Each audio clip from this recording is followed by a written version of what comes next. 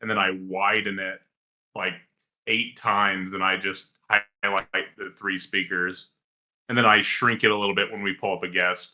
It's a little bit of a headache, but it gets the job done, right? Maybe I can do it a different way. Hang on. Can you turn your camera on, Mr. Peterson? Thank you. I'm going to mute myself for a second. I'm just making some adjustments on my end. Just bear with me here for a second, guys. Yep, I'm doing the same right now.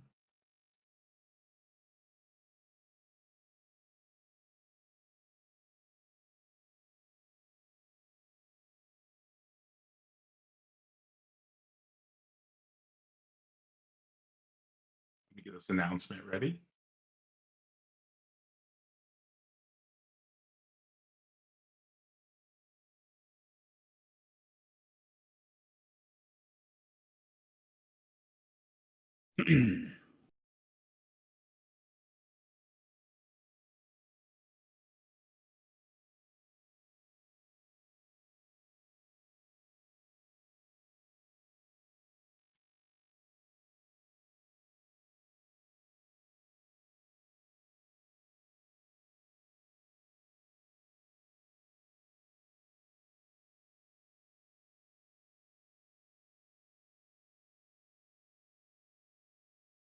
Let me know when you're ready, and I'll go ahead and launch the event.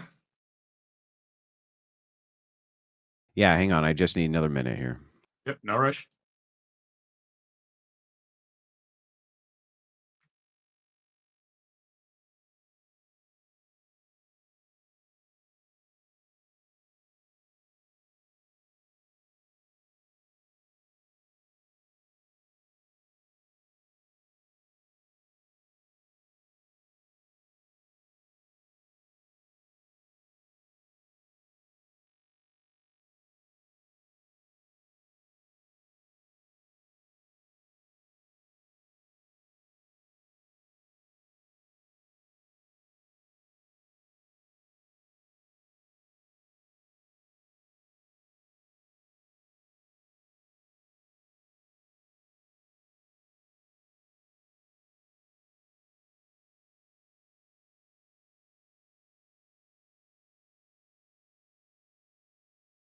Oh,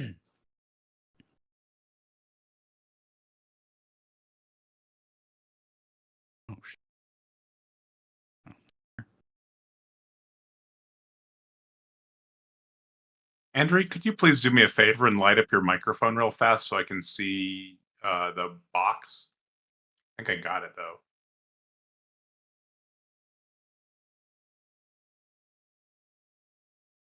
Testing, testing, testing. Perfect, perfect. Thank you.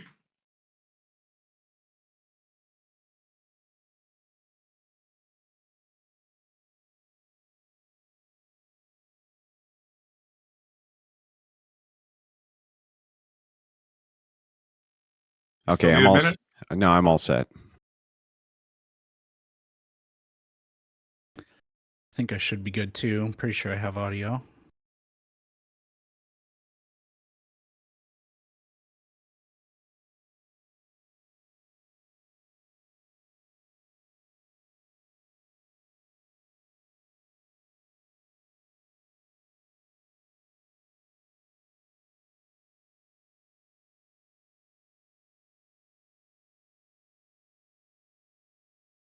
Just giving it 2 seconds to start filling up, and then we'll go over everything. Okie doke.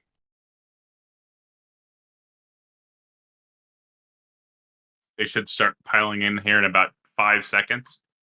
So, welcome everybody to the debate between Andrew Wilson and Planet Peterson on Christianity shouldn't be in government. Today we have 2 titans of online debates. I hope you're all excited. I cannot speak today. Planet Peterson is going to be taking the affirmative. Andrew Wilson's going to be taking the negative. With that being said, the format is pretty simple. We're going to have an introduction on each side, so that's going to be 10 minutes each. So the affirmative first, and then the negative, and then the affirmative will do the cross-examination, and then the negative. The cross-exams are going to be about 30 minutes each, not about. And then the audience questions, we have set about 20 to 30 minutes for that, just depending on how that looks. I think there's going to be a ton of audience questions today. So with that in mind, if you guys want to go longer than 20 or 30 minutes, I'd love to go longer than that. I'm sure the audience is going to have hundreds of questions for you. No way we get to them all, right? And then the closings are going to be the affirmative followed by the negative, and those will be 5 minutes each. The debate guidelines are pretty simple. That we're going to go into the introductions and closings first, so there's not going to be any over talking allowed during that. So make sure that the person doing the introduction and closing is the only person talking during that. The cross-examination rules are pretty simple as well. So make sure to manage your time well, right? Each debater may reclaim their allotted time during cross-examination if the discussion begins to stray off topic. Just say something like, I want my time back, and the appropriate debater will be back in control of the questions during the cross-exam. You are in full control of your cross-exam period, although please do be considerate of your opponent and allow them to make their points and try to stay on topic, right? With the questioning during that, only the debater whose turn it is in the cross-exam should be asking questions. So if you're the person that's being cross-examined, it's okay to ask a clarifying question, but don't go into a bunch of questions, right? So try to focus on just answering questions directly and concisely. And once again, do not ask questions outside of your designated turn besides maybe a small clarifying question, right? Don't turn their cross-exam into your cross-exam. Now, the audience question portion is going to be a lot of fun. The audience questions are not timed, though, for another cross-examination. So these are to allow the audience to ask on-topic questions. Audience members, please ask questions like, related to Christianity, if it should or shouldn't be in the government. You can always refuse to answer a question. If a debater is asked a question during this time from an audience member and the other debater wants to jump in asking for clarification on something, that's totally fine. But once again, this is not a second cross-examination time for the debaters to go back and forth asking each other a bunch of questions. If you want me to remove an audience member from the stage that is asking questions for whatever reason, just say, hey, remove them from the audience or remove them from the stage, and I'll do that for you. Anybody on any of the streams, if you have a live question, you can join Politics Discord. It's discord.gg/politics. And you can hop in the audience and raise your hand. You're welcome to come up and ask a live question. In my live stream, I have a Q&A section. It's youtube.com/@realbreakfasttacos. It doesn't cost anything. You just click the button where it says Q&A, and you can post a question for either party. Just right in the front of it, who it's for, question for Andrew, question for Eric, something like that. The interruption etiquette with this is going to be fair with them, right? So keep interruptions to a minimum. Please allow your debate opponent to fully state their positions. If you need to clarify or point out that they didn't address a question, well, feel free to, right? But wait until they finish their point, unless it's way off topic. If you must interject, please do so politely. Ask something like, may I interrupt? Do you mind if I jump in? May I provide input? Then respectfully engage with your opponent. We are not enemies here. We're having a debate. We're having a conversation, right? So allow your interlocutor the opportunity to make their points without undue interruption. And like I said, we're trying to have a productive debate, so you're not enemies. Just keep that in mind. On my end, I'm going to be the moderator. I'm Taka, right? The continuous interruptions or any continuous interruptions or over talking may lead to the use of moderation tools to ensure fairness. My goal is to protect the speaking time of both the affirmative and the negative sides. I'm going to strive to remain an unbiased moderator throughout the debate. We'll go ahead and have the affirmative. So Planet Peterson introduce himself first, and then we'll have the negative, Andrew, introduce himself as well. Go ahead and introduce yourself, Planet. Do whatever plugs you want to do, and then we'll have Andrew do the same, and then we'll move into the introductions. Yeah, sure. Planet Peterson. I was a science teacher for about 10 years. Now I kind of do this. I mostly try to talk about what I'm known for is debating people that just reject basic science, like the shape of the earth, whether or not evolution is true, stuff like that. I'd prefer not to talk about religion and politics all that much, but it gets brought up by people. So my name is Eric. Andrew, I have no idea if you knew that, but just call me Eric. It's so much easier to say than Planet Peterson. But that is my handle, so you can find me on Is your last name Peterson? Is that what that is? Yeah. Oh, okay, I see. Yeah. Go ahead. I'm sorry. Yep. I didn't mean to interrupt. I was just curious. No, that's totally fine. I mean, that's basically it. I don't do too many plugs. So mostly on YouTube, Planet Peterson. I am on TikTok. I do live streams on there on the weekends. I do have 2 books out. This is mirrored, but Facts That Aren't True is my newest book. Bunch of popular myths, misconceptions, old wives' tales, and rumors. And my first book is Rational Answers to Stupid Questions. So you can find those in links on my YouTube videos and stuff like that. That's about it. And then Andrew? Yeah, my name is Andrew Wilson. I'm the host of The Crucible. It's a popular entertainment channel on YouTube. I engage in conversations and debates basically all over the world on a huge variety of various topics. I'm glad to be here today. I appreciate Mr. Peterson coming out to do the debate. I know that we got a bit heated in our back and forth DMs, but I think that's all part of how this works, right? So it is what it is. Happy to have a moderated formal debate. I haven't had that in a while. It's always nice to kind of go back. I almost consider that to be old school now instead of the old blood sports. So anyway, you can find my YouTube channel, The Crucible. Just type it in. It'll pull right up. And you can also find me on Twitter at PaleoChristCon. And I don't have any books, but I do take all of my wife's book money and then I spend it on firearms. I'm very proud of that. And her book is called Occult Feminism. You can find that on Amazon. It's usually a #1 bestseller in its category. So yeah, that's it. Perfect. Let's go ahead and get started. Let me know when you're ready, Eric, and I'll start the timer. I am going to be ready in 3, 2, 1. Okay. You now have 10 minutes. Let me open up a timer. Okay. So Andrew and I and Taco, we clarified this kind of behind the scenes and setting this up. But so the topic is Christianity shouldn't be in government.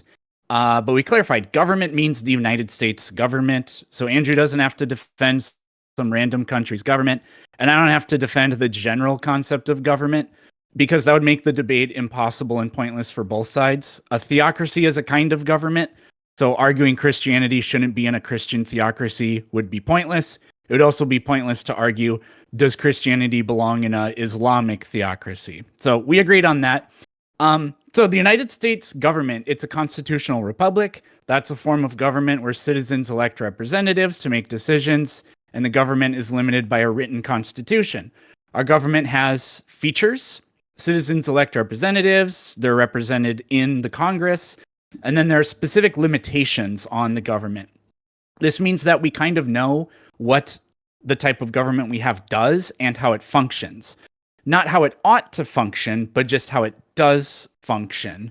So to make it a little bit easier, I'm just going to draw kind of an analogy. Compare the government to some other sort of system, because governments are systems. So like an engine transfers mechanical power. There's no such thing as the correct engine, but you can still compare engines that transfer mechanical power, because that's the task of an engine, and then see which one is better at that task. Or we could say something like as basic as drawing a straight line. We're not saying you should draw straight lines, but just that that's what you're trying to do. A ruler does that very, very well, whereas a compass does that horribly. So we can't derive oughts from is's here, but we can still measure normative objectives, and more importantly, we can point out contradictions. In this case, the claim that a compass is good at drawing straight lines, it's not really a contradiction, but it is literally not true, and a ruler is definitely objectively better in this sense. So back to constitutional republics. A constitutional republic that disenfranchises people and violates its own constitution is clearly one that doesn't work, because that's the opposite of what they are. So I'm not here to tell you that there's a correct type of government, that I know exactly what it is, or that Christianity in government would be like objectively the worst option or anything like that. But we can prove that Christianity should be in government is false, in the same way that a compass is good at drawing a straight line is a false statement. So point number 1 is that we literally know for a fact that religiosity positively correlates with dysfunctionality. You can read about this in scientific and other academic journals. I do have some studies. I can link those or share my screen screen later. I'm happy to do that. Point number 2 is that the framers of the Constitution, I don't think they were idiots. They studied this and they thought about it extensively, and they understood that no religion can make a claim that is legitimate to rule that can be acceptable. Even in a Christian nationalist's wildest dreams, this could never work because, well, if we became a Catholic theocracy, well, then Protestants would lose their minds. They wouldn't get what they want out of this. So what is it that you do then when you can't Christianize Islam, you can't Judaize Christianity, you can't Catholicize Protestantism? You make compromises instead. And that's what limited powers do. And that's exactly what happened. Madison drafted the First Amendment and its Establishment Clause. Now, Christians, in an attempt for confirmation bias, they try to, they go with this mantra of, no, separation in church of church and state. That was something Jefferson said in a letter. It's not actually in the Constitution. But what I suggest you do is that you should read what the Christian, Madison was a Christian, so this is, you could argue this is a Christian perspective. He's the one that wrote the amendment, and when asked what it means, or the Establishment Clause, when asked what it means, he said, Congress should not establish a religion and enforce the legal observation of it by law, nor compel men to worship God in any manner contrary to their conscience. So according to the United States Constitution, Christian ethics are forbidden from being part of government. A national religion creates dysfunctional or a dysfunctional government. In other words, it's a compass, not a ruler. So Andrew's position, I think, would be illegal. So I'm not really sure where, I mean, kind of good luck with that, I guess. I don't think Andrew respects people who loot and riot, cross the border illegally, or violate the Constitution in any other way. So I don't know. Well, I'm curious to see what we're going to hear, but that's an issue I think we have. And then the last thing is, the point of how I set this up is that governments are systems, and systems they have a certain function, and that function, if you want to discuss or describe how it ought to work or how it should work, what the best way to make it work is, these are just normative claims. So I'm not really here to talk about objective ethics or morality or anything like that. But if Andrew does try to do that, I'm not really sure that Andrew has the argument. But even if he did, we have the problem of arbitrariness, and you can't derive an ought from an is. So I'm not really sure how Andrew's going to try to prescribe Christianity being in government. He's perfectly welcome to use, because this is what I will try to do. He's perfectly welcome to use any normative claims for what Andrew wants to see happen in government and why he thinks maybe Christianity will help with that. But I think they're going to contradict both the religion and the government in question. And we'll see whatever it is, or later that whatever normative objectives Andrew believes Christianity brings, and those would be his reasons for wanting it in government. I think that there are serious and literal contradictions in almost all of them. So that's my opening statement. Cool. Are you ceding the rest of your time? Yeah, that was under 7 minutes, so I cede the rest of my time. Perfect.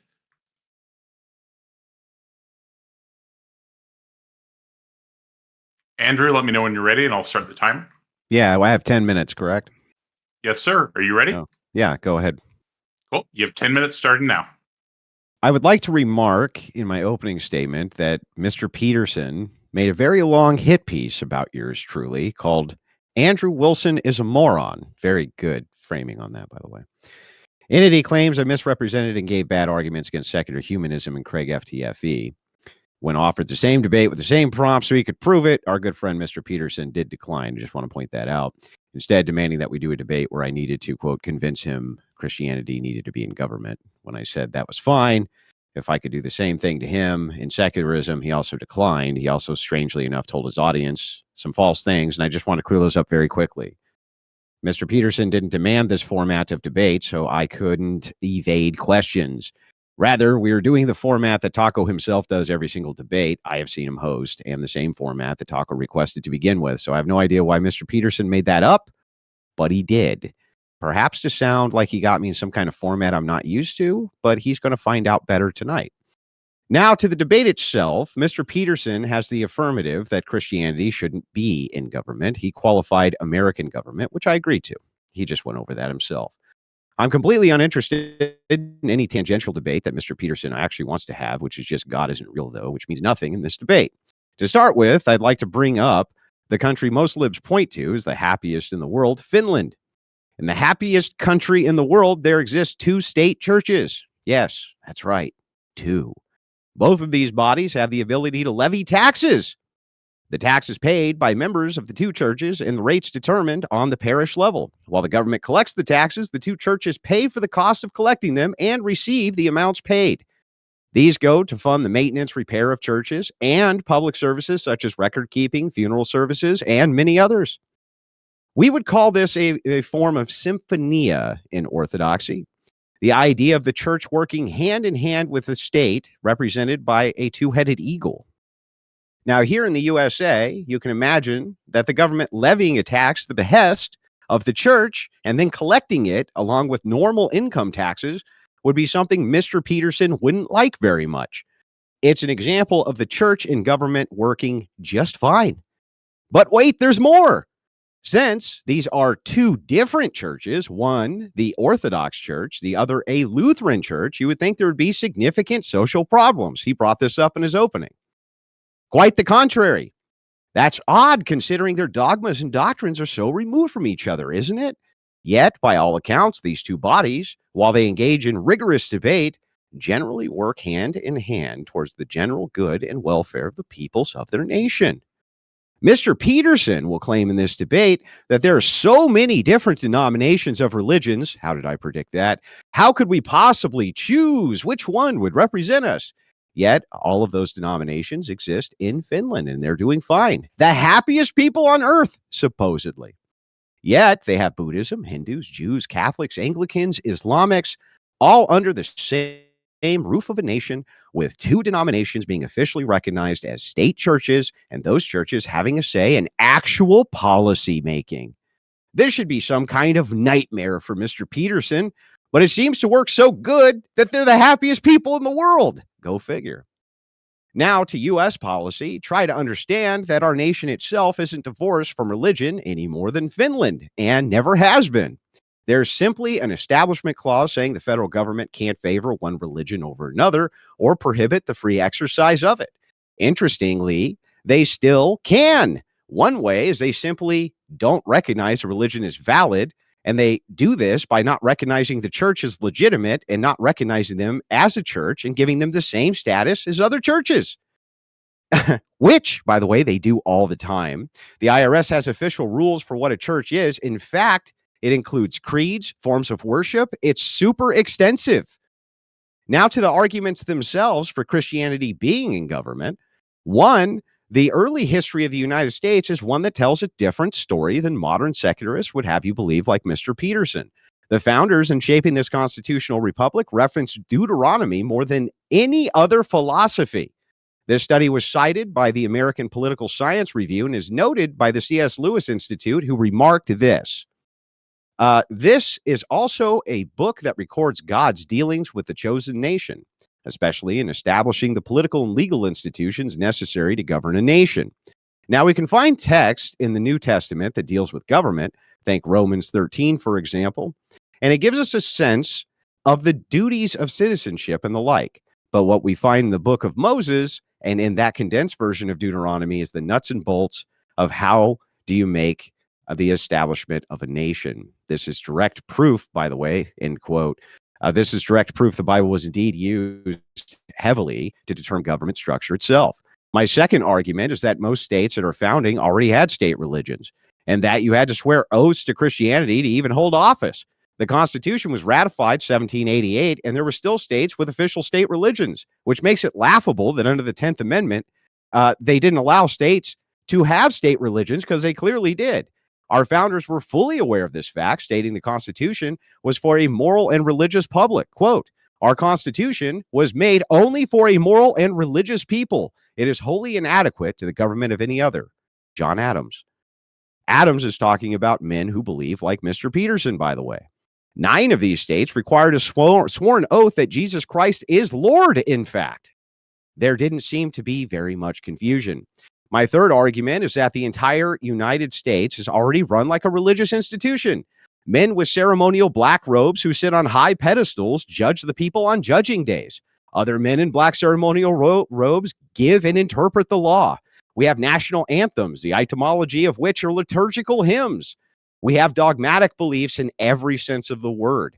Dogmas around patriotism, American exceptionalism, a strict adherence to the concept of rights, an invisible metaphysical concept, which isn't true, but we put faith in it anyway. We persecute heretics. We call them communists and socialists and people who, quote, want to destroy our way of life.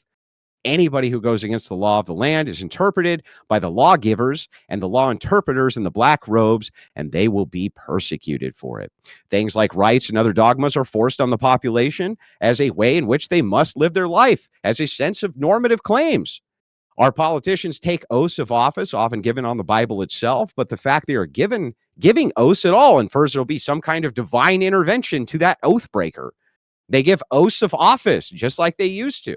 I would argue the entire system is religious and dogmatic in its very nature, and Peterson will have to explain why those dogmas are incompatible with Christianity or reject it, or in any way wouldn't be made better by it. My fourth argument is that blind justice makes no sense. It makes no sense absent the Christian view.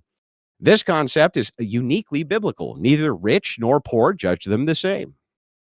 In a non-Christian view, there isn't really any reason at all for justice to be meted out the way we mete it out. An eye for an eye or serious punishment is just as reasoned for justice as forgiveness and rehabilitation. Why can't a rapist be castrated or graped himself for the crime of grape? Why not murder the murderer? This is every bit in conformance to reason as the current justice code, except the current one still relies on Christian ethics. I have 6 more arguments after this, but I think that that's probably as much as I can fit in for my opening. But let me address a couple of things before we get to the cross-examination. I agree with Mr. Peterson. You can't get an off from an is, but then he makes this really bizarre claim. He said, Peterson says, I'm at the mercy of a should claim, but he's at the mercy of a shouldn't claim, which is also an ought claim. I don't know if he knows this or not. When you say you should not do thing, that's also an ought claim, just like saying you should do a thing. So saying we should not have Christianity in government is making a normative claim. It's literally making an ought claim. So I don't know what the fuck he's talking about there, but we can get into it. What can you do when you can't criticize Islam, he says, or Christianize Islam or Christianize these people? What do they do in Finland, where all of these different denominations live together and there's 2 state religions? Well, what happens is the 10th Amendment goes into effect, and it's up to the ethics of the population to put in the religion that they choose. Also, he says Christian ethics are barred from government, and that's actually kind of just counterintuitive and stupid. If you vote your conscience and you're Christian, that's Christian ethics.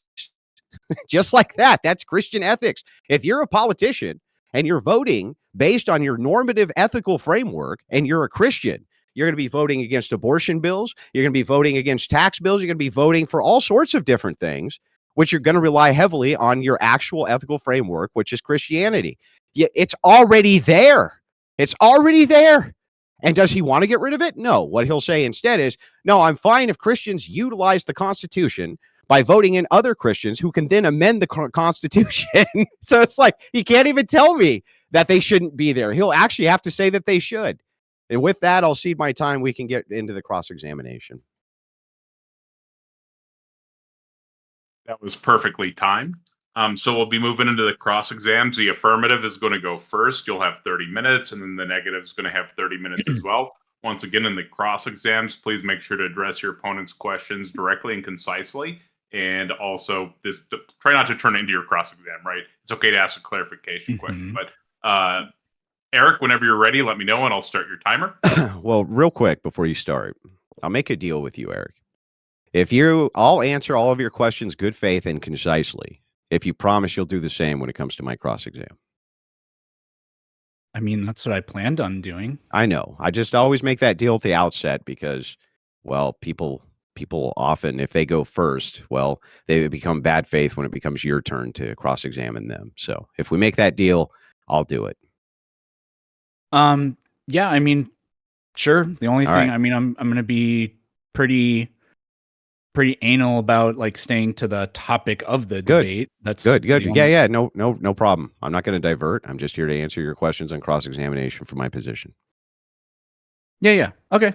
That's fine. Taco, I'm ready, so just tell me when you're ready. Yep. Starting the timer now. You have 30 minutes. Okay.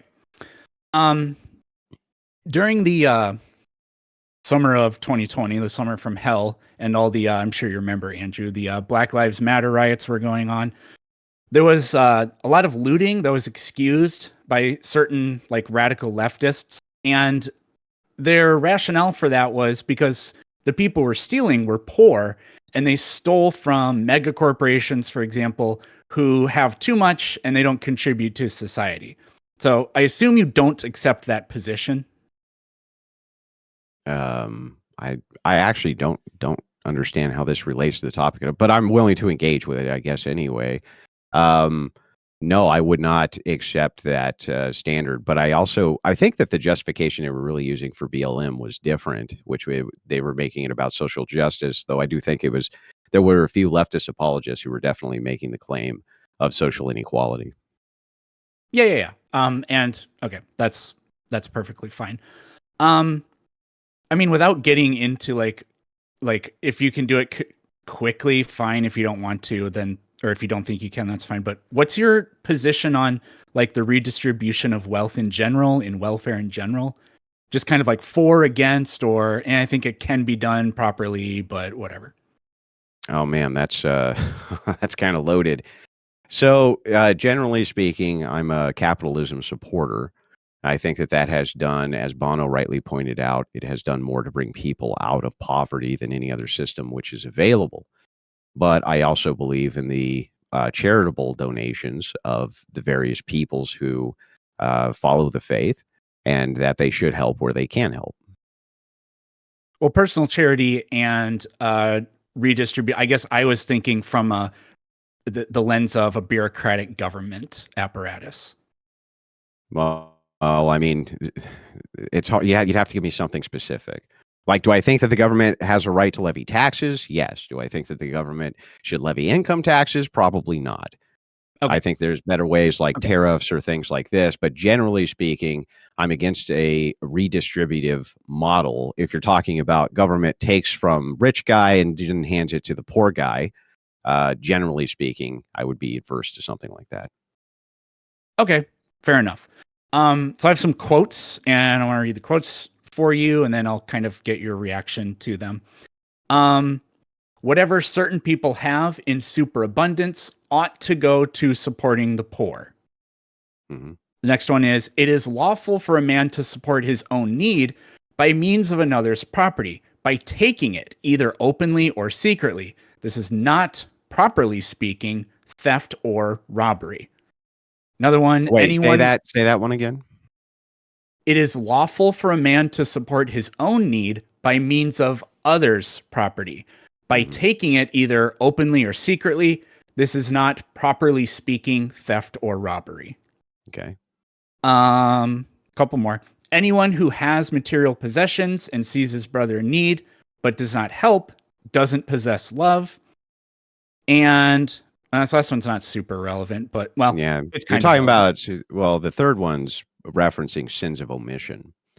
So there's 3 categories of sin, and a sin of Um, omission would be like you can help a person, but you choose not to help a person. Fair enough. Yeah. Next one. Now, in human society, no man can exercise coercion except through public authority. With regards to rulers, the public powers entrusted to them, that they may be the guardians of justice. It's not exactly related to the others, but kind of in a little bit. Or will be in a little bit. So I have one more quote, but one more preface to the quote for you. So sorry to Mhm. bombard you with quotes, but there are some people like Hassan Piker, not a huge fan of him. You probably aren't either. But they take this position that, for example, being tough on crime doesn't do anything. Or that's the wrong position because it doesn't address root causes. Instead, they believe we should expand welfare or do reparations or whatever to lift people up, and then people just won't want to steal. I think that that's kind of like me. I don't think that that's right. I'm just curious what your take on that is. Well, I think that you can have a multi-tiered approach. In the purpose of Christian ethics, we definitely have to keep dangerous people away from society, but we would try to focus on rehabilitative justice before we would try to focus on corrective justice, meaning, and when I say corrective in this sense, I just mean punishment. So rehabilitation would always tend to move to the forefront. Though there could be exceptions to that, depending. It just kind of depends on what the case use is. Sure.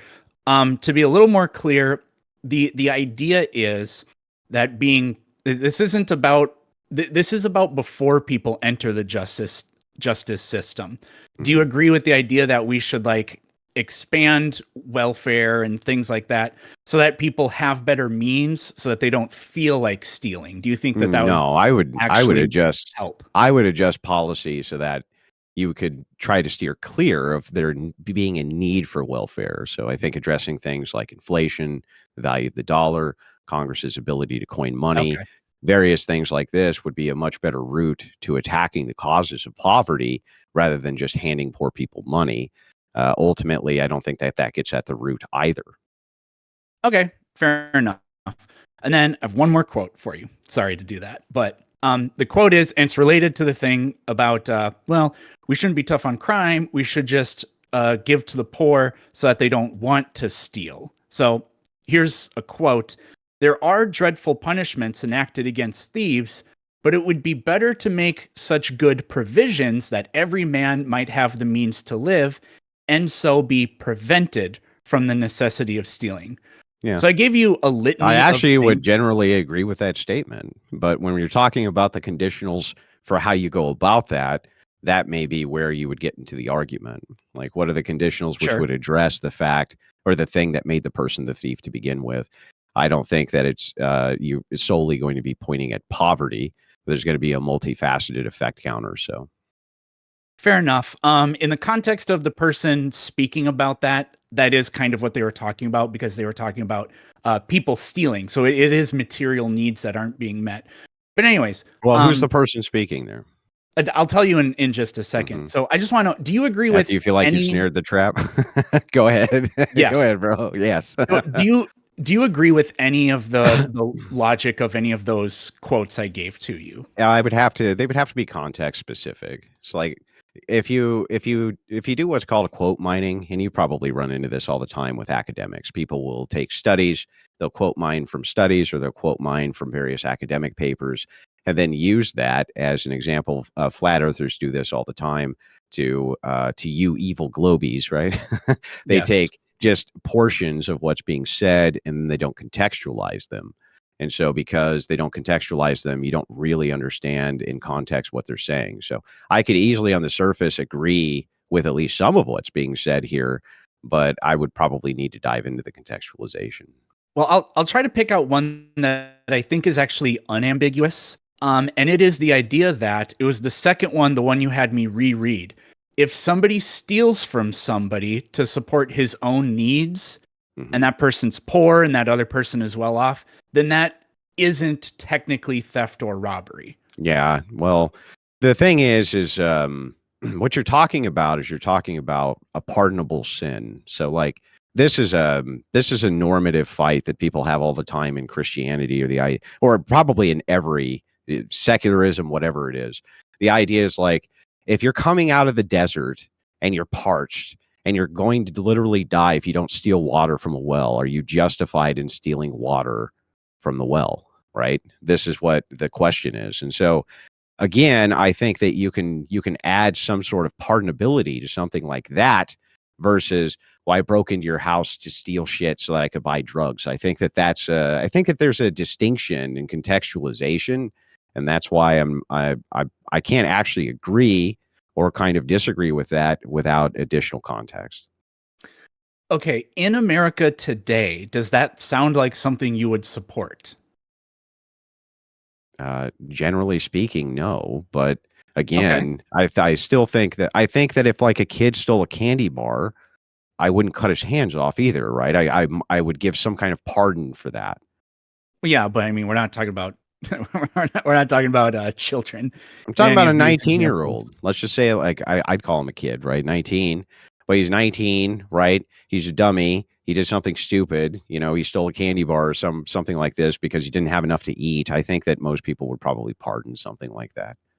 Yeah, but I mean, the question isn't whether or not we should enact corporal punishment for it. It's whether or not it even counts as theft. And a pardon doesn't mean that you absolve the person of guilt either. So I mean, I've already used my first 10 minutes, so I kind of Well, want to go on yeah, here. I don't want to, like, I don't want to sidetrack. If you can give me the context for this, I can answer it better. I I actually don't think that these You don't want to give me the context, do you? Because then the trap doesn't work. Can you just give me the context and then I can answer it see, honestly? what I think is not well, no, I think you're not answering because you don't I guess I'm not really sure. I don't find these quotes to be requiring very much context. It's not theft if you don't have and you steal from somebody somebody that does, or that people with superabundance ought to give their things Yeah, but away. So the reason okay. So Andrew, again, generally speaking, I've already I no, Andrew, I'm yeah. reclaiming my time here. We've Oh, already okay. gone through these, so I want to move it along. So Okay. I'm not changing the subject. I'm just moving it Yeah, along. no problem. It's your cross exam. Go ahead. But I don't think that these things, I don't really agree that these are my politics either.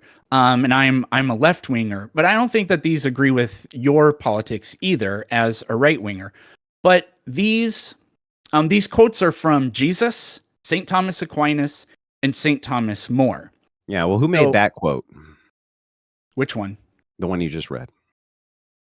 I read 4 of them. They came from The St. Thomas. the last one that you said is unambiguous. The second one I said is unambiguous, which was it doesn't count if it's theft if you Yeah. Who said it?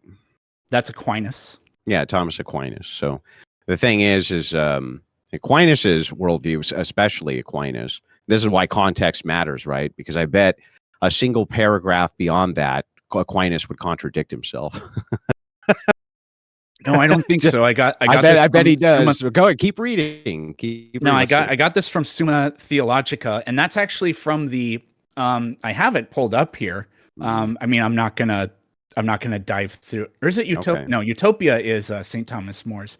Yeah. But I got this from the Summa, and what he Thomas does Aquinas was a great apologist. Don't get me Yeah. wrong, but I don't agree. Aquinas is not a person that I agree with more often than not. Okay.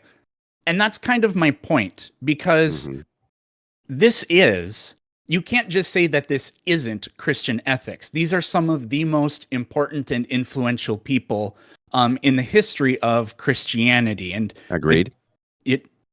Very good. But the problem is that I think, according to you, these ideas don't really have a place in government. But these are Christian ideas. Why? Do you understand the problem with why that? are you saying that I think they don't have a place in government? Because you said you don't agree with these ideas. Yeah, just because I don't agree with an idea doesn't mean it doesn't have a place in government. Yeah, but it's according to you. No, the view here is, here's what the debate is. The debate is, Christians shouldn't be allowed in government. They shouldn't, right? No, not Christians, Christianity. Christianity. Sorry, for Christianity shouldn't be allowed in government. Fair enough. Okay, I'll go ahead and grant it, and you can reclaim your time from here too. But I just want to clarify this, that just so you understand, what does that have to do with Christianity should or shouldn't being in government? I don't actually understand that. Can you help me out here? Because if this is Christian ethics, and Andrew believes that the government needs more Christian ethics, but I can point at Christian ethics and it says that theft doesn't count if you're poor, then Andrew Wilson doesn't agree that that Christian ethic belongs in government. Andrew Wilson doesn't agree that Christianity belongs in government. I don't think you understand. Maybe we can start with this. What do you think Christian ethics are? So that's a good question for your cross exam right now. Well, I mean, to answer, and he can reclaim the time. I just want to make sure that we're clear on this point, because it seems like we're talking. Do you think that inside of the ethical purview of Christianity that there's not rigorous debate? Of course there is. And not only is there, that's completely acceptable. And the idea that Thomas Aquinas could be debating across from, like an Orthodox bishop would be totally acceptable. Yeah. Well, I didn't really lay out very much of this in my opening, but I think this is the problem, I think, for the position that you take, is that these are basically contradictions. Whatever it is that you think the government should do, Christianity, I don't think, is ultimately the source, because you'd have to reject specific Christian ethics in favor of whatever Christian ethics you want, or claim that it comes from Christianity. Yeah, but that would be the claim with any ideology which existed. Like any in a two, in fact, way, I would just say any two people which exist. That would be the case and claim would be any two people who disagree. Then therefore, the person I disagree with has no place in government. Like that's silly. Like I disagree with Christians on all sorts of yes. things constantly, but when you're talking about a general normative framework, we don't disagree very much at all. Well, I don't think you would agree with what the bishop at Trump's inauguration said, for example. So it is the case that you find, but That's a fake problem, bishop, fake bishop. well, according to her, you're a fake bishop. She probably no, would hate your guts. Their Or you're not a denomination, bishop. But. their denomination recognized Orthodox as being Christian. We just don't recognize theirs. Well, that's an interesting position. But anyways, you can find justifications in whatever you want normatively in government, but you're going to find the opposite of it too. So that means Christianity holds the position of X and not X.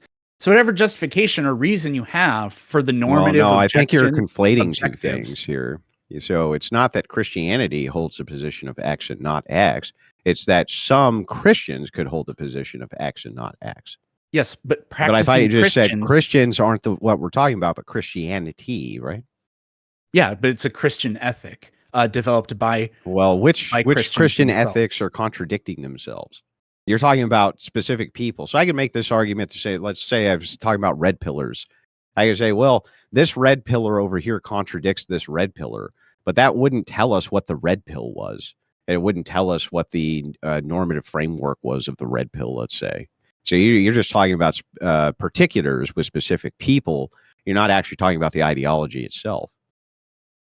So for clarification, this has eaten up about 3 minutes, and this is he can reclaim it. Look, I'm going to be super charitable here. He can definitely reclaim his time. I just want to make sure we clarify a few things. That's all.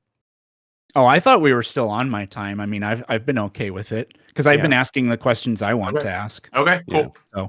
So I have 15 minutes left then. Yes, sir. Okay, that's cool with me. Anyways, I hear what you're saying, and I think the next line of questioning I have kind of gets to it. Which is okay. So some historical stuff. And I'm not trying to poison the well or lump you in with this stuff. These things are not good. But I'm just throwing them out there. So are we doing the slavery stuff now? No, nothing about slavery actually. Okay. But I mean, I could talk about that, but whatever.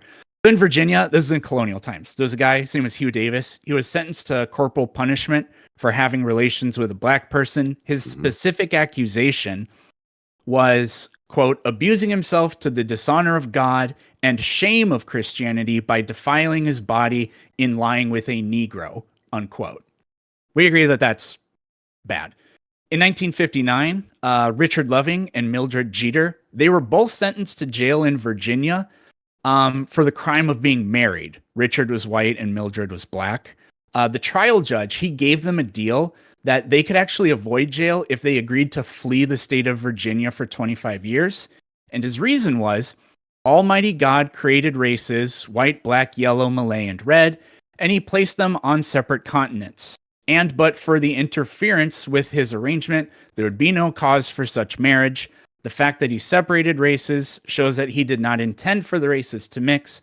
And if you look at polling, interracial marriage at this time had a 4% approval rating. It was widely deemed, 4% approval. Yeah, it was just widely deemed to be wrong. There's this guy, Pastor Anderson. He's a real piece of shit. He says, look, the Bible clearly says that homosexuals need to be put to death, and the United States government should do it.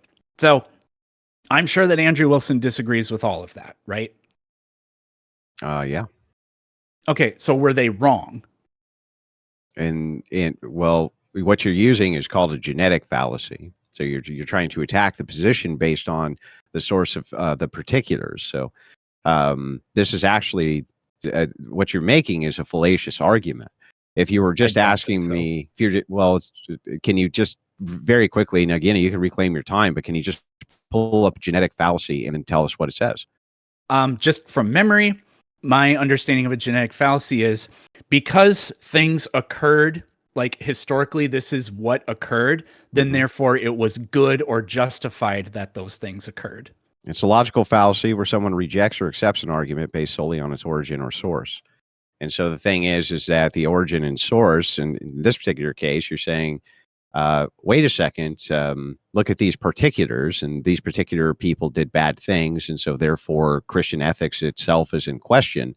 That seems silly. It's not actually attacking Christian ethics. You're just attacking bad things a person did, and then saying somehow this relates to Christian ethics. That is quintessentially a genetic fallacy for sure. Now, if you put it in question form, I can still accept it, and I'll still answer to the question, even accepting the genetic fallacy, which is like, so what? There's laws in Kentucky that you can't, I believe you can't shoot rabbits from a trolley cart. I disagree with that law too. I think it's pretty stupid. For one thing, I want to shoot rabbits from a trolley cart. That's one.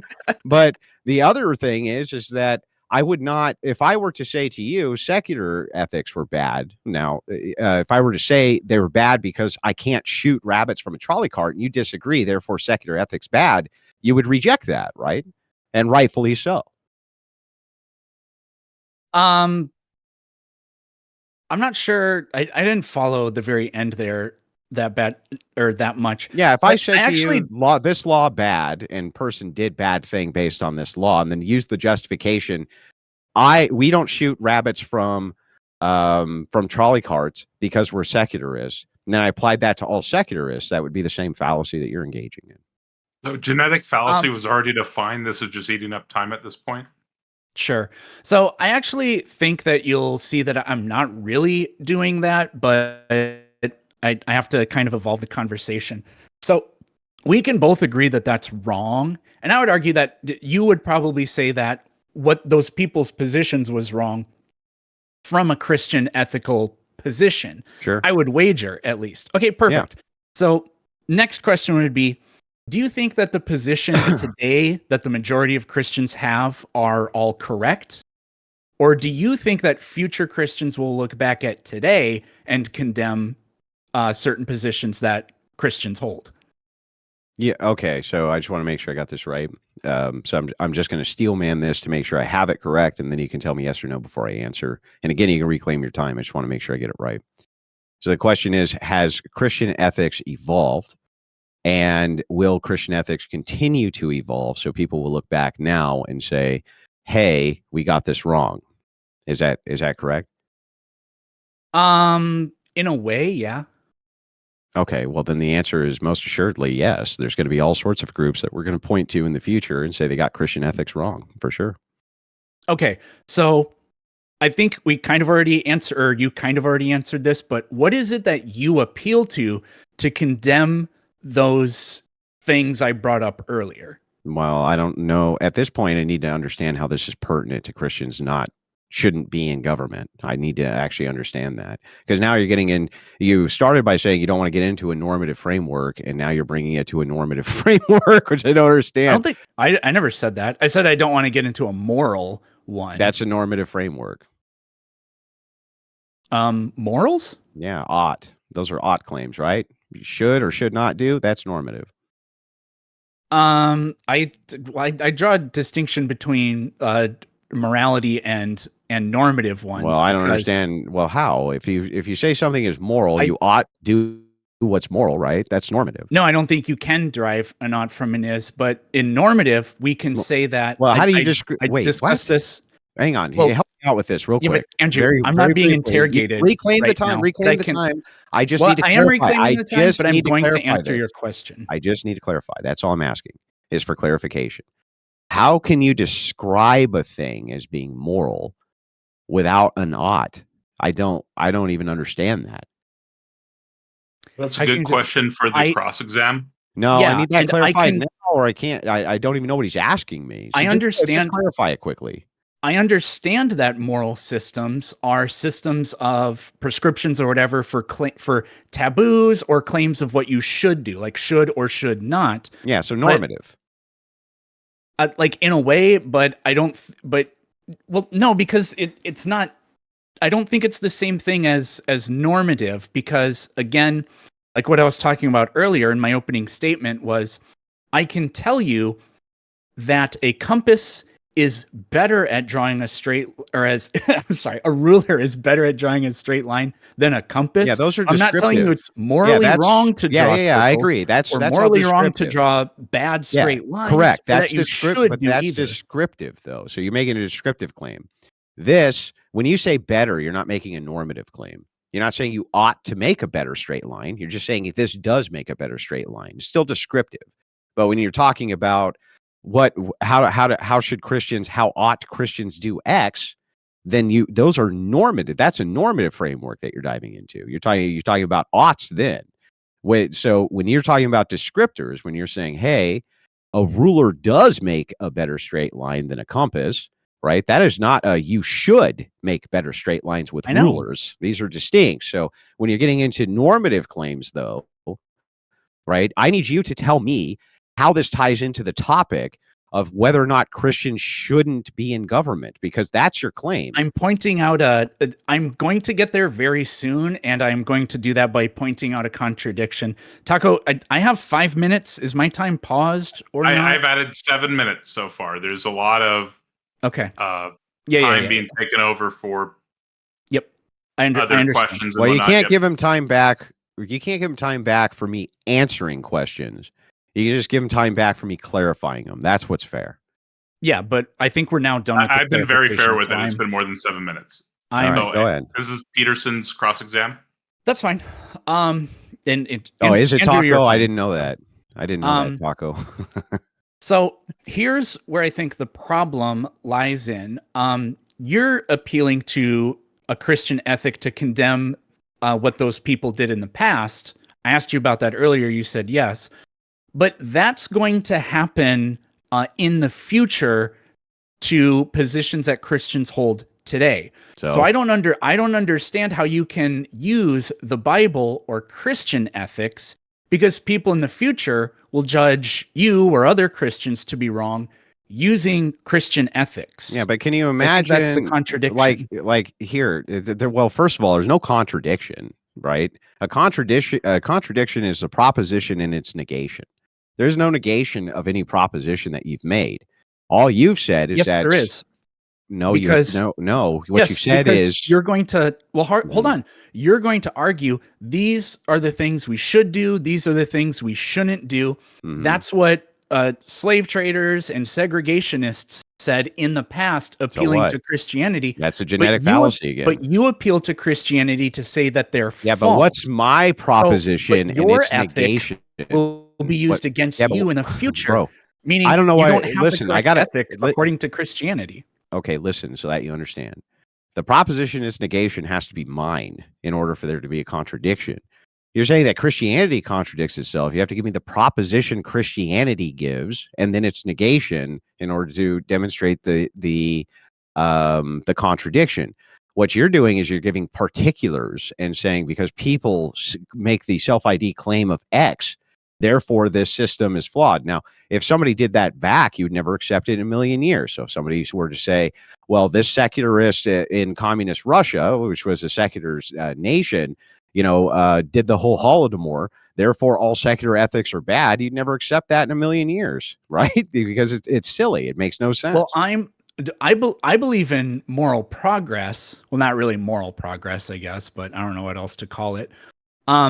But if you believe that you have an objective and unchanging ethic, then to say yes, and the ethic evolves over time, to me, that screams that you're appealing to something outside of Christianity. That and that. You're Hang on, claiming you're that right. you're Hang on. I'm going to give you. some No, charity Andrew, here. this is Oh, actually, I only okay, go need ahead. 10 seconds. Go You're ahead. claiming that it's grounded in Christianity, but everybody at every instance has done that, and they use that logic to claim that the other person's ethic was wrong, and that's what I think the contradiction is. Yeah, that makes no sense though, because all you're saying is that a person can self ID with a particular, and therefore everything will be applied to the particular, even if people don't follow the particular ethic. When you're talking about the shared value of Christendom, especially in Eastern Orthodoxy, or here, I'll give you a better example. So fascism is what really allowed for essentially interracial marriage. That was not a thing which was done until basically the Catholic Church in Italy allowed that to begin. Before that, all of human history was basically against any sort of miscegenation. And it doesn't matter what people group you're talking about, they were essentially against miscegenation. And that's what makes it a genetic fallacy. What you're doing is you're taking the history of the time period and you're associating it to the laws of the land and the particulars of the time period, and then you're moving it forward and saying, well, wait, this is what Christian ethics was. It's not.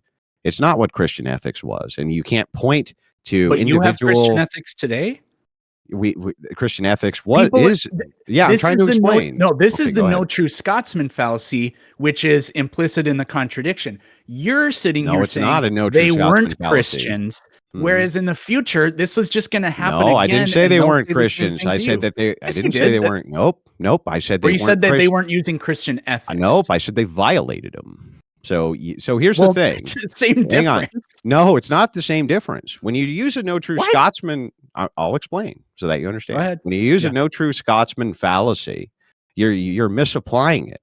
If I were to say this group over here, they just weren't Christians, and there's absent no justification, it'd be a no true Scotsman fallacy. But if I say that a person follows or self IDs an ethical framework and then doesn't follow the ethical framework itself, that's not a no true Scotsman fallacy. That's pointing to particulars in the ethical normative work and saying X person violated those ethics. And they can still self ID, as in this case, the Scotsman, right? But that wouldn't be a no true Scotsman fallacy. Do you understand the difference there in the particulars? Okay, there's 5 minutes left, and let's try to answer the remainder. I cannot speak. The remainder of the questions directly and concisely. Okay. I don't think there are 5 minutes left because my timer was just about to run out. Because Andrew did say, like, hey, I'm taking over, but he can reclaim his time. But I started my stopwatch at different I times. added 7 minutes in total. Well, I think you're going to end up giving me too much time. Like, I'm going to try to be fair. I'm going to address what you said, Andrew, and then I had a bunch of questions, but there's only one more I want to ask because I don't want to take up a huge amount of time. That would look unfair. But you lost me on the no true Scotsman thing there because the issue I'm having here is you're saying that the people in the past, they violated the Christian ethic, but that's what people in the future are going to say about Christians today, and the claims, like political or whatever, that they make, and they ground it in Christianity, and they'll say that there's the violation or that they violated it as well. That's what I think is the pernicious contradiction in all of this. So, well, even if that fallacy, like even if I granted for a second, just for the sake of argument, that it was the no true Scotsman fallacy, it still actually wouldn't be a contradiction. There's still no proposition and its negation happening at the same time. Well, all that would happen is that you could point out that I made some sort of fallacious argument, like, oh, they weren't real Christians. However, the thing is like if you follow any ideology on planet Earth, if you're a utilitarian, for instance, but you're not acting in a fashion which is utilitarian, you're not following the normative framework of utilitarianism, it's very easy for me to say, okay, UID is a utilitarian, but you're violating the ethical purviews of utilitarianism. That's not a no true Scotsman fallacy. It's an objective statement of truth. That's a categorical imperative type of notion that I'm hearing there. I mean, anybody No, can it's not fall an short imperative. of anybody not can fall Kantian short ethics. of anybody can fall short of what they claim they believe in. We do that all the time. Yes. But Well, that's not the Christianity same actually thing as adjusts for this inside grounding of what its you're normative doing ethics. in what your belief Yeah. is. So yeah, you understand Christianity actually has an adjustment for this. And the idea of you shall know them by their fruits. So essentially, we can tell when people are violating Christian ethics, and our duty is to bring them back to the fold of Christianity. So when you point to just a particular of a violation of Christian ethics, that does not mean that this is on the back of Christianity. That would be a no true Scotsman fallacy. So if you're trying to say because Christians did this, and the Christian here are saying, well, wait, they aren't real. You would actually be making that fallacy. So the thing is, like, to back it up, just so you understand, if you violate your ethical purview with self ID, that's not a no true Scotsman fallacy for me to explain that inside of the religious purview, in this case Christianity, we know them by their fruits. That's what we know them by, and we have the particulars in order to make those judgments. The problem there is, I'll say this and I'll just move on to the last thing. You're kind of, I don't know if I would call it begging the question or whatever, but you're telling them they violated, but you're ascribing your ethic onto them and saying they violated it instead of understanding that according to them, this is the ethic. So then as long as people groups at that time far. who are Christians also claim that they violated it, you would have no case? Does that even make sense to you? I didn't catch that. So if Christians at the time condemned that as being non-Christian behavior, then you wouldn't have an argument, right?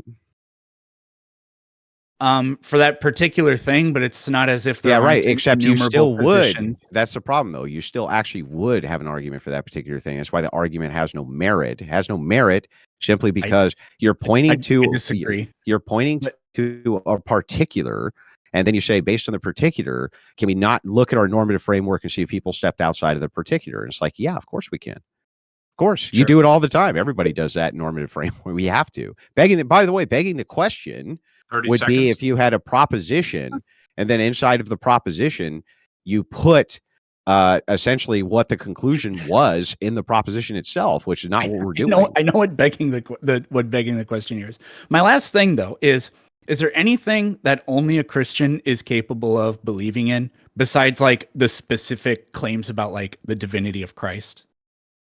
I don't actually understand this question. So pretend I'm a fifth grader and you're asking it to me so that I understand it. That's time, although you can finish. No. Let him finish his question. Yeah, this is the last thing. I'm not really sure how to simplify it really, but is there I'll just ask it again. Is there anything that only a Christian is capable of believing in? Only a Christian is capable of believing in. I mean, I don't think so. I guess if I understand what your question is, can anybody believe in anything?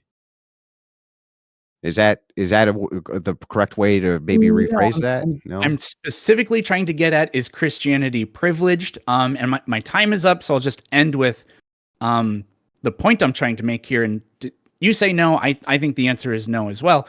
And then I think that's kind of devastating for, well, Christianity we don't need it in government, because if anybody's capable of believing whatever it is you're trying to get the government to do, then anybody can believe it, and it's not sourced via Christianity.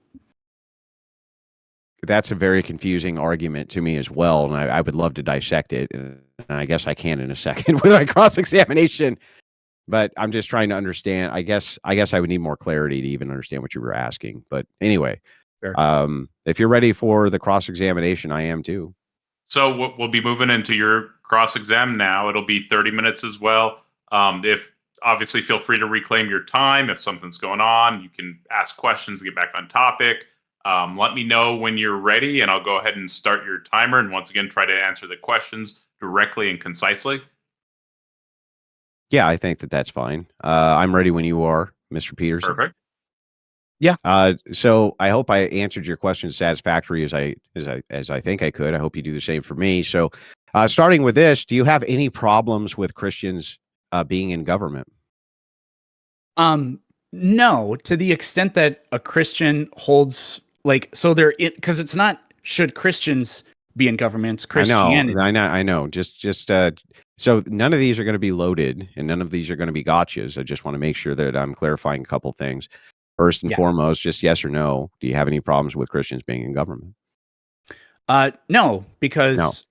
to the extent that a Christian holds beliefs and they act on them and whatever those beliefs are, Mhm. to the extent that those beliefs overlap with the limits of government put in the Constitution, that's not a problem. I don't think it's Got a it. contradiction And on my inside of the part. Constitution, what can you explain very quickly what the process is for an amendment? You need, I don't remember the specific numbers. You need 3/4 of the states to ratify it. As far as Congress, Or I don't know if it's or 2/3 or mhm. what. Yeah. So there's multiple No, ways to make it an has to amendment. be ratified by the states for it to count. Because we famously had this recently. There's something Joe Biden was trying to get in there, some equal protections thing. And You think 3/4 of the state came together for every amendment in the Constitution? Really? I mean, historically, like weird things have happened. There didn't used to be primaries 100 years ago, but now we do have them. Yeah. So, So anyway, so back to this. By the way, that's just factually inaccurate. But the thing is like that aside, we'll just leave that aside for a second. Let me just ask you, and I'm reclaiming my time on this. I'm kidding. Let me just ask you this. If Christians then, if you have no problem with them being in office, if there was such an overflow of the numbers because that was a representation that people wanted, they voted in Christians and they made an amendment to like, I don't know, get rid of the First Amendment, which they're mhm. completely well within their rights to do. What's the problem with that? So our Constitution has a system where you can amend amendments, the 21st or second, whatever, Mhm. undid prohibition or Well, no, you whatever. can just undo amendments altogether. Yeah, with amendments. But I Yeah. mean, the problem with yeah, I mean I think the problem with this is um that wouldn't be if you amend the First Amendment, then I Mhm. can just say, well, then we can just re-amend it because it was wrong of them to amend it in the first place. So, Sure. Yeah, you could re-amend it after you get power back. But if Christians actually have power, what is your actual argument against them amending the First Amendment, which is prescribed in the Constitution that they can do? I don't have an argument that they can't do it. The So, First Amendment says that that is something that can be done. should they not be able to do that? Well, it's kind of weird because we have an establishment clause. So if they did that, Well, yeah, I mean, in but order we to used to have a overturn the slavery First clause, Amendment, right? then We it used would to have a be but hang on, Mr. Peterson, we used to have a slavery clause, right? And we used to amended have a that. slavery clause. Yeah, we used to be able to own slaves. That was a yes. That wasn't. That's not a. No, the first. None of the first 12 amendments said you can own slaves. That's Okay, completely false. I And I'm sorry. actually, Hang on. Back slavery up. Hang on. wasn't Stop. abolished It's by the not your 13th Amendment. cross-examination here. I Okay, know. just so Trying to that you answer. know, though, just so that you know, you do realize that there were state constitutions which said you can own slaves, right? Um, Before secession happened, Mhm. it specifically said that they could own Yeah, slaves. Okay.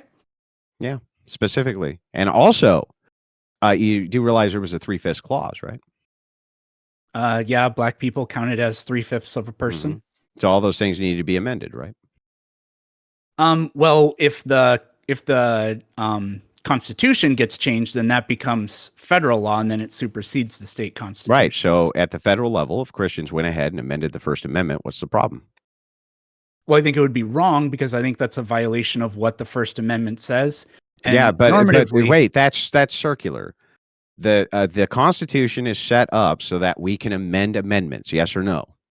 yeah, So if it is the case that it's set up for us to do that, if Christians have power and you have no problem with Christians having power and they amend that amendment, what's yep. the problem?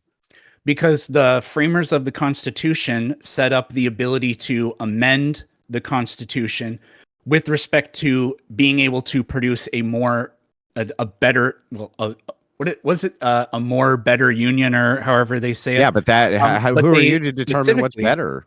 Who are you to determine that? Wouldn't well, it I'm be just the telling you what people the who are elected you want people to be elected by their constituency, yes or no? Well, yeah. Okay, and if the people who are elected by their constituency are Christians, you have no problem with that, yes or no? No. So then if those people who are elected by their constituency want to amend the First Amendment, that is the process that you want to be allowed to happen, right? No, because you didn't No? let me. No, you didn't let me What? finish my answer. Okay, go ahead. Right, because the framers of the Constitution, they built that system, and there are people that said we don't want a Bill of Rights. That was the first election. That was the one of the biggest issues up for that, because we didn't have a Bill of Rights at first, but they did that in order to. They thought that was their way that in the future they'd be able to keep having a more functional, a better union, a better constitution, a better government. But they initially said no, no state government, because that will that Well, I don't create know. So, dysfunctional well, that's government. very So it would undemocratic. be in violation Mr. of Peterson, what the that's purpose of undemocratic. the Do amendment you was agree in the with first me that place. that's not democratic? For you to say that we cannot change the First Amendment by democratic means, that's actually undemocratic, correct? No, I don't think so. Well, what? Well, I don't understand. Is the capacity there for us to do it? Is it written into Yeah, the Constitution that we can do this? And you don't have a yeah, problem with Christians being elected by their constituency. no. So what is your actual problem with Christians changing this if it's within the very system that you want them to change it in? Literally, your system is, I want to elect person goes in representing the constituency. All these people get together and they amend the First Amendment. That is the system that you want, right? I don't want them to. The idea that amendments can be made means that I have to accept that the First Amendment should be amended. Is not No, a no, real no, no, case, no. You don't have the should. You have the shouldn't. I want to know why it is that Christians shouldn't do that other than because you don't like it. because, well, it'd be a violation of the spirit of the Well, purpose of a no, it constitutional doesn't republic. sound like it. It And sounds like the we purpose of know a that. constitution. No, it doesn't Yeah, sound but like it. Well, hang yeah, on. but How Andrew, would it violate the purpose of a constitutional republic if this is the framework of the constitutional republic, sir? because a government is supposed to outline a constitutional republic, sets limitations, and like there are other things that like it allows for. Yes, I Whatever agree. The that constitutional republic makes sets the limitations, and in these that limitations, it says that you can amend the First Amendment. Yes yep. or no? Yeah, but you're So not this supposed is to the amend system it you want, dude. to trash. No, because you're not supposed to make amendments to make the system dysfunctional. It's like saying, "Hey, I own an You can't. engine, right? Well, what Yeah, would be? and I Hang on. want to win the Hang Daytona on. Wait a 500, second. right? What Yeah. would be Okay, well, I'm going to dysfunctional? Why dump a would that bunch be of nails into dysfunctional? my engine. Wait, wait, wait. You're not Stop, going to win stop. the Daytona 500. What You makes can't tell that? me I can't. I'm going to This reclaim is my time. silly. Yeah, What go makes ahead. What makes that dysfunctional? What makes it dysfunctional if they got rid of the First Amendment when we have countries, by the way, which I just cited in my opening, that don't have this separation. In fact, England, they have a state church as well. Many European nations have state churches. What actually would make the nation dysfunctional? It seems like it would function just fine. The states could then ratify the amendments of their own for their own state religions. They can do that. They practically do now, like Utah. Utah is basically Mormon. Whether you like it or not, it basically is. What would actually make it dysfunctional? So, like, you can cherry pick those countries if you want, but we have studies. High religiosity and societal dysfunction in the United States during the first decade of the 21st century. Oh, okay. 20th So then should we century, select for? So it can be Okay, statistically bro, back up, demonstrated. back up, back up, back And up, I have a very global quickly. study as I well. only have so much time. I agree with Mhm. you. You have studies, right, that say that religiosity makes you dysfunctional. How come you don't quote the studies that say high IQ make you dysfunctional? Should we start selecting for people who have a high IQ because it makes them more dysfunctional? Because it does. The higher your IQ, the more dysfunctional you get. You want studies on it? I have them in the boatloads. That's why you see people who have all sorts of issues when it comes to social behavior. The higher their IQ is, makes you totally dysfunctional. Do you want to outlaw that? No high IQ people in office? You mean low IQ people? No, high IQ makes you dysfunctional. High. Oh, Yeah. You that's have a really bizarre. Really? Is it bizarre? The Yeah, sounds pretty suicidality bizarre. the suicidality goes up. There's tons of No, reasons you no. become dysfunctional. Yes. Yes. Yes. Do you want studies? I'll give them So to you happily. If you have a really high IQ, you actually become more socially dysfunctional. That is the case. Why do you think they commit so suicide at such high rates? Not only that, so the coun but okay. hang on, it's my turn, bro. My turn. I know, but you asked me a Yeah, question, and I and was gonna answer, well, hang but on, it's your hang on. time. Go I'm for just it. very quickly, I'm just gonna go through this. You can't actually explain how the nation itself would become dysfunctional because we amended the First Amendment, because the constituency sent up Christians and they did that. You have to tell me how that would actually make the nation dysfunctional. If you're asking me to tell you what if this happened, what would specifically be the next thing, and then the next thing, and then the next thing that would happen? I mean, I can't tell you a story of something that hasn't happened, So you just which making is claims why that we you can't refer back to up? studies. So you just can't back your claim up? No, I have studies that can No, you back have the studies claim that up say that that high for religiosity. Well, I mean, Andrew, you know that well, the let's Bible start Belt is hang on, also the bro, don't teen ask me pregnancy questions, belt, it's my the turn. STD My belt. turn, bro, my Well, it turn. wasn't really a And question. not only that, let's just point out that also secularism has trouble with reproduction. Don't you think that it's That's dysfunctional if you're not reproducing? That's one, and two, I can address that. you still have not demonstrated don't address it. I'm making a statement, it's my cross-examination. You have not demonstrated how the nation would become dysfunctional because people used your system, the one that you want, to make amendments like if the system says you can, based on their religiosity to get rid of the First Amendment. You have not demonstrated that that would make the system dysfunctional, only claimed it, demonstrated. So I'll talk about the low birth rates, and then I'll do that. No, don't. Um, I don't want to hear about low birth rates. It wasn't a question I asked. It was a statement I made. Answer the question I asked you. that seems Answer pretty the unfair, question I asked you. but you brought it up, and Answer the I question feel I I need to asked address you. it. You can address it when you get back to your time for open debate. This is my cross examination. Please We're not answer the doing an open question debate. I asked. Okay. The second thing, sorry, what was the second thing? Yeah, I will just do this very quickly, okay? Just so that you very quickly, I got to reclaim my time. Y- So, the question I'm asking you, you need to be I mean, you have to demonstrate that it would actually be Oh, the dysfunctional. That's your dysfunctionality. claim. You Yep. don't I don't want to hear about demonstrations that religiosity can lead some people to become more dysfunctional. I would need to know how the nation itself is going to become dysfunctional because you get rid of uh the part in the First Amendment that says that Congress has to respect every establishment of religion. I need to know how does that make the nation actually dysfunctional to get rid of the establishment clause? The studies I was referring to, they weren't talking about like it wasn't about individuals. It's about the country as a, one does it by state basis. The other does it was a more national study. But for example, I mean, I can prove that even according to you, there seems like some pretty damning information because I'm pretty sure that you're not in favor of STDs, teen pregnancies, suicide, low life You haven't shown expectancy, how and any of those homicides. things you haven't shown how any I'm of those I'm in things the would process of suddenly it. go boom I'm because in you the got rid of process the of it. establishment clause.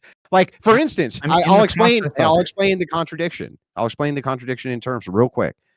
Even if it were the case that right this second, okay, religious people, it was correlated with teen pregnancy and all of these different things.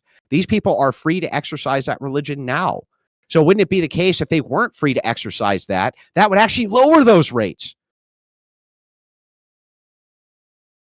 I don't know what that could possibly have been an argument for because what you find is all those things I brought up are highest among the most religious states.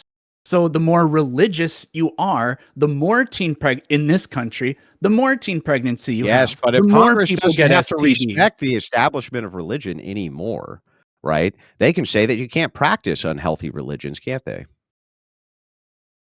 What? Answer my question. Couldn't they say That that? didn't make any sense. What didn't make any sense? Do you want me to So ask the you question again? If Congress did not have to respect the establishment of religion anymore, then unhealthy religions right? Or religions they deem to be unhealthy You're for the advocating nation. for banning I didn't Christianity. advocate for anything. When did I make Yes, any you did. advocation for anything ever? Just I'm now. asking when. When was that an advocation? I'm asking you simple questions about your worldview. Do you know what the difference is? Yes, I do. Great. So then where was there ever an advocacy for X from me? Okay, Nowhere. my You apologies. fucking made But it what up. you So that aside, I'm gonna ask you again. If it were the Mhm. case that the Establishment Clause was gone, couldn't Congress then not respect religions which were unhealthy for this society? Can you answer my That question, dude? it's such a bizarre question that doesn't make any sense because Oh my god, what is what? the What is Establishment bizarre? Clause doesn't ban religions. It says that Congress will not make a state religion. It doesn't Uh-huh. say that Congress doesn't have the ability to ban religion. It says that Congress will not impose religious No, it law does. onto It the says the population. free exercise thereof. You are wrong, sir. So, yes, Well, if I'm you got talking rid of the Establishment Clause, the free exercise thereof would be gone. So, No, yes, yes, the yes. Establishment Clause is not the same thing as you are allowed to practice your Yes, religion. it is. It says the It's free absolutely exercise not. thereof. I'll read it for you, sir. Here, we'll read it because apparently you don't even know what it says. Okay.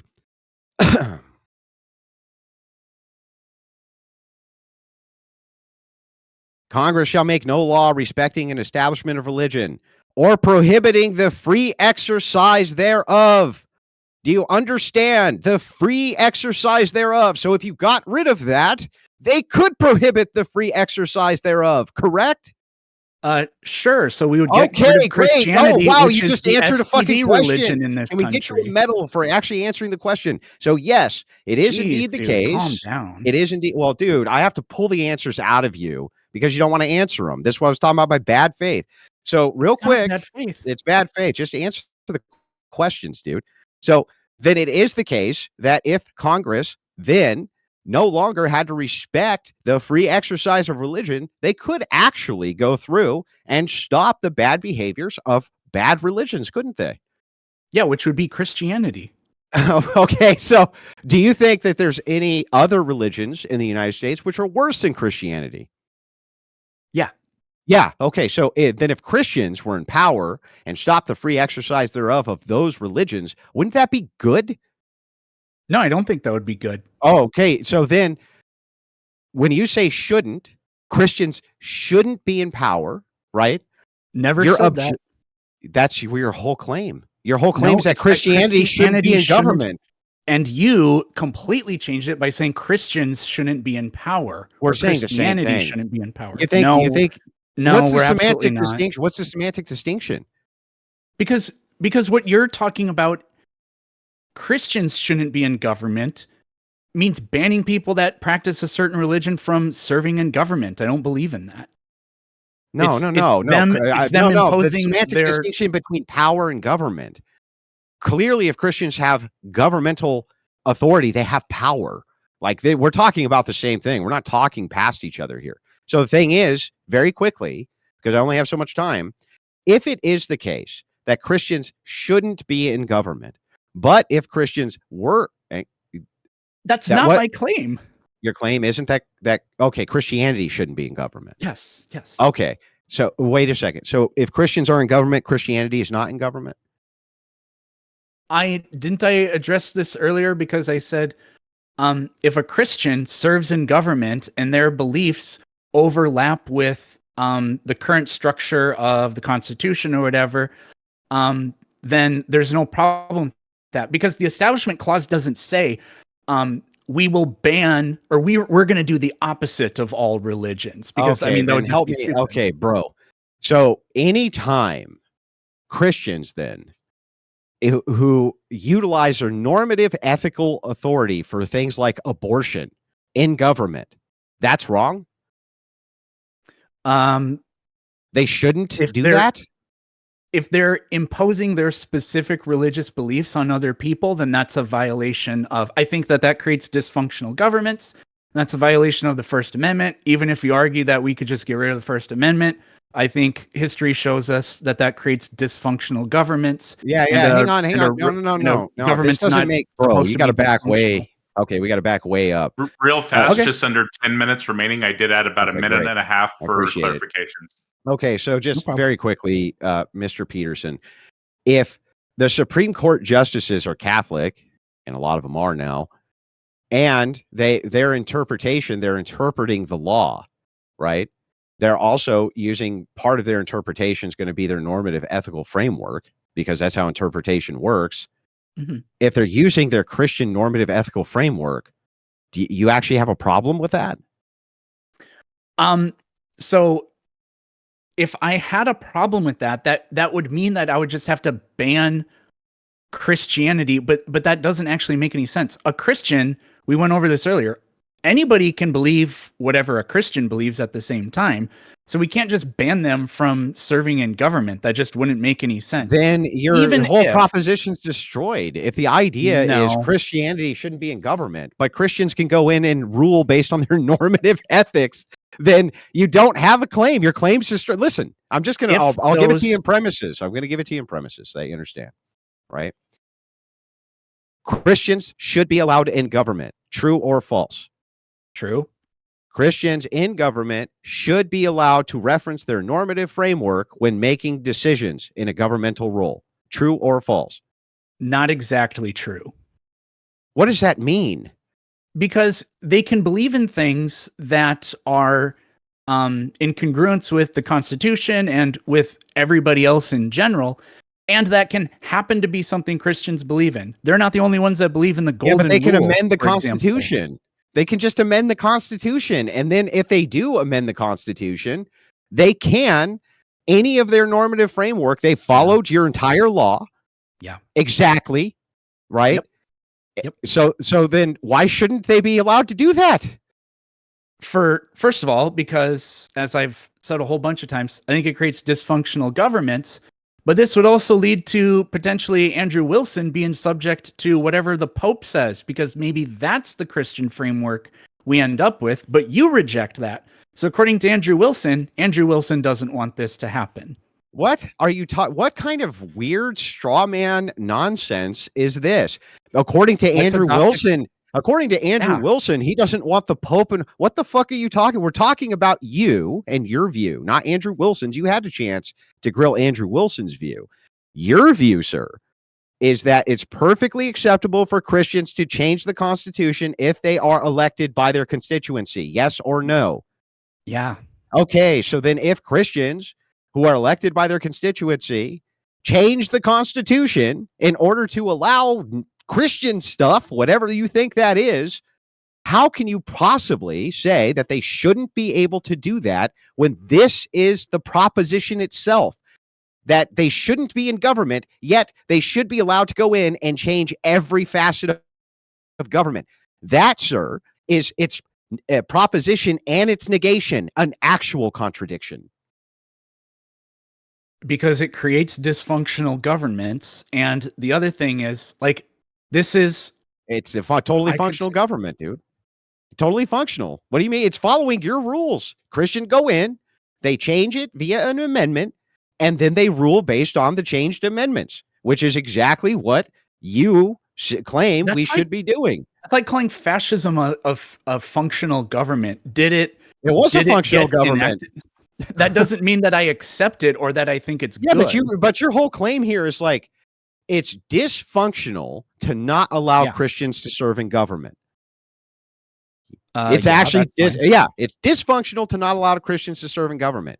If Christians go into the government and serve and then amend the Constitution, which they're allowed to do because they're in government, and then change it to make a bunch of whatever Christian stuff legal that you don't like, right?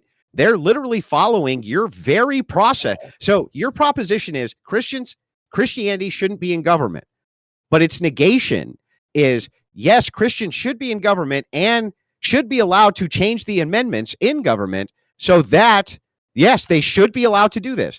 should be allowed to change the amendments in government. No, Christians shouldn't be allowed to change amendments in government if they're elected. No, I'm just disagreeing with. I know where this is going already. That's where I'm. It's listen. It's your proposition and its negation, and I'll just give it to you again. And I really do need a response to this. The proposition is Christianity shouldn't be in government. Its negation is, okay, Christians should be allowed in government, and they should be allowed to change anything they want in government as long as they're following the rules that are there. And then when they change the rules, which is completely fine, right? For Christian-y stuff, you don't have a problem with that because that's the form of government. I do have a problem with that because what's the problem? Just because it can be done, like we have open elections. So it's theoretically possible that a Nazi could be elected president. That doesn't mean that I have to accept that should happen or that it's good that it would happen. No. The other thing with this. Wait, are you saying Nazis shouldn't be allowed in government? Technically, I don't think that is illegal or anything. Yeah, right. So if they shouldn't, so you're saying Nazis should be allowed in government. So if Nazis are allowed in government and then they change the government be banned, that doesn't mean I think that they should be. It's like free speech. I'm not asking if you think Nazis. I didn't ask if Nazis should be allowed in government. I asked you I'm sorry. I asked you this question specifically. Should Nazis be allowed to be in government? Allowed. So this is, I'm not trying to give you a Weasley answer. But it's like free speech. I don't think it's good. I don't like it when the government says these are the things you should and shouldn't say. But that doesn't mean that I find it. Should Nazis be allowed to serve in government? Yes or no? No, but I don't think that it should be illegal for a Nazi to be in the government. That's the difference. So they should be allowed to serve in government. If you frame it that way, one more time, should Nazis be allowed to serve in government? Yes or no? In that framing, then okay. So yes, real quick, I'm going to ask you again. I need it specifically answered. Should Nazis be allowed to serve in government? Yes or no? It shouldn't be illegal. So yes, yes. Okay. Yeah, but okay. So hang on. I just want to make sure. Hang on. No. I'm not trying to, bro. I'm not trying to clip it. I'm just trying to show you that if it's the case, then that Nazis who should be allowed to be in government go into the government and then change all the shit in the government to make it all Nazified, they should be allowed to do that, right? Because they're following the process of government, right? Again, this is odd because it's like can versus should. No, should. I think it would be wrong. No, stop. Because we know fascism isn't a functional kind of government. Listen to me. If you say Nazis should be allowed in government, then they should be allowed to do their job in government, right? If they should be, then they should. Again, that doesn't mean that I accept whatever amendments they would do. And answer my question. I'm not asking you for qualifiers. I'm not interested. I just want you to actually answer the questions I ask. Should Nazis, if they're in government, do their job? Should they do their job that they were put there to do? So if the constituency of a bunch of Nazis puts Nazis in the government to do the job of changing the amendments to make it more Nazi-ish, they should do that, right? No. Why not? I don't understand. I honestly don't. I don't get this now. Now I'm super fucking confused. Amendment. So let me get this right.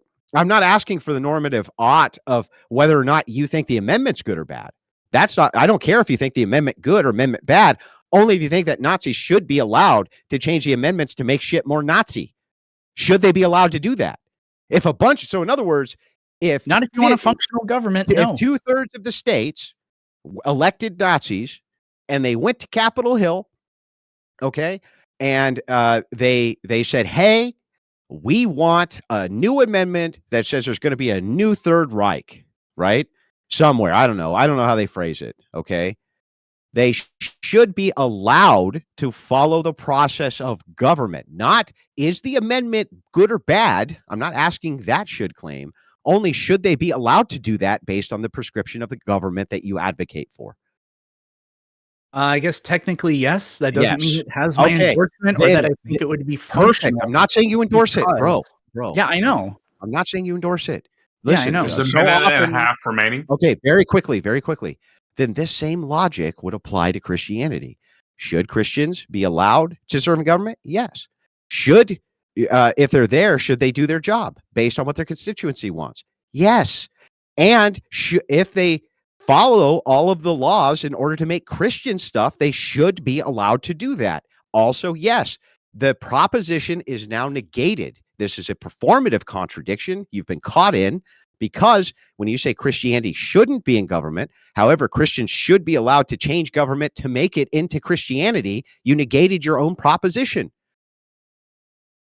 I just don't agree on that at all. Oh, okay. Well, I mean, logic Because disagrees the with you. reasons that I stated Christianity shouldn't be in government are because that would make it could potentially, or could, whatever, it doesn't matter, lead to a more dysfunctional government, one that disenfranchises people. Let me ask you one last question. Just one last question, very quickly. Should pedophiles be allowed in government? I think most of them are, but Yeah, should they be allowed in government? no, I don't think so. I think there are certain things because that's a felony, I believe. So no, I don't think felons should They didn't be get in a felon. government. No. They did it when they were like, I don't know, just under the legal age or something. Like 2 days before the legal age, right? And it wasn't a felony for whatever reason, right? They got away with a misdemeanor. Should they be allowed to serve in government? Are you talking about It's a time, but pedophile? you can Somebody who finish up got a here. Yeah, misdemeanor? pedophile. Just let him answer this last question like I did him the service of doing. of Should course. pedophiles who are only convicted of misdemeanors be allowed to serve in government? I don't In fact, think so. here's an easy one. Should pedophiles who just say that they're attracted to children but have never actually acted on it, should those pedophiles be allowed in government? Sounds like a bad idea. So no, they shouldn't be? I don't think so. No. Okay. So then we'll just follow the law when you want to follow the law and then not follow it when you don't want to follow it. All right. Fair enough. All right. You didn't I'm ask good. me if. Okay, whatever. Okay. Yeah, I So- did. I asked if they should be allowed to be in government. Should they be allowed to be in government? You can reframe the answer. Should pedophiles be allowed to be in government? No.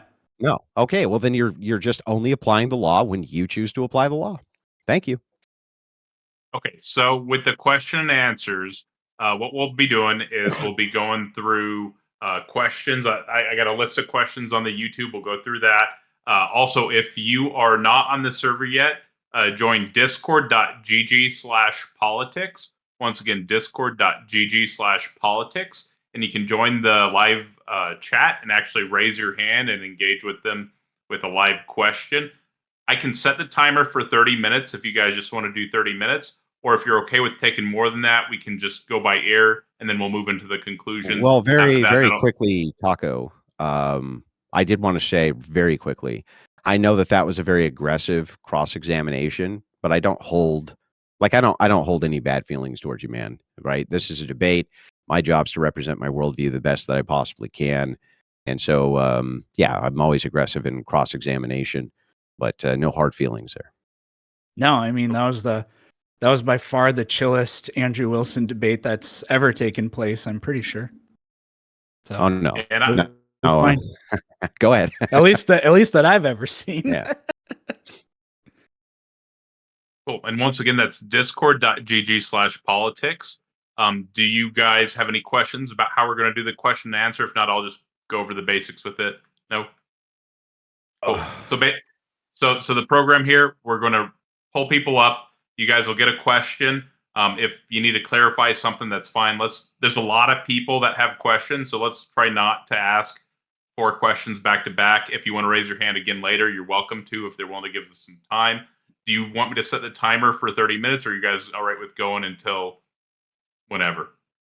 Well, I have another place I got to actually be in about 15 minutes. This went a little over what I thought I'd be, Gotcha. but I'm happy to stay and answer a few questions anyway. Gotcha. So if you Sorry, only I'm have 15 minutes, I'm preparing for a trip. I'm heading out soon, so That's fine. You can give him Gotcha. all the do all the Andrew questions. So I think it would be better to move into the conclusions then, and then we'll do that was ideally going to give you some ammo for the conclusions, right? But we can move into the conclusions, and then we'll pull up some Andrew questions, and then if you want to stick around, Eric, you can answer some questions as well. But at least that way we'll get you where you need to be on time, right? Does that Yeah, sound good to both of y'all? yeah, I appreciate it, and thank you for giving me a little bit of leeway. I did very much enjoy the debate.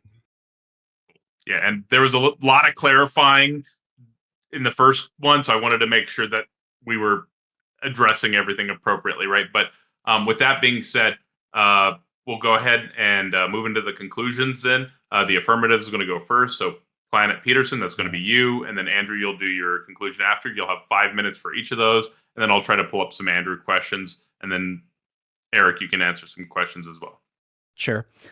There are so many things that I thought we would get into that we didn't end up getting into, and every debate I've ever had is kind of like that. But I think the main issue I have with the position that Christianity should be in government would come from the things I laid out before, whereas the Christian ethic is completely nebulous, and Christians across time, but even in the current moment, have wildly different ideas about what we should or shouldn't do. Like I brought her up earlier, but the bishop that spoke at Trump's inauguration, that's one kind of Christian ethic. Nick Fuentes has a radically different Christian ethic. And so because of all the contradictions, and then the temporal thing where Christians in the 20th century condemned Christians in the 19th century, but will in turn be condemned by Christians of the 21st century based on Christian ethic, means whatever goals you have for the government, whatever like prescriptions or whatever you want to give, I think ultimately are coming from something other than Christianity. And the other thing, I'll touch on I don't know, maybe just like one thing that I thought would get brought up just to kind of make a case on it or whatever, but I thought maybe we would be talking about birth rates or something like that. But I think all these appeals fall short, because what these typically are is arguments about, look, Christians in the world or in the population are like having more children, which is better. Well, we don't need Christianity in government in order to have that in our country. The Christians just happen to have more kids. Okay, you can be a Christian in this country. There's no mandate for be fruitful and multiply that needs to go into the government, that needs to be amended into the Constitution for that. So you don't need Christianity in government. So I just think the case is kind of weak, but that's just what I think. So that's my closing statement. Perfect. Let me know when you're ready, and I'll start your timer. Yeah, so I'm ready. So just very quickly to go over the closing here. We caught Mr. Peterson in a contradiction. So the proposition was Christianity shouldn't be in government, but we figure out very quickly that not only are Christians should be allowed to serve in government, but they should be allowed to follow the processes of government in order to change government to make it all Christian if they want to. They should be allowed to do that. So him saying Christianity shouldn't be allowed in government is actually his own proposition gets negated by him the second he tells you that within the framework of this government, he has no problem with Christians making it a Christian government. That negates the proposition of shouldn't be able to. It's like it's absurd. It's like it's the silliest thing I've ever seen in my life. Not only that, there was a whole bunch of things that we touched on, like, for instance, we went over the fact that, hey, there's other nations which have state churches. He says, well, religiosity leads to dysfunction. Well, I guess the happiest nation, Finland, then must be real dysfunctionally happy, right? Must be really dysfunctionally happy since they have state churches.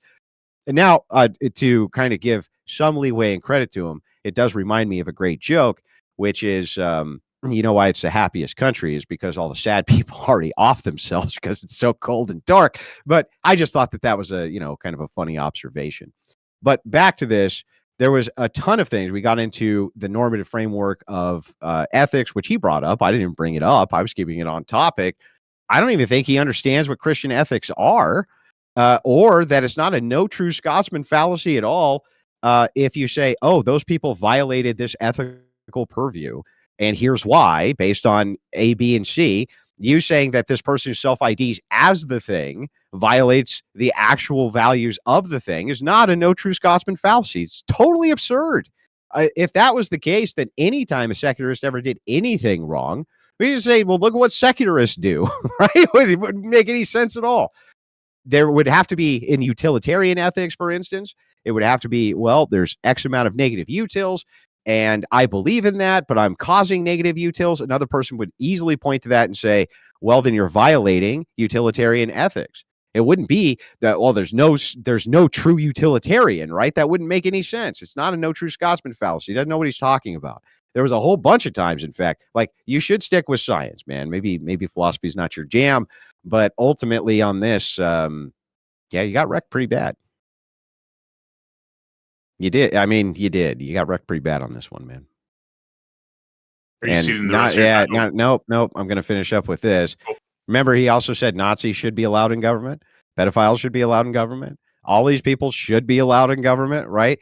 Christians should be allowed in government. And if any of these people make prescriptions to make the entire country more Nazi or more Christian or anything like it, it's totally fine with them. But for some reason, the government shouldn't be more blank, even though all of his prescriptions say it's perfectly acceptable for you to go in and change the country to be blank. It just makes no sense. It's crazy. Anyway, with that, I'll cede my time.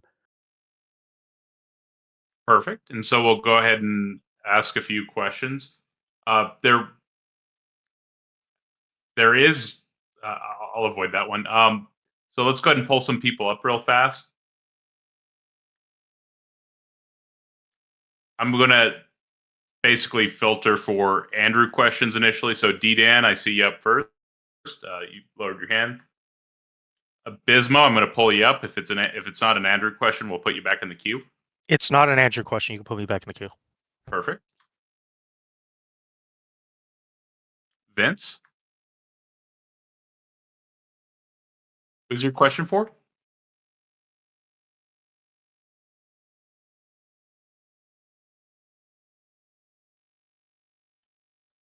Oh, your mic isn't working. I'm sorry. Can you hear me? Yeah. Is Okay, this it was for an Andrew. Andrew question? Perfect. Yeah. Okay. Well, pertaining to this debate specifically, I just joined in about 20 minutes ago or so. What was the topic of this debate? Because I got lost. And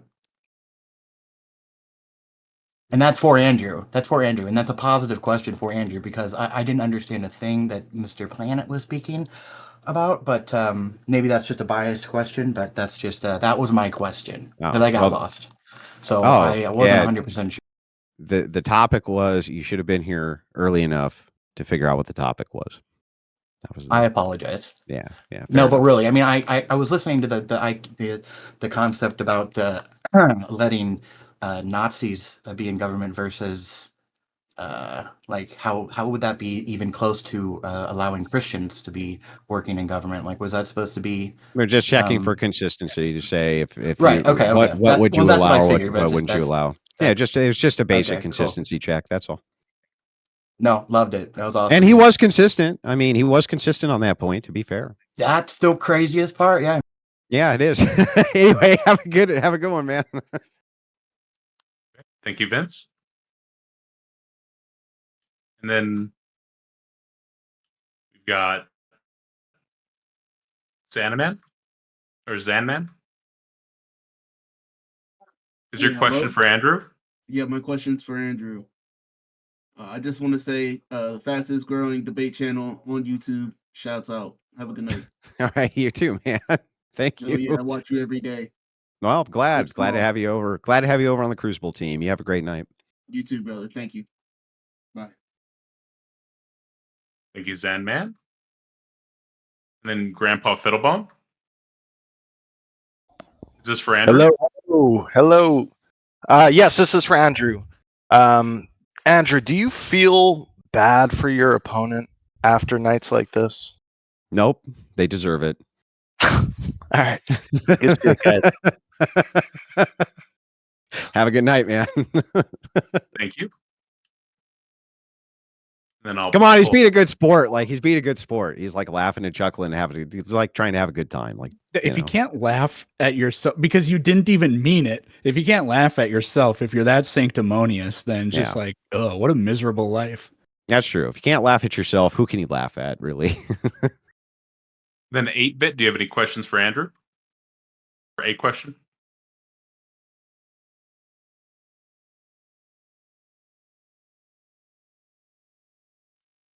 I can bring you back up. Looks like your mic's not working.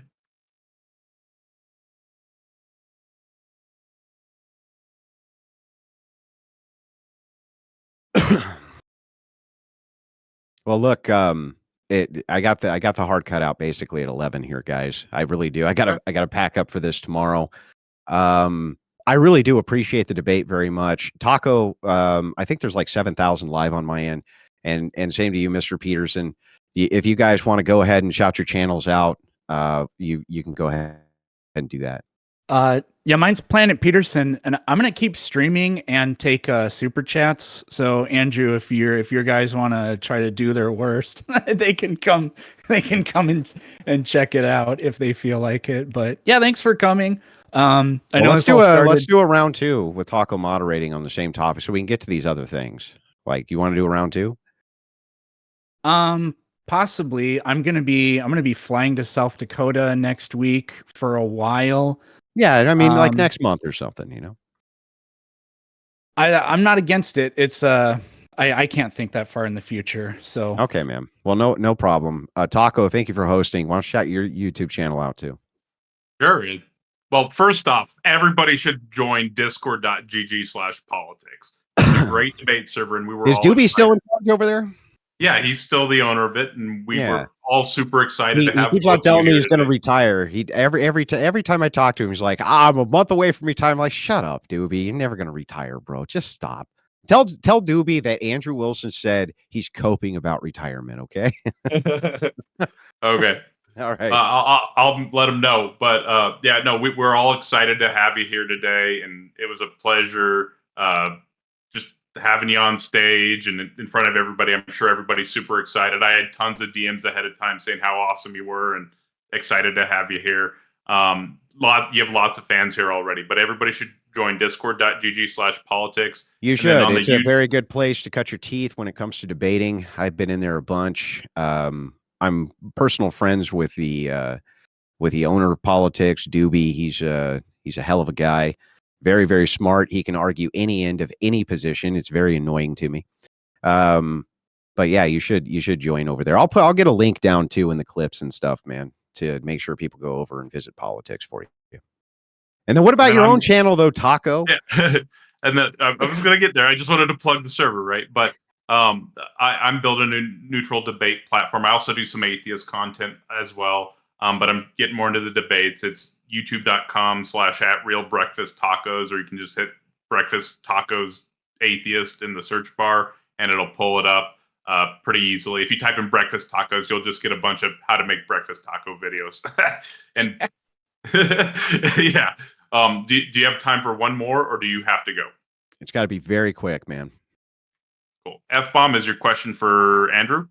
Yeah, I just real quick, big fan, but also I wanted to ask you what your debate prep is like when you know that you're coming up on moderated debates like this.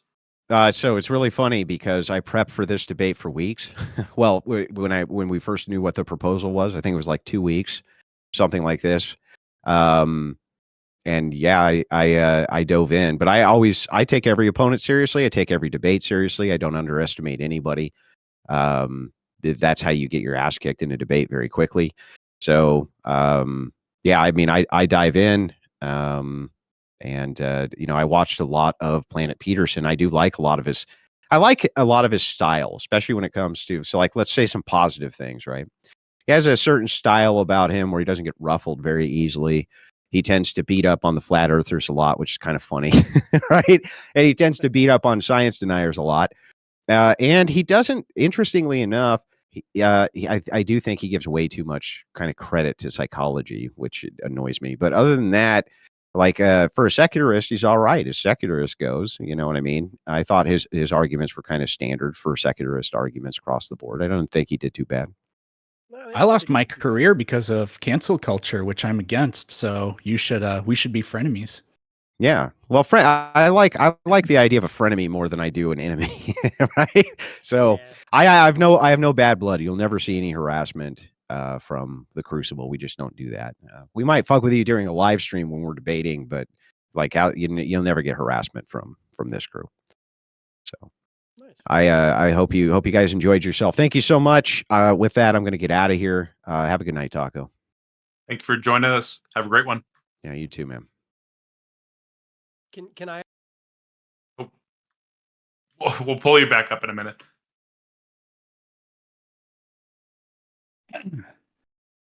Hang on one moment. One of the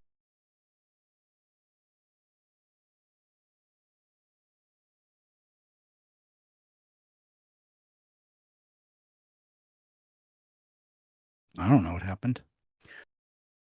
Oh, can I go live Sorry on about that. OBS and StreamYard at the same time? All right, so we've got a few questions, text questions that I'm going to go through. So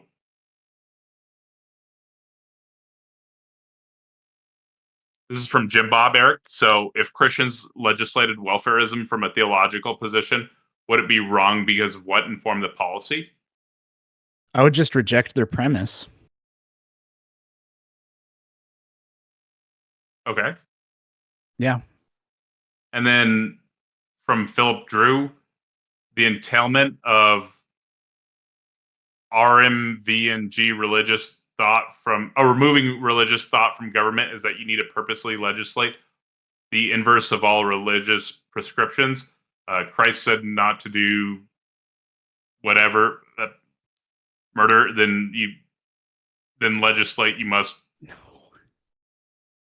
Gotcha. We'll start pulling people up.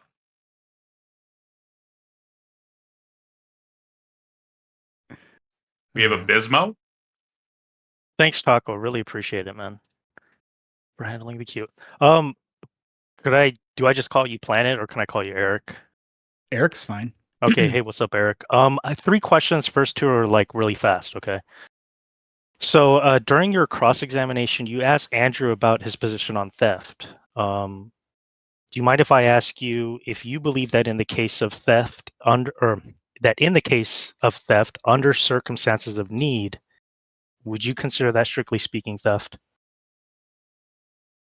Yeah, I think you could consider it theft. I mean, if I sat here and thought of like the weirdest imaginable example, I mean, if you're stealing another person's private property, then yeah, I mean, I think it would be theft. And I can see like, I mean, there have been laws on the books that are technically there but aren't enforced. So we can still claim that people are breaking the law but not enforce it, or we can I don't know what you call it. It wouldn't be not a pardon, because I don't think judges give pardons, but again, a pardon is not absolution of guilt, it's an admission of guilt. So the point of that, though, was to point out that there's a Christian ethic that contradicts this idea, this claim that like left-wing politics, which isn't Andrew's politics, makes at the same time. So Yeah, that's kind of what yeah, I set up the first question to get it clarified. Like I feel like, when it comes to the rule of law, it is what it is. So if we define it right in our system of government as theft, then it is theft, technically speaking. And then Andrew's, I think his rebuttal was that, we'd give like some sort of pardon in that case working from like a Christian ethic, but you still see like a contradiction, right? I don't want to get too. He already kind of pressed the point of, whether or not it was possible or should we, change the law or amendments themselves, by empowering quote unquote Christian actors or people that were appealing Christian normative ethics. My question is more geared towards like your understanding of Aquinas, because you seem to use Aquinas as like, an appeal, or your understanding of what Christian ethos is. From my understanding, when Augustine is talking, the way you quoted Aquinas, what he's talking about is that, when it comes strictly to what he considers the natural law, that when someone takes something like out of need from some material property that is owned by somebody else, then it's not strictly speaking theft, because, and here Thomas Aquinas does in that same response, makes a distinction, which according to Christian ethos, or I guess Catholics in particular, are saying there's a real distinction between what we consider the natural law and divine providence, or the divine law, right? So I guess it Yeah. kind of had me confused. Yeah, because so I just wanted to say, do you feel like you were pulling Thomas out of context in order to make a point about Christian ethos that it works in a normative way in like systems of government? No, I don't really think it was out of context, because if he's a Christian theologian, and even in the natural law, I have the Summa up here. Yeah, I sure. read, admittedly, I didn't read the entire Summa for Okay. this, but I looked for these and I read Appreciate through, because he gives a position, he gives an objection, multiple objections, and then he gives his answer to it. And I read the part about natural law, but the things about the things he says about natural law, it only gets brought up a few times, but I mean, he inserts God in the natural order over and over again. So I don't really. Well, in other places he might, but in that synthesis, right, his response, he does make a distinction between the natural law and divine providence there. And I know I'm making a clarifying point. I'm not trying to lecture or anything like that. It's just, I do come from a Christian ethos myself. So he's saying that according to the natural law, it's not strictly theft, but then he's making an appeal to God only in the interest of I guess preserving higher order of truths, right? So the full response, right, in his response is that when it comes to like material needs that someone has, and someone chooses to take something from someone who has more than they do, they're putting their own life, right, over the material thing, if that makes any sense, right? So that would still be consistent with a Christian ethos, because Christian ethos does appeal to a higher order than the natural law itself, which is God. I thought it was just important to come up here, maybe clarifying, ask you some clarifying questions, because I did notice throughout your debate, you were some of I guess some of your I think it's a well-grounded suspicion to have of Christian ethos, and the way that, excuse me, sorry, in political discourse, on CNN, Fox, it doesn't really freaking matter, right? Why a lot of these contradictions do exist in public discourse and in rhetoric, but where your suspicion is that if there's all these contradictions, it seems like Christians themselves are appealing to something other than Christianity. I would just invite you to maybe, if, spend a little bit more time with Aquinas. All I can do is give you an invitation, and then maybe you'll see that when it seems like Christians not only contradict but are appealing to something other than what we might consider propositional at a level of correspondence, that at least for the Christian ethos, there is a order or a hierarchy of truths, right? There's an order of truth Sure. that's higher than what we consider propositionally, that we deal with, so to speak, and bargain with on a propositional level. So that's all I have to say, and I appreciate your time. Okay. Yep, thank you. Yeah, I've got the Give tab us saved, so I'll read some more of the Summa here. It's interesting, but Yeah, the next article is literally, right, is robbery a sin? whether robbery Yeah. may be committed without sin. Yeah, Um, the only thing I would say is that, I think Christian judges can be the most merciful. That's all I'm saying. You know what I mean? If we're working out of a normal premise, or a normative ethos, right? And normative facts that are telling us that there's a higher order than just what we humans consider as just to each other, it's not just eye for an eye. You know what I Yeah. mean? Real, So, all right. Thank you so quick, much. and then we got Yeah, to go go ahead. on to the next person. But like, what Yeah. I would use, I would use that against a Christian nationalist, Okay. because they tend to be And- hardcore yeah, right I'm not- wingers, yeah. and some of them are like anarchists and think that all, like, some of them are libertarians and they think all forms of property or taxation are theft. Because he literally says here, it is no robbery if princes extract from their subjects that which is due to them, even if they use violence in so doing. So it's like, look, even a There are Christian. objections to that. Yeah. His So reply to anyways. the objections, parse that out a little better. And on that point, I'm with you there. I'm not a Christian nationalist myself, so Mhm. I think there's a lot more, points that we could agree on even at the secular level, and that's all I wanted to say. So, Yeah. All right, thank you so much. You're welcome.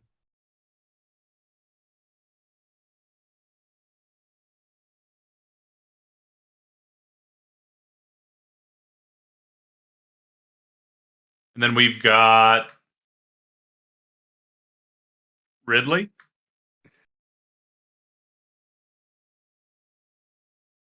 Hello, can you You hear me okay? Yeah. Oh, thanks, Taco. So I just wanted to preface this real quick, Peterson, with that, like, I agree with you ostensibly on, like, your side of this, but you kind of did, like, not perform very well in this debate, like, objectively speaking. I just wanted to ask you why you think that is. I disagree. So I'm not really Oh, sorry. okay. I mean, fair enough. Cool. Thank you for coming up. And then we've got Hee. And I'll pull up some of the lower ranks in a minute. I'm trying to keep it rank 4 and above initially, and then we'll pull up some lower ranks here in a moment.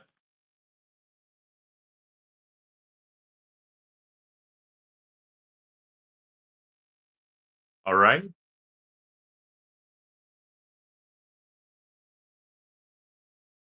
What's Hey, going can on? you guys hear me? Hello? Yeah.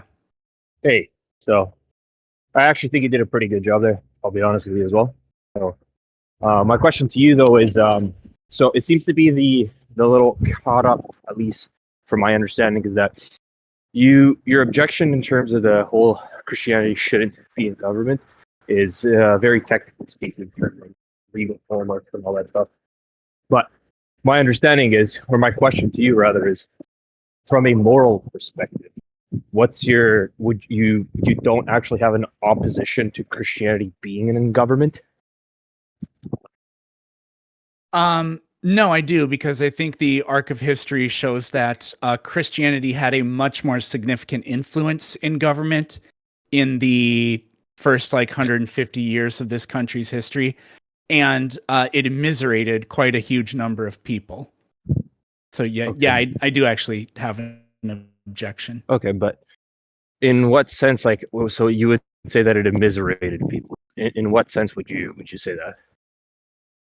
Disenfranchised people, blocked them from their, you could argue, violations of privacy, like with the right to abortion, the right to privacy with regard to same-sex relationships, for example. And then the way that it grounded, the way that Christians grounded, decisions to do things like impose laws against interracial marriage based on a Christian ethic, for example. Slavery was both justified on the abolitionist side and the slaver side by Christianity. So I don't say that. I don't even know why I'm bringing it up, I guess, but I don't say that slavery was caused by Christianity, but it was certainly used to justify it. It was used to justify abolition as well. So, I mean, off the top of my head, Okay. that's what I can think of. Okay, fair enough. But under then, like my only qualified question would be then is like, how are you coming to terms to justify that your moral framework is the correct one? I didn't say it's correct. It's completely arbitrary. It's no less arbitrary than the way a Christian proclaims that their ethic is superior. And we didn't get into this, but Andrew believes in divine command theory. And if that's the case, then anybody can just claim God told me we should do X, and then all of a sudden it becomes permissible. So, if you want to claim that, oh well, yours is arbitrary, and I can just say, well, I think we should do X. It's like, yep, congratulations. Mine's arbitrary, so is yours. But here I am arbitrarily saying I would absolutely never condone action X, Y, or Z. But all it takes for you to condone those actions is to believe that the voice in your head is God telling you to do it. So it's like, Okay, claim but victory on that if you want, but that's just ridiculous to me. okay, but even on your perspective, you said I would never condone that. But is this just a personal preference yourself that's making that statement, or are you appealing to some other form of moral authority, or are you like the ultimate? No moral authority. I'm appealing to what I would say is basic human nature and rationality. I think are how we describe and try to figure out ways to figure out how do we exist in a world that serves our interests and other people's interests in the fairest way possible, I guess. See, but even when you go down that line right there, I can understand from, let's say, like modern day speaking, when you're applying all this sort or this form of like rational thought and stuff like that. I would agree with you that in today's modern context, it's easy to come to that conclusion because society overwhelmingly. I would agree with you on that position. If we were to go back 1,000 years, 1,500 years ago, society overwhelmingly, because you're appealing to we, the society overwhelmingly does support. During those time periods, they were okay with slavery in many ways, right? So Yeah. it seems like ultimately, like you're appealing to a form of like the majority of the society, what society kind of thinks is the right thing or not, right? No, not exactly, because being a moral relativist doesn't mean that I think that when other people throughout history said X, Y, or Z, that I think it was correct. It's that I acknowledge and accept that according to them, they're going to be able to claim that it was correct. And I don't have a way of proving to them necessarily that they're wrong, although I think you can point out contradictions in how people think and rationalize things. I'm perfectly capable of condemning whatever. That's how moral relativism works. Yeah, but moral relativism, even like just from that perspective right there, is you say you would be able to understand from their perspective back then how they would be able to understand that what's it called, that slavery is morally wrong. But when it comes to the justification and all that, you really actually can't be able to justify them if they're logically consistent. Is that correct? I didn't really quite follow that at the very end. So ultimately, you're appealing, like when you're appealing to your as a moral relativist, when you're appealing to something being right or wrong, you have to, in many ways, it comes down to your personal preference about what this moral is, whether this moral conversation we're having or this description is good or is good or bad. Right? That problem is not unique to me. It's intrinsic everywhere for everybody. Okay, no, fair enough. Yeah. Oh yeah, no, that's all I got. Thanks for asking my question. Good job again. Yeah, you're For welcome. coming up.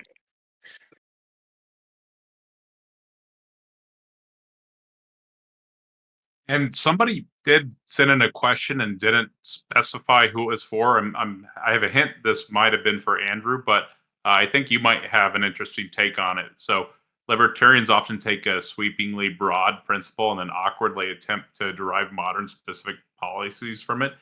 Do you think a Christian government would do the same thing? You guys say that again. That was a weird question. Libertarians often take a sweepingly broad principle and then awkwardly attempt to derive modern specific policies from it. In your opinion, do you think a Christian government would try to do the same thing?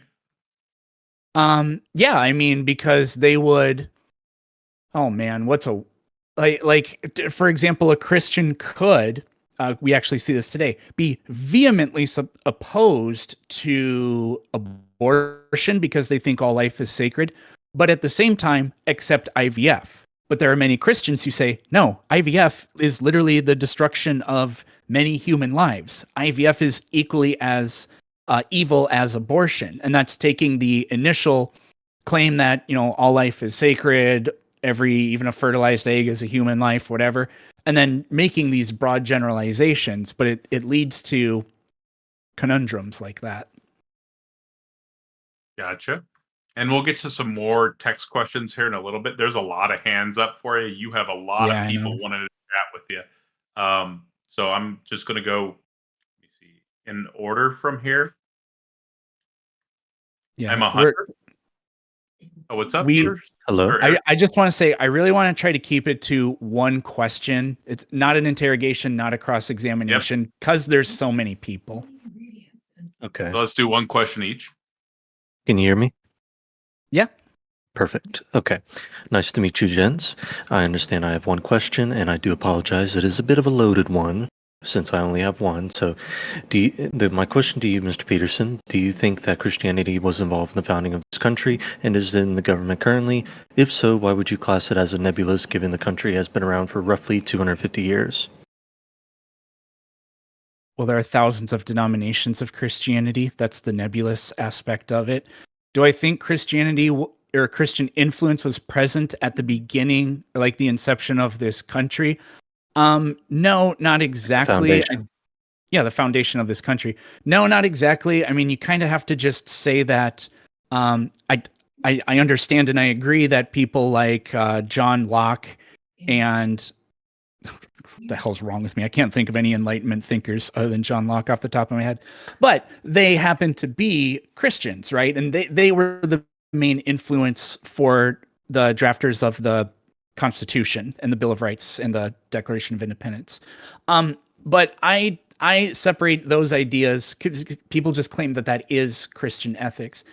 And there are also all these idiotic lies that people like Charlie Kirk tell, like, oh, did you know the Bible was actually the most quoted document when writing the Constitution? That's 100% false, right?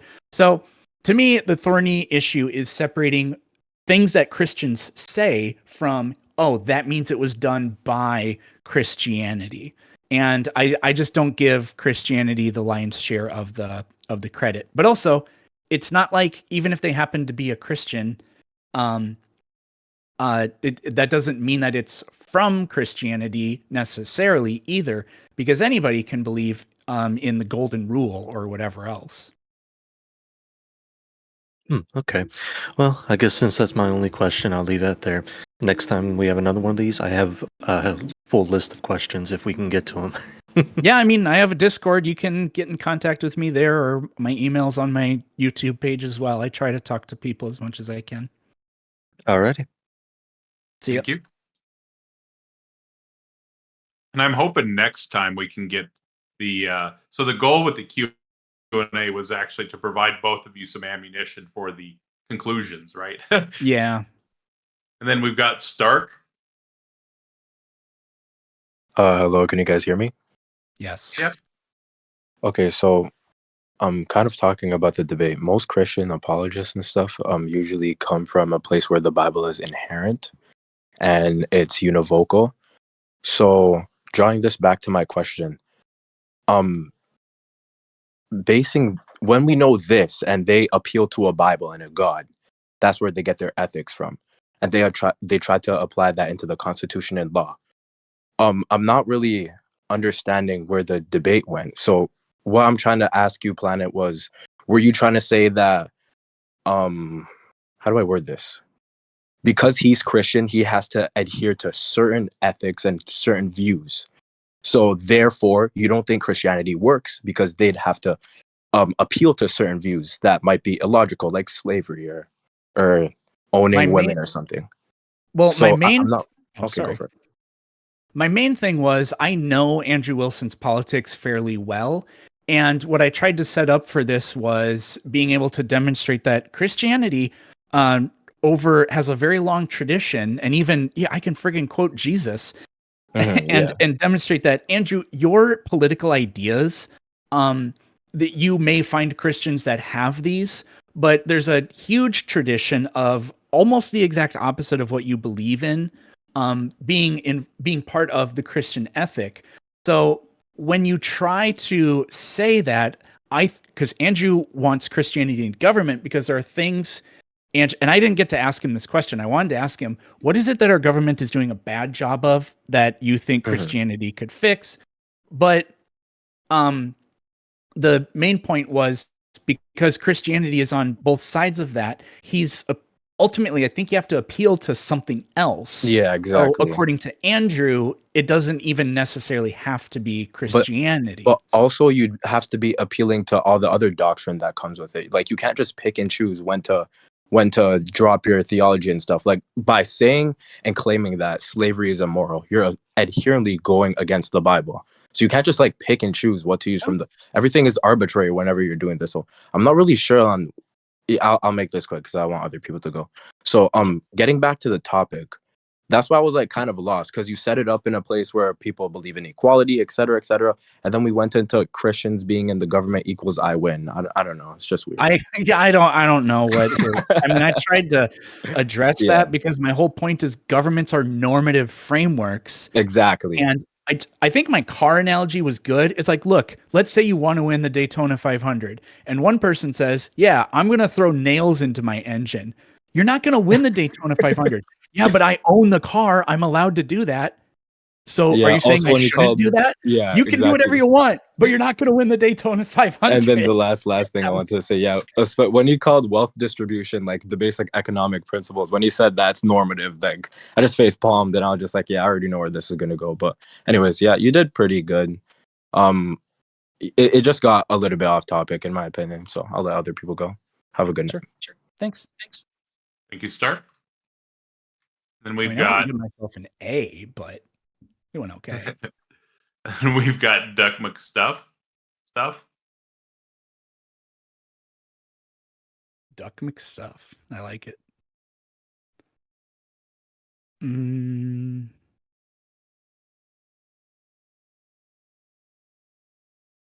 I disable his video just to be safe. Right click him and disable the video. Oh, he did it. Can you still see me? My Discord app just closed. Or we can hear hear me? you, but we can't see you. Okay, Eric, that's I'd hit Sorry. disable video real quick. We have a mod in the audience. I don't know. This is a scary one. Oh, no, yeah, no worries. Taco, good to see you. We spoke briefly yesterday. Planet Peterson, thank you for your debate. I'll be very brief. I have a softball question. So, in light of this being a softball question, hopefully you can answer as if, Andrew Wilson or a suitable opponent was also next to you, and, that sort of quality of answer. So, very briefly, do you have an opinion on whether or not political rights are normative or descriptive? Right? Like, should normal people, should we see a certain value or prestige in our ability to have political rights as a nation? Thank you. Well, I don't know. I feel like the answer is yes, and I think it's kind of obvious because a nation has to have an identity, and the politics is how you choose to structure society and engage and participate in it. So I think that's part of national pride. Is that very idea that you're talking about, and like it's weird the idea to think of like the government and the Constitution like being a point of political pride, but I think it absolutely is, and I think it should be. We have a political system. We were So, the like, first secular sorry, republic in do the you mean history like of the world, and people have copied us. do you mean like nationalism or by national pride? Sorry to interject.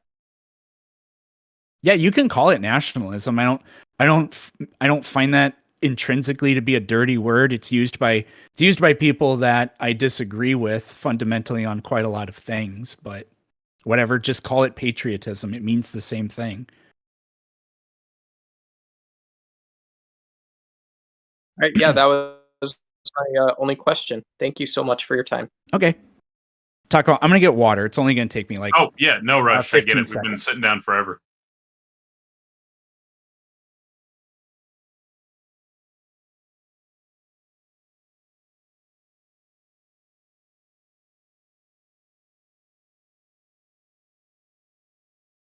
We'll go ahead and pull up Bick next.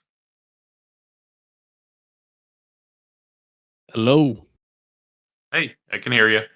Eric will be right back. Alrighty.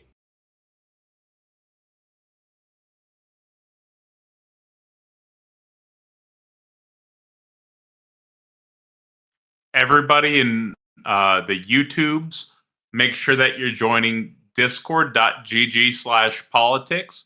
Once again, that's discord.gg/politics. And if you're in the audience here, make sure that you subscribe to Planet Peterson on YouTube. Also, I have a pretty awesome YouTube where I'm hosting these debates, so make sure you subscribe as well. Or youtube.com/@realbreakfasttacos. So subscribe to both of us because we're both awesome. And then also, anybody that's not in the Discords, make sure you join because there's lots of great conversations, lots of great debates. Sorry, I was just plugging everything while you were walking away. Oh yeah. Dick, what's up? Just want to say, man, love your content and keep it up, dude. That's it. Oh, thank you very much. Thank you, Beck. Then we've got Damn Daniel Fax. Hello? Hi. Okay, I wanted some clarification, and I think this is basing off of what Andrew was talking about. So I'm just going to walk through it. So if you have constituents and they elect a Christian representative who says, I have these beliefs because of my Christian background, influenced by all of the ethics of Christianity.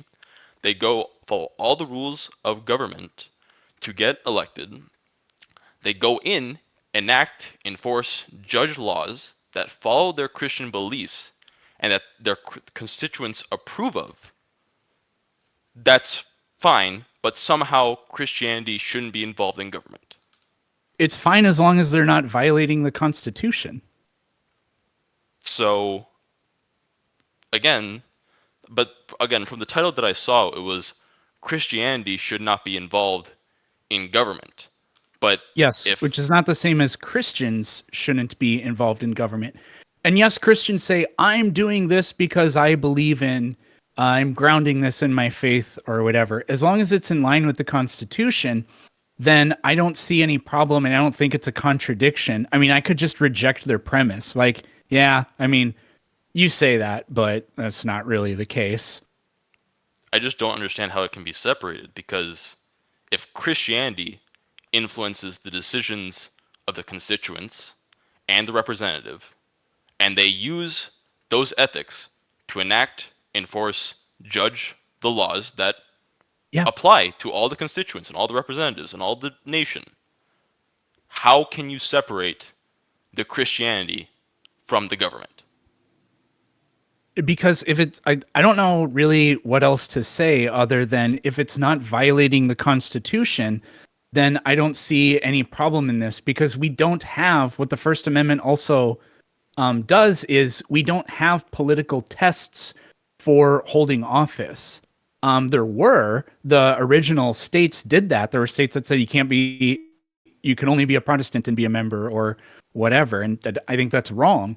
So I mean, you'd have to, this isn't just me. I mean, you're saying that the First Amendment is literally a contradiction, because it both says that we cannot establish a religion or enforce the laws based on a religion, and that anybody of any sort of creed can be in government. So I don't really know how else to make the point. Yeah, but I I don't know. just I just don't find see it this. as a contradiction or a problem. I don't know. Yeah, I guess I just find it strange because I don't see any way that you can ever separate what all the constituents want and what the representative wants if those are influenced by Christianity, and that's what they causes them to enact what they want. I know we're not supposed to do this, but can I ask you a couple of questions here? Sure. Do you think we should be a theocracy? Yes. Oh, okay. Well, then never mind. Because if you would have said no, then I would have had different questions. So, do you think the First Amendment, as it is written, should be abolished? First Amendment as it is written. Well, as a Christian, I think that the only correct religion is Christianity. Like, that's just fundamental. If I believe that my God is true and the absolute truth, then why would I believe anything else is correct? Yeah. So, in a Then, sense, then yes, I privately would. believe that, but you can let government be whatever it is. Bible says you're supposed to obey your governments too. Yeah, but if I'm a Christian, why would I want to be in a government that is not representative of Christianity? Because the country allows you to practice your religion. You would only want to do that if you want to impose your religion on other people, which that's a completely separate issue. But it's a cool conversation, but we're supposed to try to get to a whole bunch of other people. Yeah, So. I know, but Sorry. it's just like the thing I have is that while I agree that Christianity is the absolute religion, I can understand why people have the religions they do, and I think that it shouldn't be like, unilaterally forced down upon them that they follow these religions. That's why we have these different nations that people follow.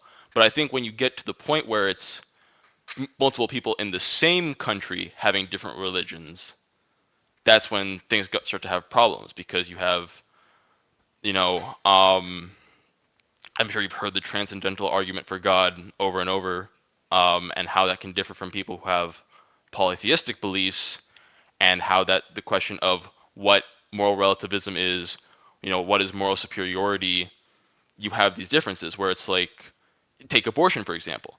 If you have Christianity says no murder whatsoever, and abortion is murder, then how can you argue with somebody who says, well, actually, we're doing it because it brings the mother more happiness than if the baby was not terminated?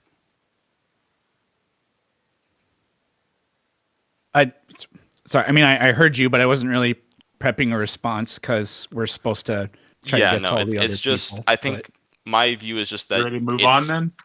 difficult to have Yeah. different religions, different Okay. worldviews in a single government. But yeah, thank you. Daniel. Appreciate your time. Yeah. All right. Agorex. Hi, What's good going night. Well, first of all, Eric, big fan. Never miss one of your videos, or almost never. I think you did pretty well in this debate. I think you did a very good job dismantling Andrew's arguments and showing his double standard. And now for my question. It's related to the question that Andrew made for you about letting pedophiles or Nazis get into government. I think you explained it with your analogy for the Christian, whether Christians can amend the First Amendment, your analogy of the mortar. I think this sort of explained it, but I wanted to clarify. Do you mean they shouldn't be voted? They shouldn't be allowed into government, as in you don't think people should vote for them, or as in they shouldn't be allowed legally to be in government? Well, you're kind of asking me, is it a personal question or a question of kind of a question of principle? And which is what those Nazi questions were, I think, designed to try to do. In principle, anybody who is of any religion should be able to run for Congress, I think, or whatever. I mean, could there be the most bizarre example? Like if somebody declared they went on a website and got a certificate and said, hey, I created my own religion and my religion has one belief, death to the United States. And it's like, okay, well, maybe you could be categorized as a terrorist and then you wouldn't be able to, right? Like the Mormon church lost its tax exempt. This is different, but it lost its tax exempt status because it was classified as a hate group, right? That didn't mean that people who were Mormons couldn't run for government. I don't think anyways, but so anyways, I just in principle, no, I don't think it should be illegal. Yeah, I just wanted to clarify because I feel Andrew wasn't doing a very good job in identifying the difference. So yeah, that was just it. Awesome. Thank you.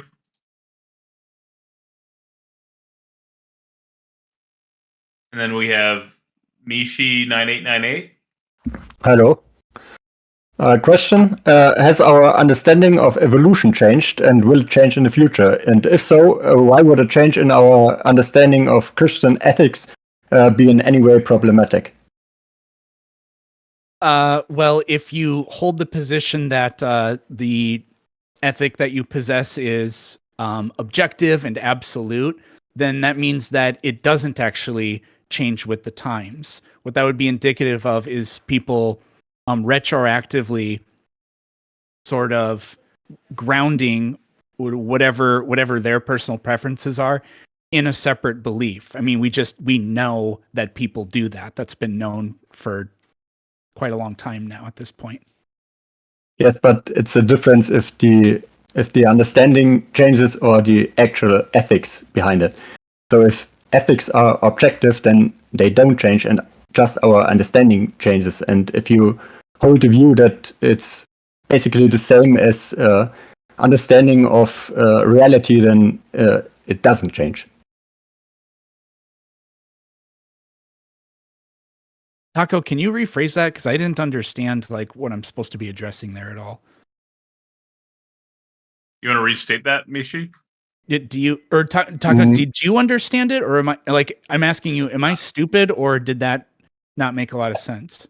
That's what I was asking him to rephrase it. Reality doesn't change. We agree. But our understanding of reality changes if scientific advances, if scientific understanding advances. We agree so far. I mean, I reject that reality doesn't change. I mean, I used to not exist. Yes, but The laws of nature appear to be fixed where we happen to exist. So in that sense, it doesn't change. so the laws of nature are constant What does this have to do with the topic of the debate? because the Christian understanding is that ethics are constant and don't change, and only our understanding of them can change. Sure, but then you would never have the correct ethic because it'll just be different thousands of years from now. So, Okay, so you never have the correct. If that's the attitude of the ethic, then there aren't any specific prescriptive claims within it. If the ethic is that the ethic changes, then it doesn't stand for anything in particular. Yes, but then in science, our description of reality changes. We're not talking about science, so I don't know. We've been on this for a few minutes already. All right, thank you, Mishi. And then we've got Torque Bow. There are several text questions still too, but I'll get to those after the live questions. Hello. Can y'all hear me okay? Yep. Awesome. Thank you. And I appreciate you doing this, Mr. Peterson. It was a lovely debate. You did a great job. I maybe missed it. I missed the first 20 minutes of the debate, so I'm not sure if I missed if there were any terms defined or anything like that. However, towards the end of it, Andrew seemed to be muddying the waters a little bit. And I just wanted to ask Mr. Peterson, do you think he was purposefully conflating terms using should to mean like numerous different things in numerous different questions? Because that's what it seemed like he was doing to me anyway. I tried to ask him that because I kept being like, look, it sounds like, and I don't think he was doing it in an attempt to make me look bad. Right. Because it's like, if you believe in the First Amendment, then that means you believe that a Nazi should be able to be on Twitter, you know? Right. Or that the government can't make it illegal. Twitter can decide wherever they want, but the government can't say it's illegal. Sure. And that makes you, like, being principled means you have to take positions that you find disgusting. But that's because if I just simply say, well, in this one case, there should be an exception, then somebody in power later can be like, oh, yeah, well, we deem you to be of that matter. So now you don't have rights that you used to have. And it's like, wait, what the fuck? So I felt like the conflation of should, as in like, would I think that's good? Am I conceding the debate is completely different from in principle. Is this part of the framework that is allowed to take place? I can still reject it on the normative claims of how a constitutional republic is structured to work. And the whole purpose of the Constitution and the amendments is to create a country that functions properly, but amending that would cause it to be in dysfunction.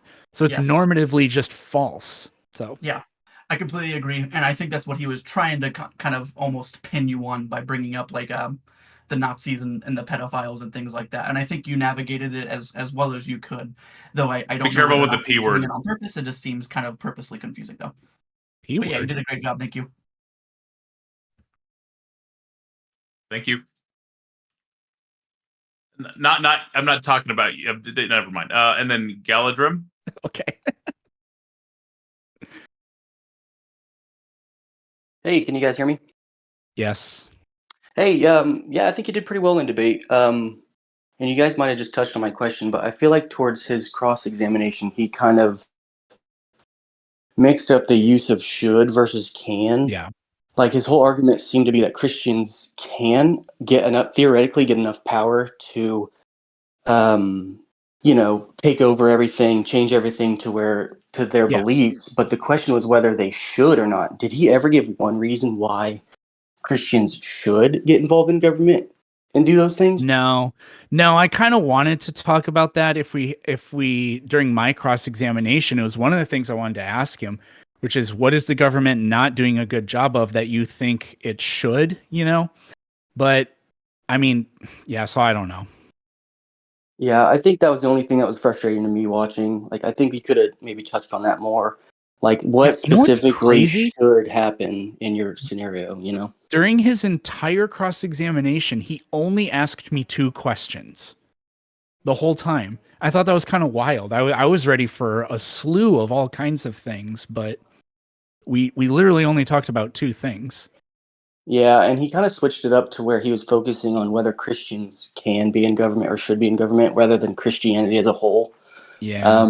Yeah, it was kind of interesting, but that's all I want to say. But good content, man. Thank you, Galadrim.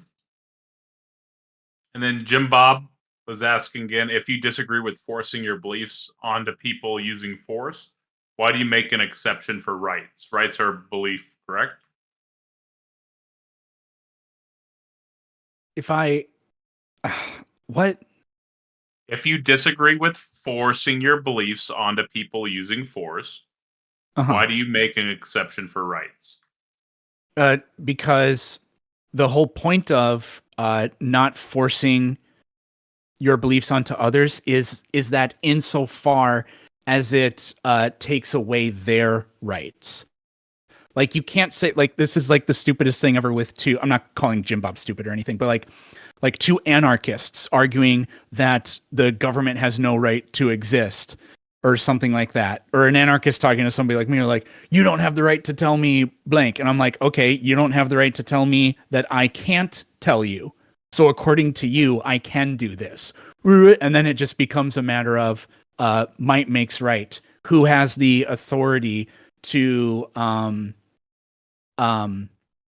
make good on their stance, position, claim, or whatever. And then you'd have to go read Thomas Hobbes's Leviathan and look at the political idea behind the monopolization on force in a government and how that produces a more functional society, I guess. Gotcha. And then we've got 8-bit. Can you hear me now? Yeah. Yes, we can. Okay, because Pipewire crashed last time. So none of my microphones worked. I tried them all, but anyway, they just weren't recognized for whatever reason. Anyway, let's see. Regarding his him bringing up the whole, should Nazis be allowed in government? That kind of thing. Like, crap, I forget where I was going. Like, doesn't that kind of point to maybe, like, if that's allowed to happen, doesn't that kind of point to government in at least this government in this sense being illegitimate? Okay, so we could theoretically use the Constitution to turn ourselves into a fascist state, therefore the government's kind of illegitimate or whatever. Right. I mean, this is a good question. What I would say is, I think, I mean, you could potentially, like, for example, I said this earlier, like, if you're a felon, you can't run for government. If a particular ideology is classified as a state sponsor of terrorism or something like that, then they wouldn't be able to. So, like, in principle, we could classify this as that. But it's an extremely thorny issue because, for example, somebody can just say, like, if you say that you think the Israeli war on Gaza has been carried out in a grotesque sort of way and that war crimes have been committed, our government has now decided that they can call you a terrorist for that. So they could claim that you're a Nazi for that. And then all of a sudden, all these horrible things start happening. So this is a discussion that is very broad in the context of the First Amendment in general, not just with respect to this. And yeah, I mean, this is hard. I mean, at the end of the day, you're going to have to, in some sort of weird way, almost arbitrarily just declare, well, this is how we, from the lens of we're trying to make and understand or whatever this to be the best functional system we can have. These are the limitations we impose. We broadly allow for general expressions and freedoms here, but you're always going to end up with option A sucks and option B sucks a little bit worse. So which one do we go with, I guess? Right. My kind of underlying point is like that the government can be infiltrated and usurped and turned into some sort of dictatorship. That's kind of my point. Yeah, but I mean, it also contains within it the means to undo that. So, I mean, once it kind of gets turned into a dictatorship, it's kind of hard to vote your way out of it because it's not like you can really vote, you know. well, honestly, from a historical perspective, when people are subjugated and immiserated like that, then revolution is almost inevitable. And then Right. I think it's actually more likely to be restored to a normal state than it is to get into that insane broken state in the first place. I think it would very much, like, let's say it happens this election. Okay, well, it took 248 years or whatever it's been for our country to turn into that. I think it would revert very quickly in less than 200 something years. So I don't know. That's my answer, I guess. It's 250-year anniversary really 2 years away? Yeah, it is 1776. So 20. Yeah. Oh, damn. Let's see. Well, I don't want to take up too much time. So can I make you a couple of book recommendations? Yeah. They're really short. They'll take like an hour each to read, and you can download them for free from the Mises Institute website. You can also find audiobooks to listen to them on YouTube as well. Yep. What are they? Anatomy of the State by Murray Rothbard, and the Private Production of Defense by Hans Hermann Hoppe, and you can get them from the Mises Institute website. So. Okay. Thank you. Yeah. Yep. Thank you for coming up. Somehow. All right. Then we've got Zenmo.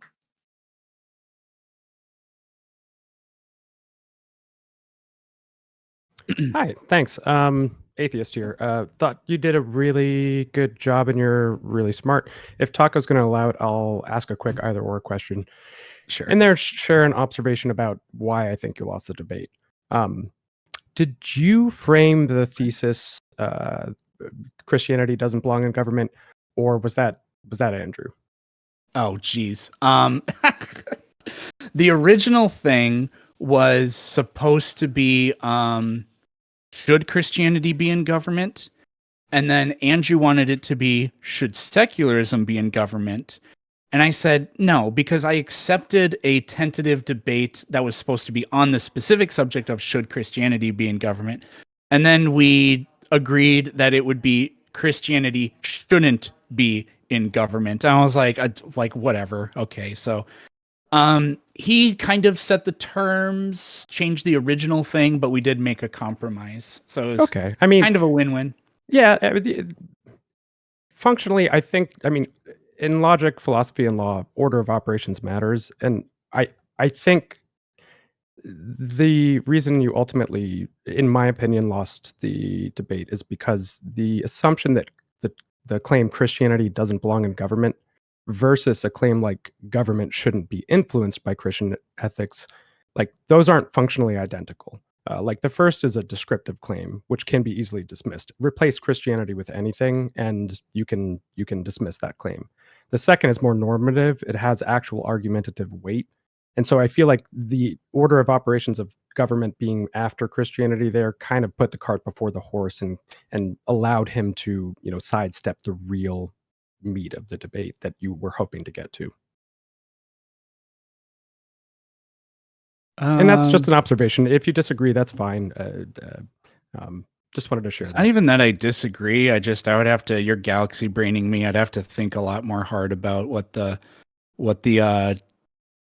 kind of like broader point or whatever that you're trying to make is. But whatever, I accept whatever criticism. I'll accept. Like I think you did a really good vote. job. And Peterson lost. So no, like, I'm whatever. gonna hope think. That's what people think. I'll hope to see you more soon, and good luck in the next one. Thanks. Thank you for coming up. And then we've got JVL. I think that was good advice for both of us for titling debates too, or for coming up with debate topics too, because obvious reasons. Allows you to be a little bit more focused on the topic. Oh, sorry guys, can you hear me? Yeah. Okay. So, hi Eric. I'm actually a listener from Japan, so yeah, I'm really, yeah, yeah. Thanks for your work, and so I was about to, I wanted to touch on. Sorry for my English. I'm French, so I have an accent, but I wanted to touch on the fact that he was making the point that Finnish people were happy because the church was like state related or something. The reality in Europe is that most European countries have that because of our history. And most European countries are still monarchies in some way. We have prime ministers, but we're still monarchies. Even in France, we killed our king, but there are still churches that are state funded because it's the culture there. So it has nothing to do with the reason why Finnish people are happy is because of the social democratic policies that they're happy. So he's actually making a case against capitalism, which he calls himself a very capitalistic person, and for social democracy. He's not making a case for Christianity because there is no correlation there. Nothing proves that Finnish people are happy because of Christianity in the country. There are many countries that have Christianity, a lot of Christians in the government, and they're not very happy. So I think, I don't know if you didn't pick up on that.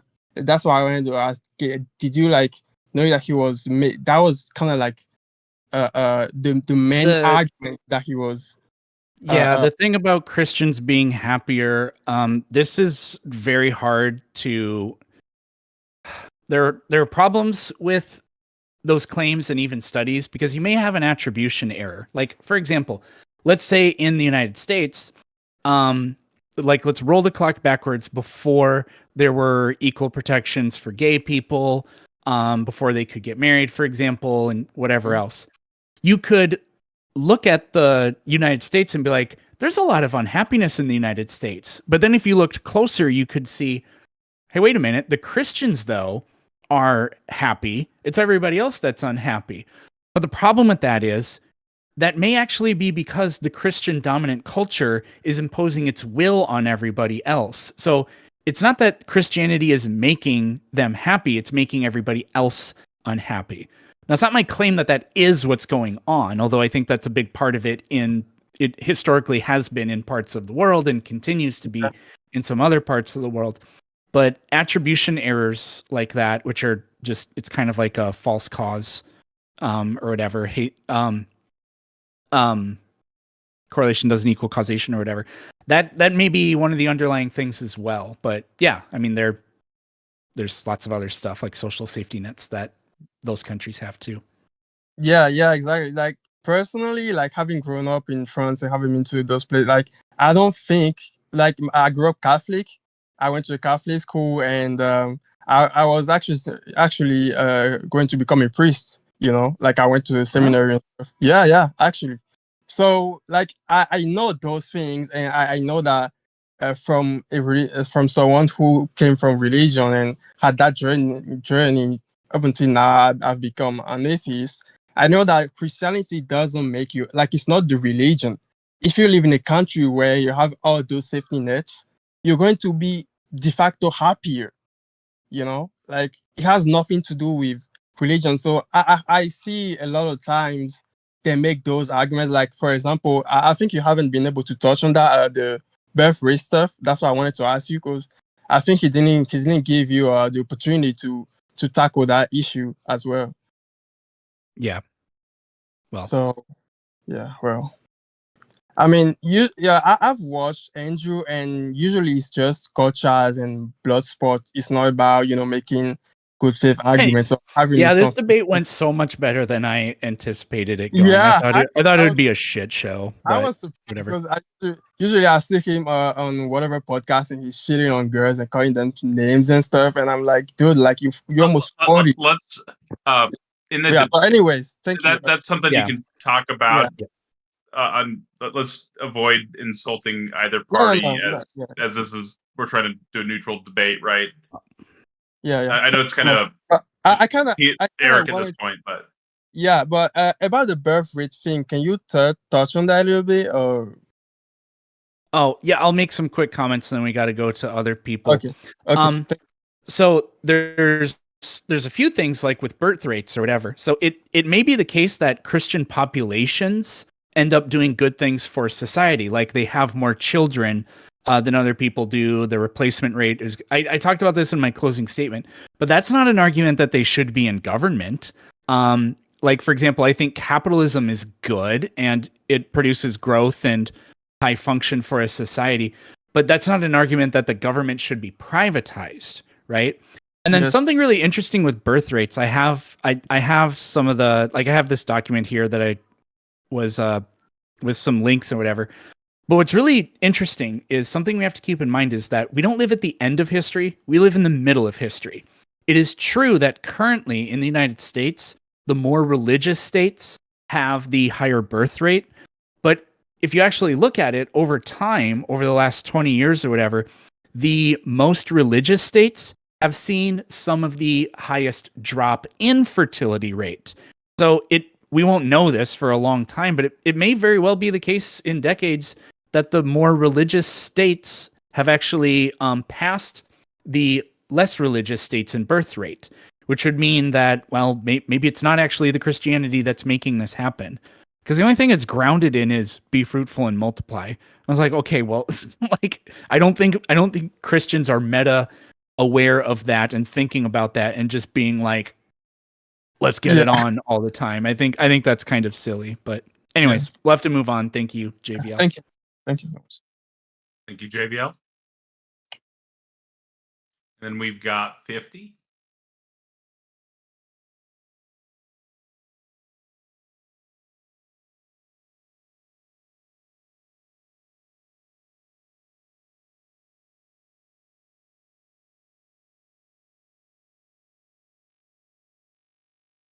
I guess I'll pull Joseph. Yeah, maybe they're not there. Oh, Oh, man. I'm sorry. I forgot I had to accept the mic. So I wonder if Daniel is aware of the Pilgrim's reason for leaving England. And I have a more of a comment you could reflect on instead of a question. Did you notice Andrew kept saying in his closing statement that you stated you'd allow pedophiles in government when you never said that? I believe he made the comment 3 times in his closing statement. Yeah, something like that. He was trying to do a weird gotcha. I don't know. Like if it was misdemeanor, like if they were 17 and they had a girlfriend who was 14 at the time and they got a misdemeanor charge in there, then should they be blocked? And it's like, yeah, what was he doing? Maybe that would be okay. I don't know. That's not. I don't know. So Yeah, I'll just go on record as a blanket no for that one for myself. I think that's one we could do it without. yeah. I mean, I don't know. I've never thought about that before. So that's all I had though. Okay, thank you. Thank you, 50. I drink all my water. I'll pull Joseph back up. And then there's some text questions for you still, so we'll get those after Joseph. Yep. And then if you want to take second ones from 8-Bit and Duck, we can. I don't know how much time. You've been here a long time. Thank you. Yeah, 3 hours. Yeah. Hello, can you guys hear me? Yes. Hey, Peterson, thanks for taking my question. So, I guess my main question here is, you said that they should be allowed to do it, but you don't want them. Is that correct? I don't know exactly what you mean. They I'm should acknowledging be, that. Go ahead. Because I don't know what you mean by they shouldn't. The Constitution has a framework where amendments to amendments can be made, but that wasn't done with the intent of, like, if you do that and then you screw up the government, then I don't think that that's no kind of righteous claim. It's no kind of gotcha that you can make, because it violates the purpose, the function of a constitutional republic. Sure. I mean, I'm just speaking on kind of what you think. So you're saying that you don't want them, you don't want a Christian government, but we should allow Christians to do it if they use the system the way the system exists. Is that right? I didn't quite follow. I don't think they should, but the system allows for that kind of thing to potentially happen. Like a lying serial molester can run for president, and he did, and he won. He's in office right now. Like, it can happen. I don't think it should happen, but it can happen. Right. So it can happen, just like how you described Trump. I'm not asking if Christians can get into government. Clearly they can. I understand that. So you're saying we shouldn't have them in government, or we shouldn't have a Christian government. Is that right? Yeah, according to the Constitution, we shouldn't, and according to the Bible, we shouldn't. Well, I'm asking what, according to Peterson, are you just going to defer to the Constitution for your odds? Those are my reasons. Okay, fine. And then the reason you gave in the debate, correct me if I'm wrong, but you said it's because they were dysfunctional. Is that the main thrust of your reasoning? It causes dysfunctional governments, yes, and even according to the Christian, this wouldn't work because there are thousands of denominations of Christianity. And now, what if all of a sudden the Protestants, like the United States, we become a Catholic country, and when the Pope makes a declaration, that becomes the law for Protestants or something like that. Like, a Protestant is not allowed. It's blasphemy to be a Protestant because we're a Catholic country, and if you deny whatever tenet or of Catholicism that Protestants reject, well, now that's blasphemy, and you're going to jail for that. According to a Christian, Christianity and government would be terrible. I just don't think people have much foresight into how that would be used against them. So well, that's the contradictory nature of the position that I was trying to point out. I understand that. In a hypothetical where they were all on the same page, would you have the same critique still?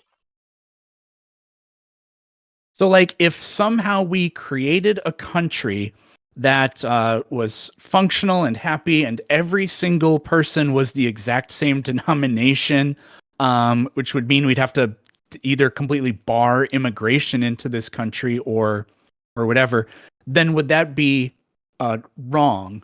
That's weird. It's I don't know what to say to that. I don't want to give a Weasley answer, like that's an impossible hypothetical, but the course of history shows that just absolutely never has worked, and conceivably, how could it ever possibly work?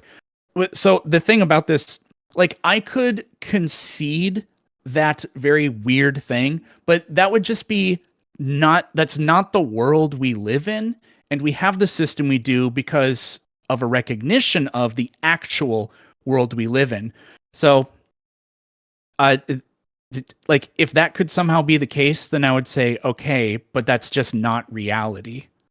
Okay, cool. That's what my main question was, is like when you're saying that your main issue with it is the dysfunction of it, and then I ask you, well, what if they were all on the same page? Then you would buy into it. That's your main issue.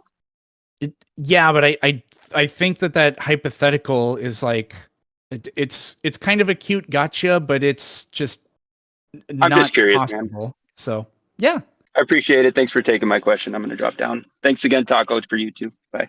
Hey, thank you for coming up. And then there are a lot of text questions. Unfortunately, we weren't able to get to Andrew's on there, but so Brett Boyle was asking, do people genuinely believe that conversations in the panel verse are going to solve thousands of years old philosophic and theological debates? So politics is how we structure society, and individuals participate in politics, and individuals gain their perspectives and their ideas by engaging with those ideas with other people in the public square. This is part of the new public square now in the 21st century.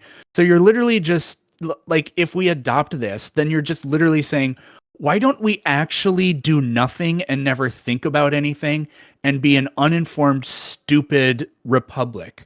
Well, because we are the ones that put our representatives in place, it would actually be irresponsible of us to do that. So yes, I do get the idea that, right, I do in a sense accept that nothing that happened here we won't be able to pinpoint any change in the world that happened because of this. But if we take to the logical conclusion the criticism, then that means the complete disparticipation, I don't know if that's a word, of civics, which is the end of civilization, which is a stupid thing to say. So Gotcha. And then I think this was for Andrew, but I think you'll have a funny response to it, so I think it's still a good one.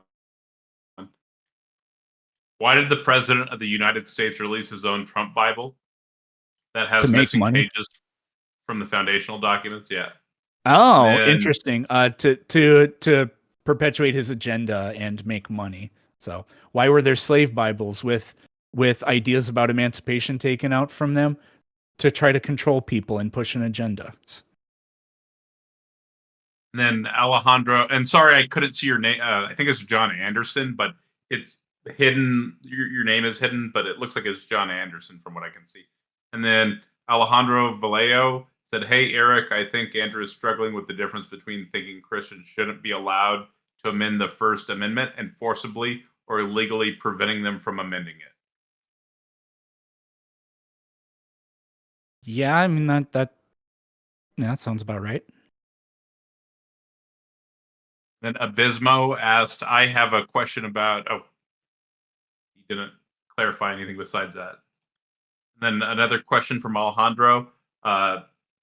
Eric, the PDF question made me almost certain he's just commenting. That question. That's the P word. And then- Okay. Yeah. YouTube doesn't really like it. And then Clay Manning. Sorry. Hey, Planet Peterson, do you feel like Andrew mixed up the use of should and can during his cross-examination? Because just because some can do something doesn't mean they should. Yeah, we've gone over this multiple times now. That seemed to be what was happening. Yeah, I don't have to endorse it just because it's hypothetically possible.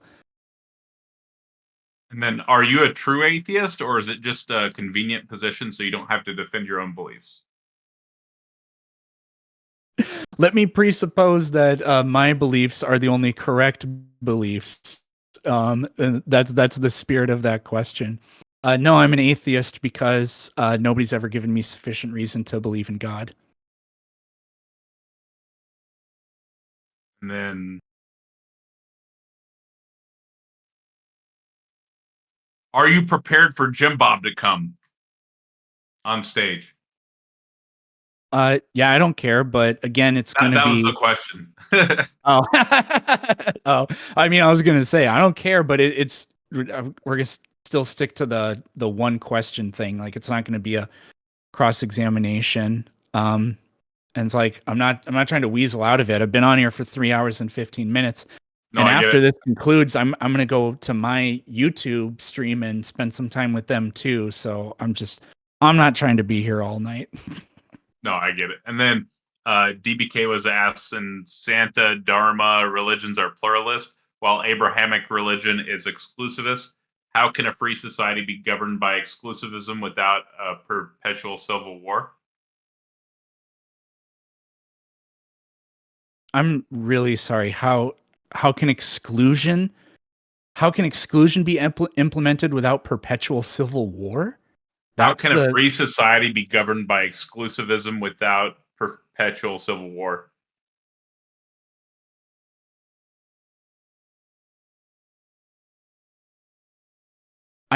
That's a very odd question. What I would say is maybe it's inevitable that civil wars can break out. The question would be what's more likely?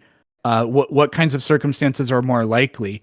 I don't think you don't have to be that smart to look at what's happened around the world historically to see that countries that are intrinsically less democratic are far more likely to be embroiled in civil war. That's just, and it doesn't even have to be a religious thing. It can be an ethnic thing, like what happened in Rwanda. It was less of a civil war and just more of a mass slaughter.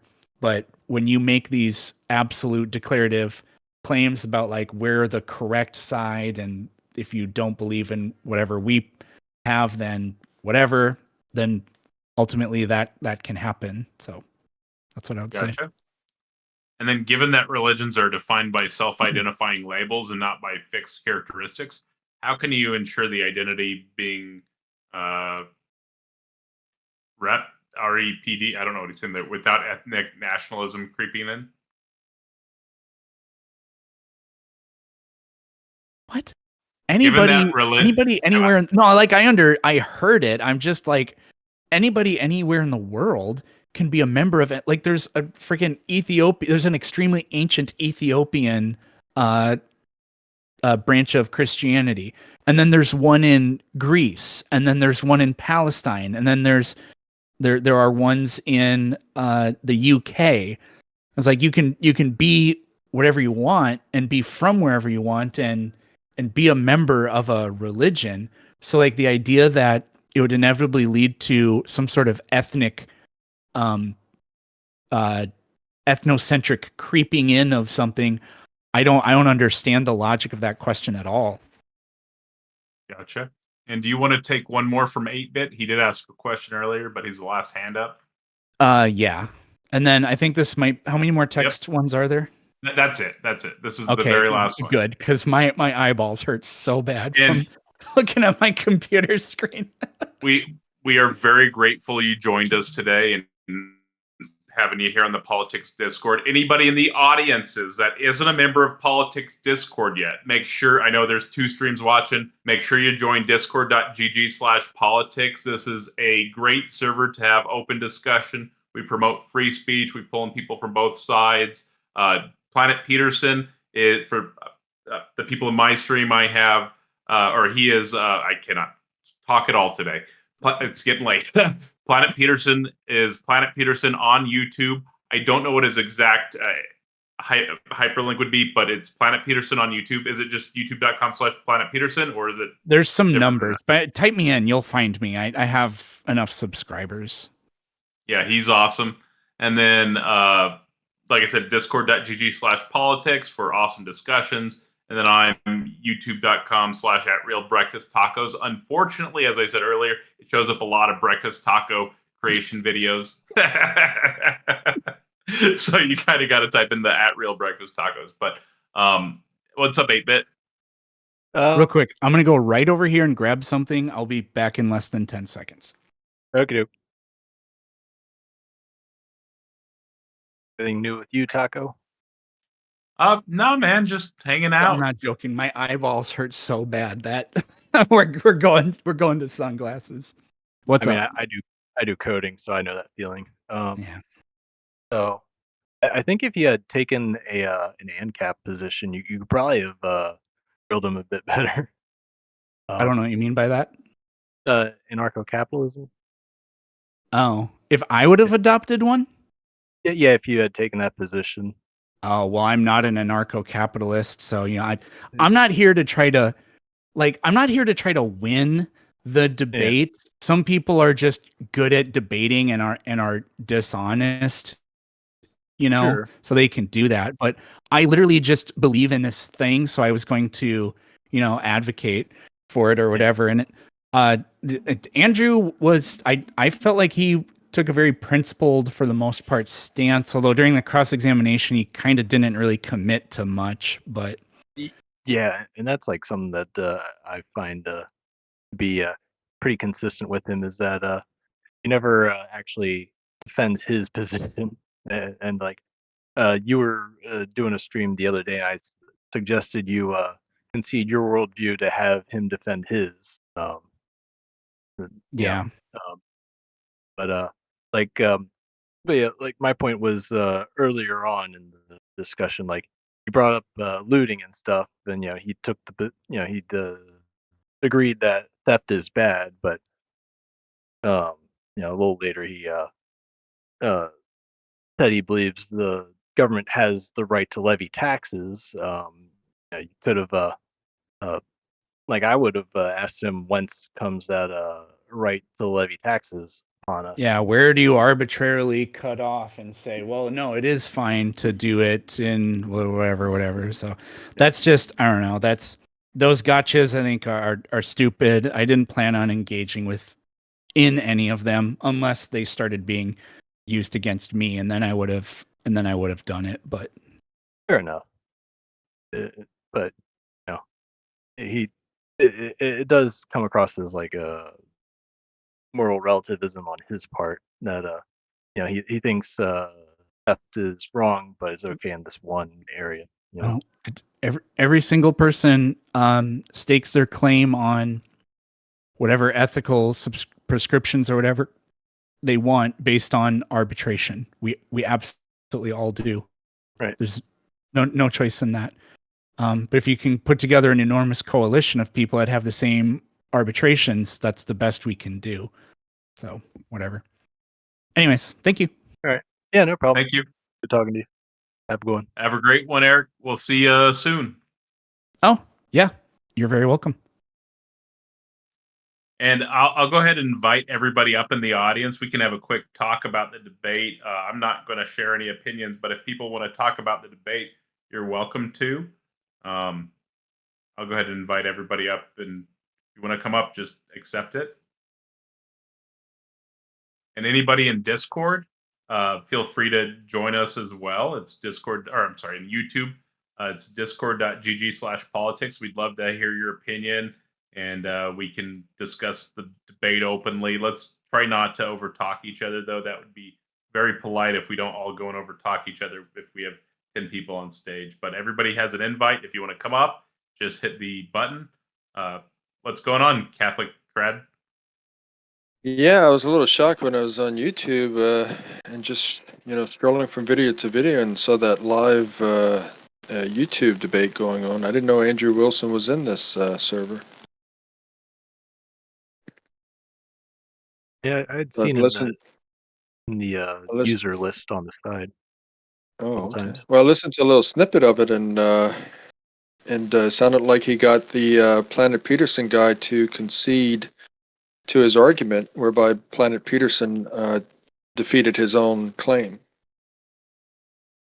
I don't think that's necessarily the case. I think he was conflating should in terms of legality with should as in this be good for society, you know? Oh, well, yeah, but so if that was Planet Peterson's position, he wasn't being very clear on it. And Well, I mean, obviously, if that's his position, then yeah, that's fine. If he's saying, well, it's not a good thing for society, if that's his position. But anybody can say, well, the opposites as well. It's not a good thing for atheists to be in government because they have an atheist worldview that where there's no absolute standard of morality. So that wouldn't be a good thing. So well, I mean, I'm gonna level with you. I don't believe anyone should be in government. you don't believe That's the anybody issue I should be in took. government? Correct. That's the issue Well, I how took would with that the work? debate. Sorry. Wait, who's gonna talk? Yeah, go ahead, Joseph. I was going to say that's the issue, and I think Taco kind of addressed this momentarily when he said about the prompts. But when it took me a while, I was watching for a while till I understood. Well, oh, he does think that they should be allowed to. They're kind of counterintuitive points. Like, well, yeah, we should allow them to, but should they be in there? No. Like, why would you allow something you don't believe ought happen? Just Exactly. clearly confusing for a lot of people. So Yeah. just a weird I prompt. think that should definitely have been stipulated a bit more in the early thing. Like they agreed to like, we're gonna stick to this subset of whatever the discussion, but yeah, I think the use of should there should have been clarified.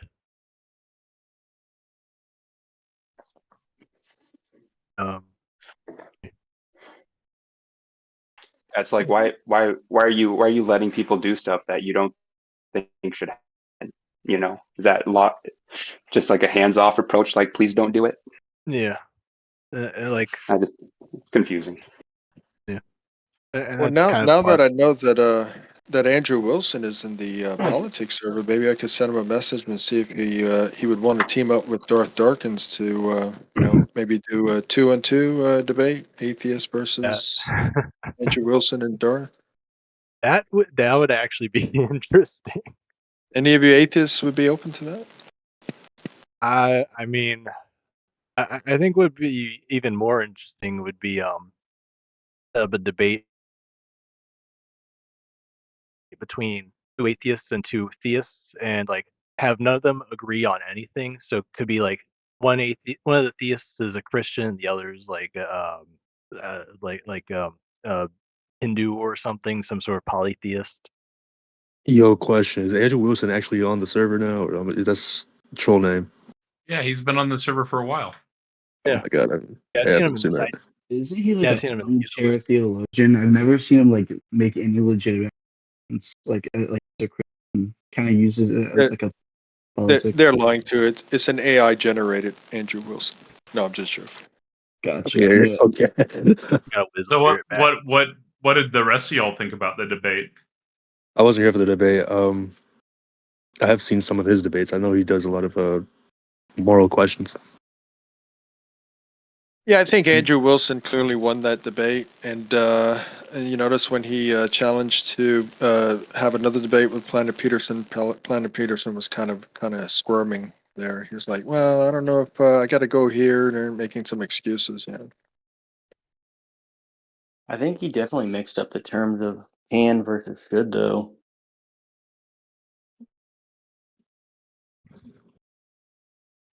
Like, can Christians be in politics? Yes, but should Christianity be the focus of government?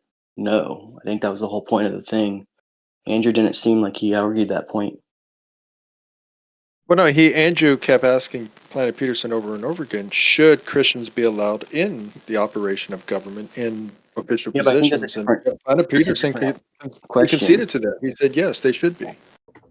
And then he No, it's said, like should they go ahead and in their operation do their job, which is one of their jobs, is to go ahead and change the Constitution if so they saw fit.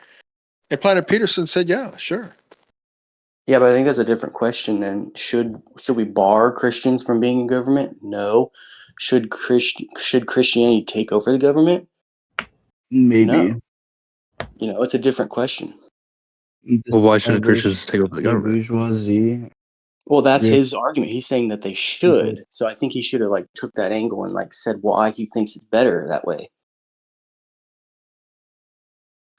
Which Well, I he think never Planet established. Peterson should have explained why it would be good, because all I kept hearing from him was, well, it's dysfunctional. It's dysfunctional. How is it dysfunctional? We've had Christians in government ever since the founding of the United States. I don't see how it caused dysfunction. I'm pretty sure the majority of the Constitution was built on Christianity. I think It was Andrew Wilson built to won be through like playing a rhetorical games, and Peterson was struggling to keep up with his rhetorical games. But I don't really think Wilson was making good points. Peterson was just unable to see Yeah, through but them. Andrew Respond never quickly. argued one reason why Christianity should take over the government. What That would be always the better outcome? He just said that they can, technically, if they get enough votes. He never said why they should, though. Yeah. Wouldn't that be Peterson's obligation too? No, I It's mean, both what's their the problem? obligations to support Should their Christianity be position. in government? One side says yes, one side says no, and Andrew's side was yes. He never argued why. Yeah. Yeah, and when you're arguing for the affirmative, you really should be providing some good reasons instead of just trying to attack your opponent's Well, negative position. I honestly He's think never done common sense is his argument, the morals, the ethics. I Yeah, don't but he never think touched it. He just said, can they, basically. Yes, they can. If you get enough votes, they can. But why? Why should we do that? Why should we go that route? Yeah. That's what I thought was missing. Yeah, I've never seen Andrew actually support his positions. It's always just attacking the other person and whatnot, drilling them down. Yeah. He was just trying to make him flustered, which he succeeded at. That is Seems that Andrew part of a Peterson debate, though. to debate people that seem to be less. Well, why should Christians be allowed in government, and why should they be allowed to go ahead and change the Constitution if they shouldn't be allowed if they shouldn't be in government? If it truly, if Planet Peterson really believed they shouldn't be in government at all, then why does he say they should be in government? You're I think on conflating Peterson's two side, which different uses of should, which No, I I'm wouldn't not. agree with. Because if somebody truly Yeah, you are. stood by their convictions, then he would say legally they really shouldn't be in government. Because if Just it a makes government dysfunctional, and if it no, truly only if they believed try to that, repeal the as he kept First saying Amendment, over and over again, then he should say legally Christians should not be in government, and they should not no, be allowed to change government towards any Christian beliefs. no, anyone of any faith can be in the government as long as they. No, I'm not Hey, arguing can you let can. I'm not can you arguing let can. Vegan Gains up, please? Oh Yeah, my no. argument is Vegan about and can. gains. Oh no. Yes, I know. My argument is about his view with regards to how the government should operate. Planet Peterson's view of how the government should operate. Not the way it's operating now, but the way it should operate under a Planet Peterson type government. Which would be right now, the way it is. No, the way that Planet Peterson would rather it be is that there shouldn't be any Christians in government No, whatsoever with see, regards that's to the Christianity in distinction. government. Christians can be in government, but the government shouldn't be based solely on Christianity. There's a distinction there. But that's the way Yeah, the government is now. So you're saying it No. should. So you're saying Planet Peterson is okay with the way the government is now, but not okay with the way the government is now. This Well, government right now is not based solely on I Christianity. think I can't know exactly what the guy's thinking, but I think I understand Planet Peterson's point of view, and you have like there's this ideal that no matter your religious beliefs, race, creed, ethnicity, philosophical beliefs, the government shouldn't restrict members of the society from participating in the political process, and that includes being a member of government. This creates a bit of a conflict of interest because you're going to have people with certain political or religious or philosophical beliefs that fundamentally disagree with the point of government as it's laid out by like the Constitution. So you may have Nazis come into government who believe in fascism. You might have communists come into the government that are against free market enterprise, even though the Constitution supports it.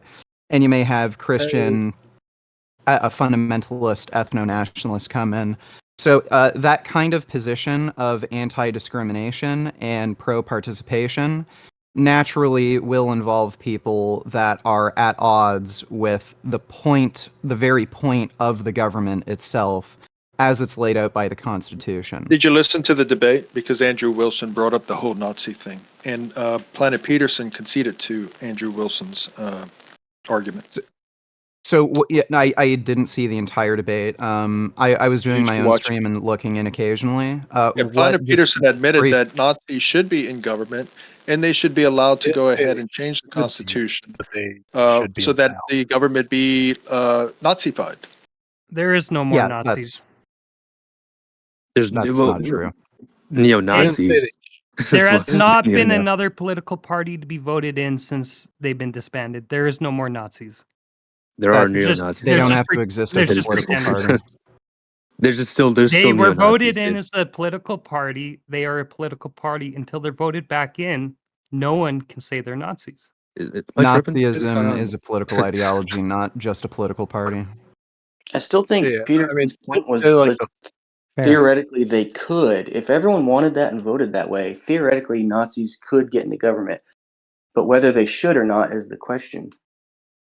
Yeah, Peterson was just he was not doing a good job himself communicating what he was trying to say, because I think he was trying to say it's just a First Amendment issue that anyone can be in office, but we shouldn't want that. But I don't know, maybe the whole debate was not framed well, and they should have specified specifically like if they were talking about Christian nationalism or what, because just saying Christians or Christian influence should not be in government is kind of like that. There's a lot of things that could mean. Yeah, I agree. I think Well, Andrew's really slippery. He's hard to pin down, and he's hard to get himself to commit to a point to defend. Yeah, It's crazy. exactly. He's And he good. took advantage of how open the debate was by just broad Christianity in government. Like, what does that mean? Well, like again, this is the fundamental issue.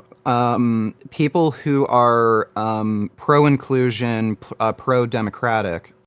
So Planet Peterson, yeah, Nazis should be allowed in government, and they should be allowed to be voted in. They should be allowed to influence the Constitution. That's antithetical to his own values. So he would either have to bite the bullet and say, yes, Nazis should be allowed in, or no, they shouldn't be allowed in, and the government should inherently be exclusionary to certain beliefs. In which case, if he has that opinion, then he's going to have a hard time arguing why there should be some sort of Christian exclusionism, or any like exclusionism of anything if he's pro-exclusionary. I don't really think he was pro-exclusionary. He just didn't think that the government should be overwhelmingly Christian influence. He wasn't trying to exclude Christians from the government. Yeah, he just doesn't want the he just doesn't want the influence of yeah. He doesn't want laws that are based upon Christianity, that kind of stuff. So he's just holding an opinion with no teeth to it. See, if I was to say, okay, atheists should not be, atheism should not be promoted in government or anything like that, then I would say, in my worldview, that atheists should not be allowed into government, and that would end it right there. Boom, over. Do you really think that though, or are you just hypothetically? Yeah, no. In other words, if that's the true position I hold, then I'm going to say, okay, I want teeth to this position whereby it actually holds. Because it's kind of weak. It's very weak to say, oh, well, we really don't want any Christians in there, It's not weak. But It's it's okay if it's okay that they should be in there, and it's okay that they should go ahead and change the government to be more Christianified. But they really shouldn't be in there. But it's okay.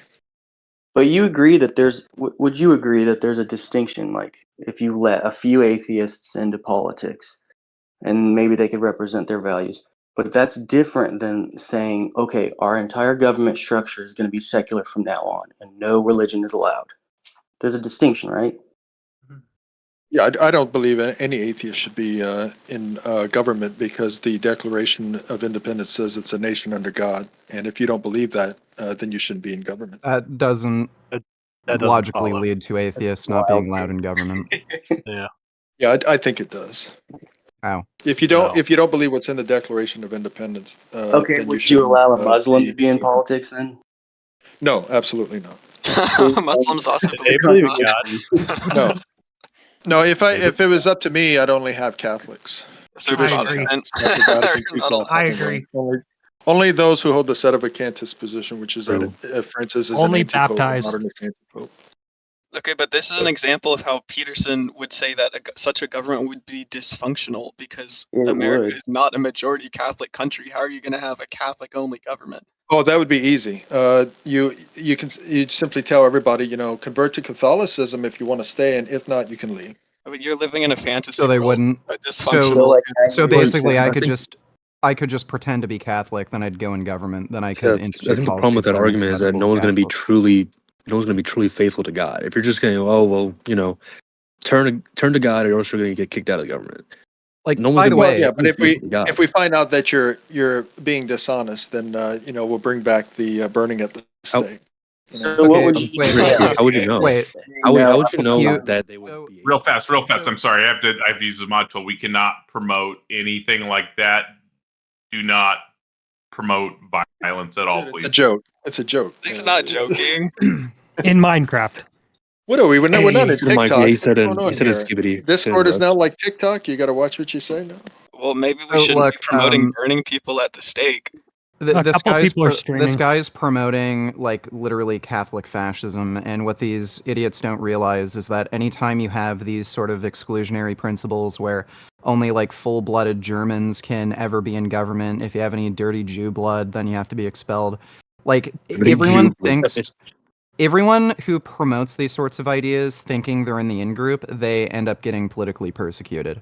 Well, no, Hitler if I killed were many of his actually own. promoting that, I'd be on the sidewalk with a sign, in front of, government buildings doing that. So I'm just Yeah, but in your in a chat room. hypothetical world, if I was like, "Hey, no, I'm an atheist. I'm not leaving. I'm here," what would you do?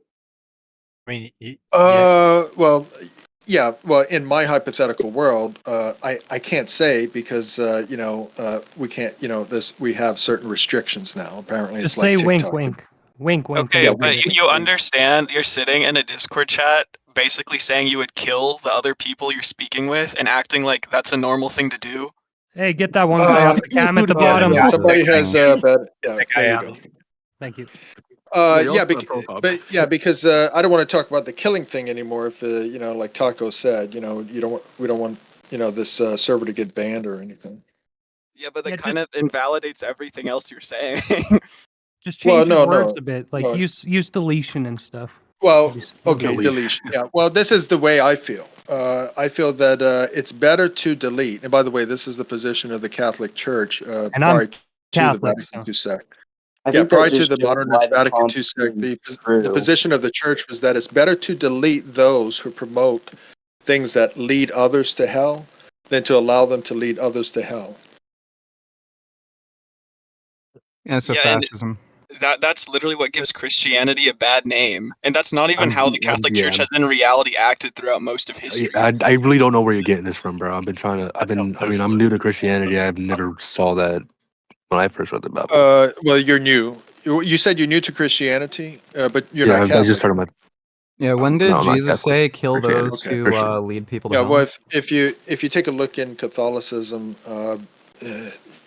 you'll see that with regards there's decrees and stuff on this with regards to stuff like that, from centuries ago, and they've never been abrogated. Yeah, when did Jesus say to go and kill the Muslims, kill the Jews, kill the atheists? Yeah, he said with regards to, like, for example, if somebody committed delete. adultery, he said for them to be stoned to death. No, he didn't. Yes, he did in the Old Testament. That's an Old Testament. He wasn't in the Right. Old Testament. Jesus is God, by the way. So the same God of the Old Testament is Jesus. Jesus is an evolution of the old covenant. No, So not an Jesus evolution. No, the both. Son of God existed in Old Testament times. So The Trinity didn't come into Jesus existence. The said, Trinity "Kill always existed. adulterers," and at the same time said, "Let he who is without sin cast the first stone." Sure. So he was showing. That's because when he came, he said with regards to all those laws, previous laws, he didn't say that they were not just. He just said that mercy should be shown as well. But he never said that those laws were unjust. So he both supports killing adulterers and not killing adulterers. Well, he believes that with regards to if, like, for example, if somebody was to unalive somebody unjustly, schmurder, then obviously the death penalty would be okay because in Catholicism we see in previous popes decreeing that the death penalty was okay. So Those in are other words, popes, the not Jesus. judicial laws from When the did Jesus say old that? covenant times carried over to the new covenant. Okay, so It's the first Jesus, reason why religion Jesus should be contradicts government. himself constantly and says, "Kill adulterers, don't kill adulterers." Well, no, he never said don't kill adulterers. Like, for example, when he said, let he who is without sin cast the first stone, he never said it was wrong to cast stones to put her to death. He was just making a case that everybody has sinned. And So by the kill way, And others. that you should show notice mercy. that he didn't tell her. Notice that he didn't tell her you're good to go now. Did No, Jesus he told sin? her. He told her right afterwards. He said, "Go and do not sin again." No, Jesus never sinned. He lived a So why perfect didn't he life. throw the stone? Yeah, he didn't throw the stone because, with regards to God, God didn't go ahead and say, with regards to himself, to punish those who commit the adultery. He So commanded God never those on punishes earth to anybody? go ahead and do it. He Wait, if does. Jesus Yes, he does. if Jesus can't Then why sin, didn't he throw the does that stone? mean he doesn't have free will? Well, he didn't have to go ahead and punish her at that time, did he? He showed mercy. Now, remember, I just told you that he Okay, said so to her, punish "Go, adulterers, sir, don't sir, I'm punish not finished adulterers speaking. right I'm not now, finished do it speaking, later, sir. I'm not finished maybe give them a second speaking. chance. I don't know why you're talking. I didn't finish speaking." So he told her to go and sin not again. So if she did sin again, then presumably he would go ahead and show justice upon her. Not necessarily unalive her, but when she goes to die on her judgment day, she would be cut off from him for all eternity if she didn't repent of that sin. Have you ever considered that Christianity is for like gay beta male cucks? That's not. Gay beta male Well, did you ever consider Oh. that not being a Christian is where all the beta male cucks, atheists, go to hell because they reject Christianity? Oh, is that why you and they'll be in worship a hell for weak, all eternity? long-haired hippie? Okay. Well, you're not worth talking to. You're the one This is saying what you're atheists gonna come, do. you want to kill people. Yeah, but there's nothing wrong with that because I'm going ahead and I'm adhering to the tenets of God. All right, bro. There's nothing wrong with All there's nothing right, wrong with killing all people. right. I have to remove him from the stage. That's a you. wild. I'm sorry, that's wild, bro. Yeah, That's like those are the type of people that just give Christianity or Exactly. Catholicism, Like whatever. I'm Bad, also a bad. Christian. If you want to ever have Christians in the government, that's not the way to advertise to the common voter. I was gonna say that was the perfect example why Christianity shouldn't be in government if you had people like We should that. kill Amen. somebody if they have a different opinion. That's just I'm sorry. I was like, yeah, this is cooked, bro. There's no shot. This man is making a kill somebody with a different opinion. I think what's especially bizarre is they think God was only 5'5" tall. Do they know how tall Jesus was? Yeah, he was about 5'5". It's That quite was like tall the back. average height of a man Pretty back then. base.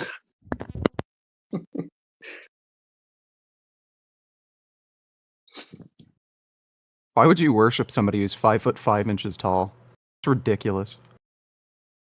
That's not even really a good argument against Christianity. Like you could bring up Leviticus 25:44 through 46, which God permits slavery. Yeah. Yeah, but at least that's cool and masculine. Not really. Well, obviously I'm joking, but I mean, if you're a fascist, Yeah. then slavery is appealing, and worshiping someone who's 5 foot tall probably is cucked. Although It wasn't that's a Hitler bit of like an ad hominem Catholic? argument. I mean, there's a bunch of passages that allude to worshiping God as like some form of slavery, like being a slave to God, that kind of thing. Yeah.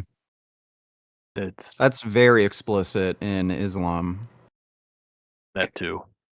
So why do you guys think Andrew never has to defend his positions? Like, why isn't anyone picking up on this? Is he that just good at it?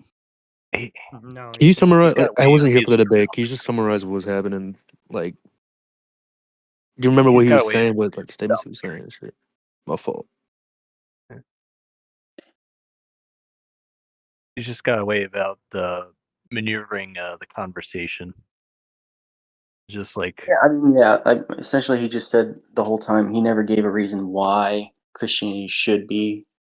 He yeah. just said that basically he got Peterson to admit that Christians can be in government, and if they can be, then why wouldn't they, start doing Christian things? But the question was like, what are the good outcomes on why they should do all these things? And it's just crazy. He never has to defend it. Yeah, I mean, he was being ridiculous. He's like, so you think Christians should be able to oppose or propose a constitutional amendment which could make the country more Christian? Well, yes, I guess they should be able to. Aha! So you do believe that Christians should make a no, that's not how it works. But that's how he just talked really loud and kept saying that again and again. Yeah, And he asked the same 2 or 3 questions like over and over, and man, he was Peterson not letting Peterson talk. The way to get around this is to just point out how even if you do have like a Christian government and you make amendments to the Constitution that are pro-Christian, it probably is antithetical to your own ideals, because usually when you set up states like that, they end up not allowing for religious and political freedom, and eventually they will likely be opposed to a lot of Christian values. I think that's the best way to argue against Andrew Wilson for this Christian nationalist position.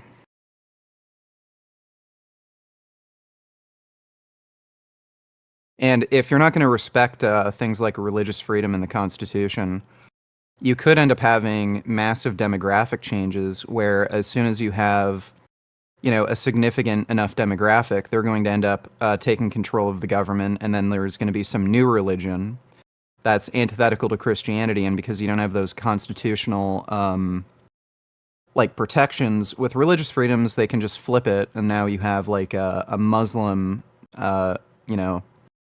some sort of Muslim nationalist state, and then all the Christians are going to end up getting subjugated. So it's just better to allow for religious freedoms and have the government be impartial and allow anybody to, express whatever religious views they want. Like, that's the way you should probably tackle the debate. Yeah, I think Peterson almost got him on the no true Scotsman fallacy, but just didn't quite get there.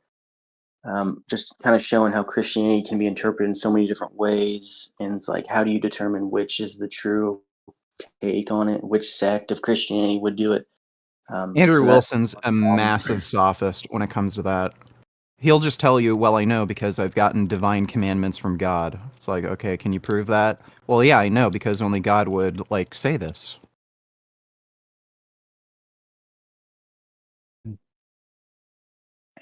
How does he know it's not the devil? Well, again, according to Andrew Wilson, the devil would never do that because, God shows truth, and it's very easy to understand truth from God because it's divine revelation. That's yeah, fair. they'd Just pure probably say it's nonsense. possible. There's always a way. There's always a way out of it with that. Yeah way or no way. As a Christian, I believe in religious freedom as well. I'm not going to tell the Muslim guy down the street he can't read a book. I'm not gonna tell a Jew to get it's wild. You're roboting there for a second. I think there is Hold on. a legitimate issue with practically any religious denomination, especially those that explicitly promote violence, like Islam, where you have to commit jihad in order to ensure a place in heaven. I think so. Canada has anti-hate speech policies, but for whatever reason, religious institutions are exempt from these hate speech policies. So if you're a Muslim, you can advocate for the killing of non-Muslims because it's part of your religion. But if you're vegan and you say, I advocate for the killing of non-vegans, it's not technically part of a religion or anything else. I'm atheist. If you say you're atheist and you want to kill non-atheists, that would violate hate speech policies. So I think they should just ban any kind of religious teachings that clearly openly promote violence against non-Muslims or any kind of protected group. And same with Christianity. You can find stuff in the Hebrew Bible that, or the Old Testament, Torah, stuff like that. Non-Israelites can be kept as slaves. You can conquer non-Israelite tribes. I think those sorts of teachings, they should certainly be banned. And if you actually try to teach that outside of a, say, historical context, and you're trying to advocate for that in a theological context, then you should probably be charged with some sort of hate speech violation. I don't really think there should be hate speech laws. Well, there are technically in the United States. They don't Not really that call them curtail hate people's speech. freedom of speech. Well, if I were to go around saying, Jews are all evil, crazy Satan worshippers, and they're controlling all the banks, and they're the reason for the economic collapse, and they're actually trying to convert all the children to being gay, and they're trying to kill us all. If you're able to actually convince people of this, somebody with some form of rational thought coming to a realization that Jews are trying to kill them and destroy society, you would rationally come to the conclusion that you should probably commit violence against Jews. So if a certain type of speech pretty directly advocates for violent actions, then that would, even if you can call it whatever you want, you can call it like a disturbance of peace or open advocacy of violence. In Canada, we just call it hate speech. That should certainly be banned. Well, putting that aside to focus on your original point, I think specifically it's probably wise that they give special permission to religious institutions, because I think it's probably going to cause more civil unrest if that's what you're worried about, to try to tell mosques they're not allowed to teach the Quran as it's been taught for the last 1500 years. Not that I agree with the message, obviously, but Or what if a guy just has a bad 10 seconds, says the wrong thing, and now he's arrested for it, and he didn't mean shit? What do you mean? Like, give an example. Like let's say someone crashes in my car, I look at him and I say something rude that's considered hate speech in that 10 seconds. You're a stupid Jew or something. And he uses it Oh, against you me dumb in the N-word. Well, Yeah, that's that- not. You're stupid. Yeah, that's not hate speech. Says the hard R. That's fair. By I definition, agree. that wouldn't be hate speech in Canada. So, like, just simply saying a racial slur, that's not hate speech. Wait, what would be hate speech in Canada? I've never been to Canada, so It would Violence? be, yeah, so it would be speech that directly encourages acts of violence.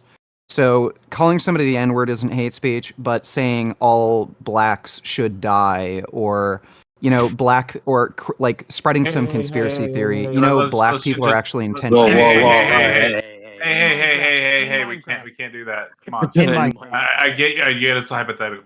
Let's not do that. in Minecraft, dude. Well, I'm just giving an example. yeah, I know. I'm All right. Canadian too. So what were your thoughts though? Like, what if in Canada they pass that law saying we can't speak about petrol oil and stuff? Would you want stuff like that for freedom of speech? What do you mean? In Winnipeg, there's that The one. right to protest? No, like this lady was trying to pass a bill, one of the Winnipeg MPs or whatever, that if we as Canadians were to speak good about Petro, we could go to jail for that. This was, I believe, a yearish ago. Speak good about petrol oil? Yeah, they consider that a crime. This lady was actually trying to pass it in Winnipeg. I'll find the article and I'll DM That would be it a to you. constitutional violation. I'll track it down for you and have it by morning. the Canadian Constitution says that Parliament can overrule freedom of speech with, I forgot, like a 3/4 vote or something when they're passing any law. The United States Constitution does not allow the legislature to just overrule freedom of speech. And I think that's a good thing, because taking away, even if it's speech that would be better off left unsaid, in itself renders a society unfree as soon as you tell people they can't use their voice how they want to use their voice. I think there's better ways to combat hateful speech than trying to ban it. Well, again, so you can look at like the rise of the Nazi Party in Germany. So after Hitler was sentenced for that military coup, I think he had something like an 8-month ban out of prison from being able to publish any literature or speak at any rallies. The Nazi Party was completely stagnant at that time, and then as soon as he was able to speak, Nazi Party grew, and of course he was spreading like insane anti-Semitic rhetoric and crap like that.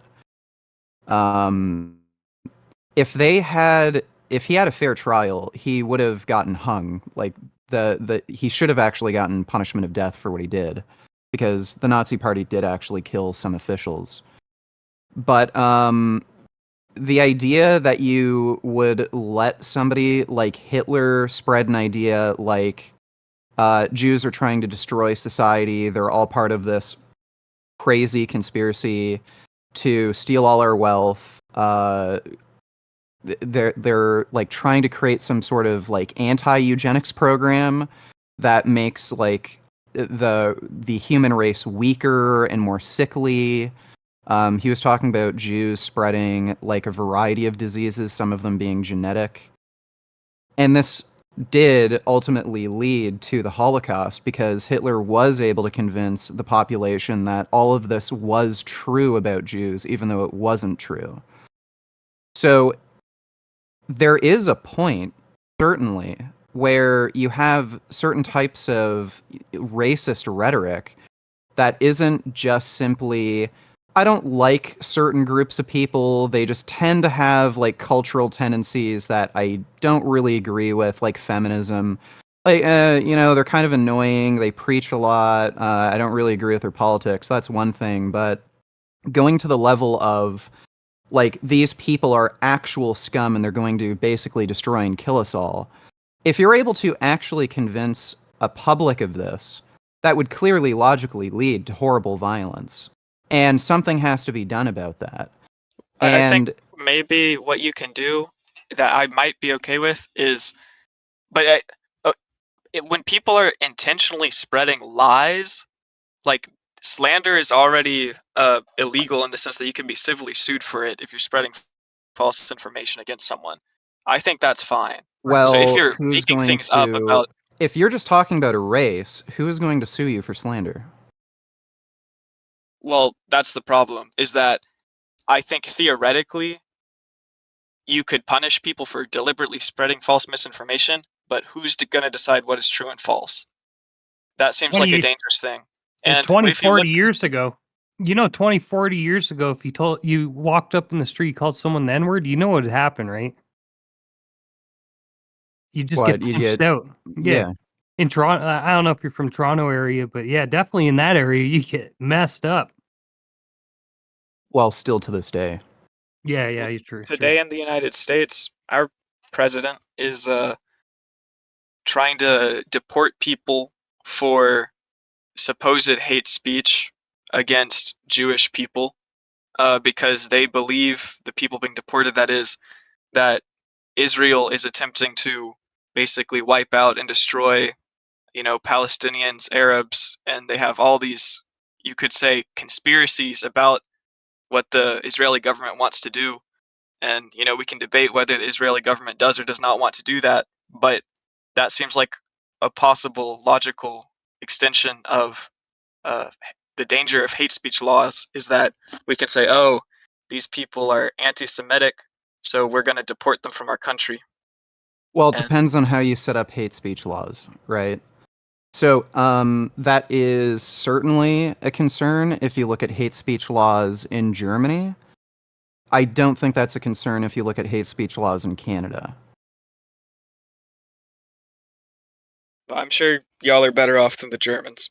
But like I personally, I feel like having as close to unlimited free speech as possible is Well, itself a by the good way, because it makes citizens well, free. by the way, Oh, in the United States, you do have a genuine political concern of the US president politically persecuting people for wrong speech, deporting pro-Palestinian students that are here on a visa or green card.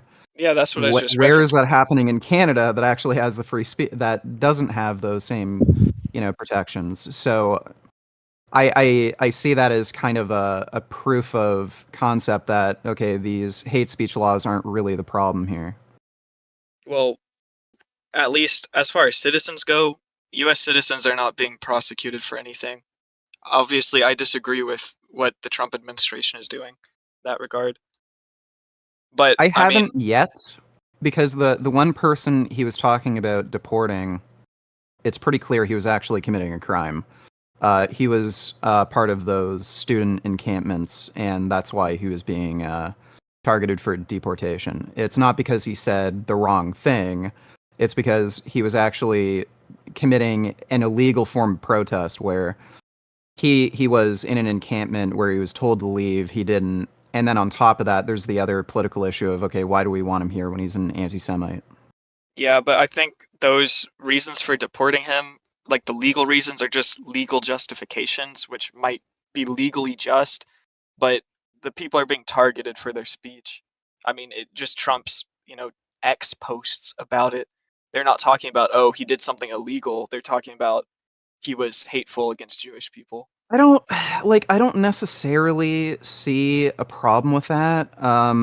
Because again, like, do we want anti-Semites here?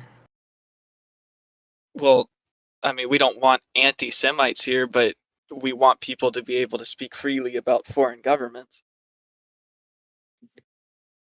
But that's not exactly what they're doing. They're spreading anti-Semitic conspiracy theories. I mean, In a it place depends they on your asked to leave. interpretation.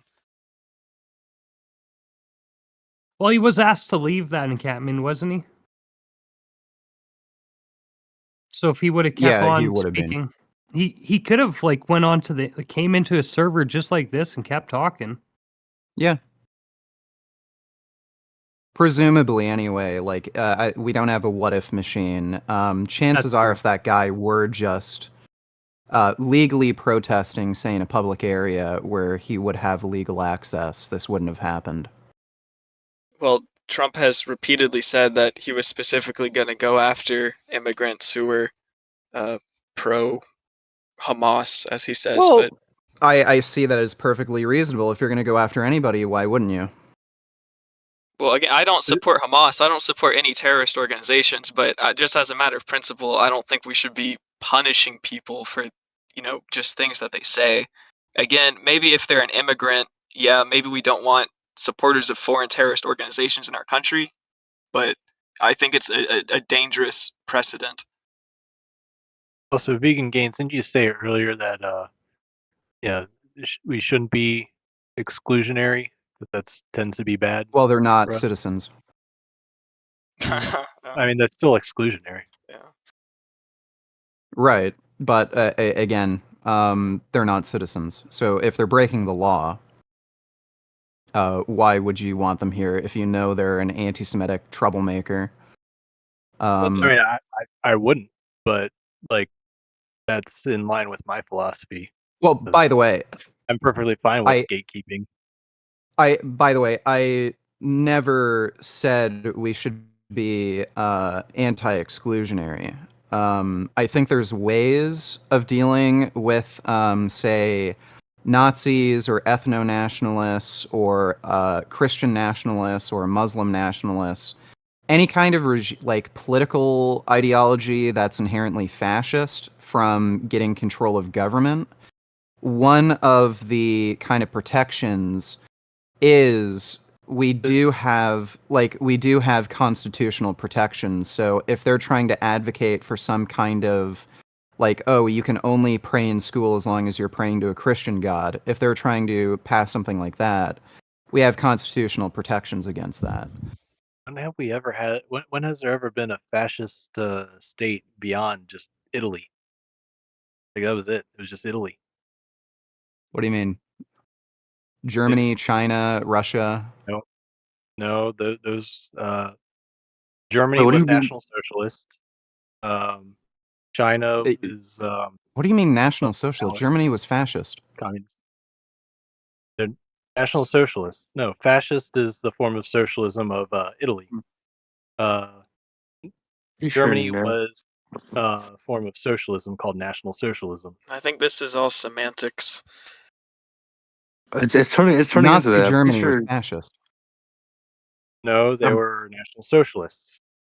National Socialists. No, wait. National Socialists is doesn't just contradict Nazis. the definition of fascism. No, it does. National Fascism Socialism is was- just Nazism, bro. Which is Yeah, fascism. I know that. Okay, No, it's not. And they weren't even a true it's not socialist fascism. regime. These are two different branches of socialism.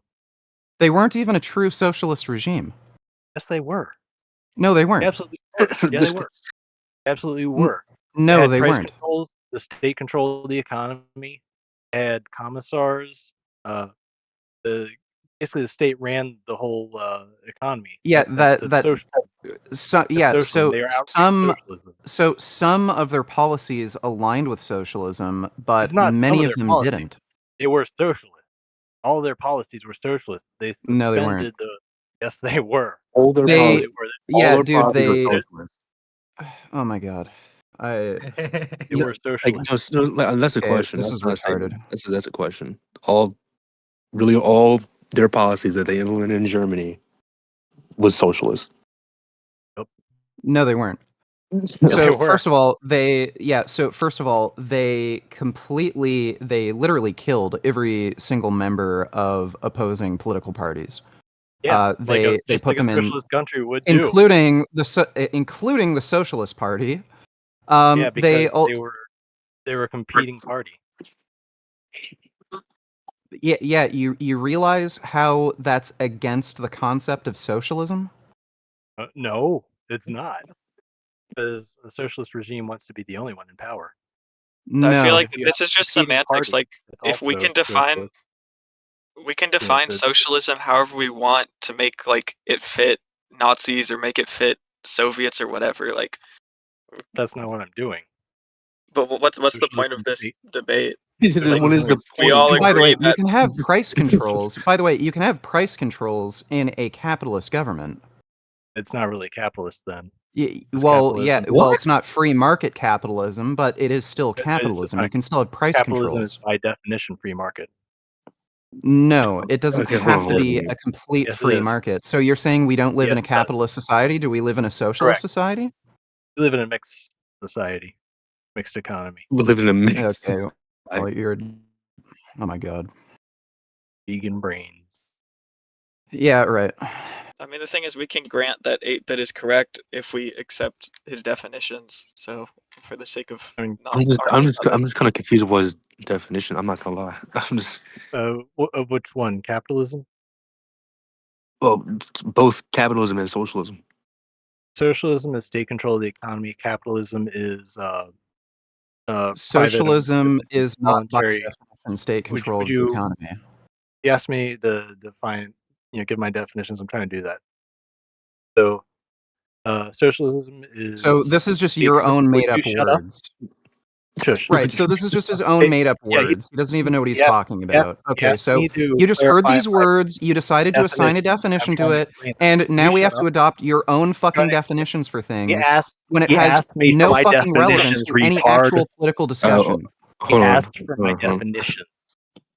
So I'm I don't giving care him about my your fucking definition. definitions. You can define asked dog Hey, as let's socialism. What the hell does that calm matter? down a Oh little my bit. God. Go eat a steak. Goddamn. There's Hey, no hey, point in come on. talking with this guy. He doesn't even know what he's talking about. Why are we ask me listening my to him give definition. a definition I'm of giving fucking my socialism? definition. just He let can define 8-bit socialism speak. as Let him anything. speak. Let him speak. It doesn't matter. The point Look, is, it doesn't Oh my matter. God. You're throwing a goddamn bitch fit.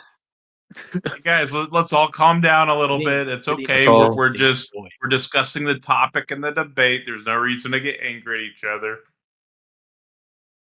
So I'll take a chill pill. All right. It's not that big. It's not that deep, chat. It's not that deep. All right. What's your all right? No, it's seriously 8-bit though. What's your definition for capitalism was? The free voluntary trade between Wrong. private individuals. Who was that? By the way, his Damn definition of 8-bit. capitalism would necessitate the allowance of monopolies. So even if you had Oh, like monopoly breaking policies, then it would by his definition not be capitalist. Like this is just fucking ridiculous. Natural monopolies can't really form under true capitalism. Oh, sure they can't. Right, because if you buy out another company and then buy out the competitor, how could that possibly naturally form under capitalism? There's no way a company could buy out another company. Yeah, that happens, and guess what? That just incentivizes people to create more competing companies. And they make that end good up getting outcompeted because of economies of They get scale, bought. or they also get bought out. Yeah, So the idea that they natural monopolies create can't form is just fucking to retarded. be bought. They're creating companies to be bought. So they're just making So money. that is by definition a monopoly. No, because you can still create any competing business. You can still just create a competing business at any time.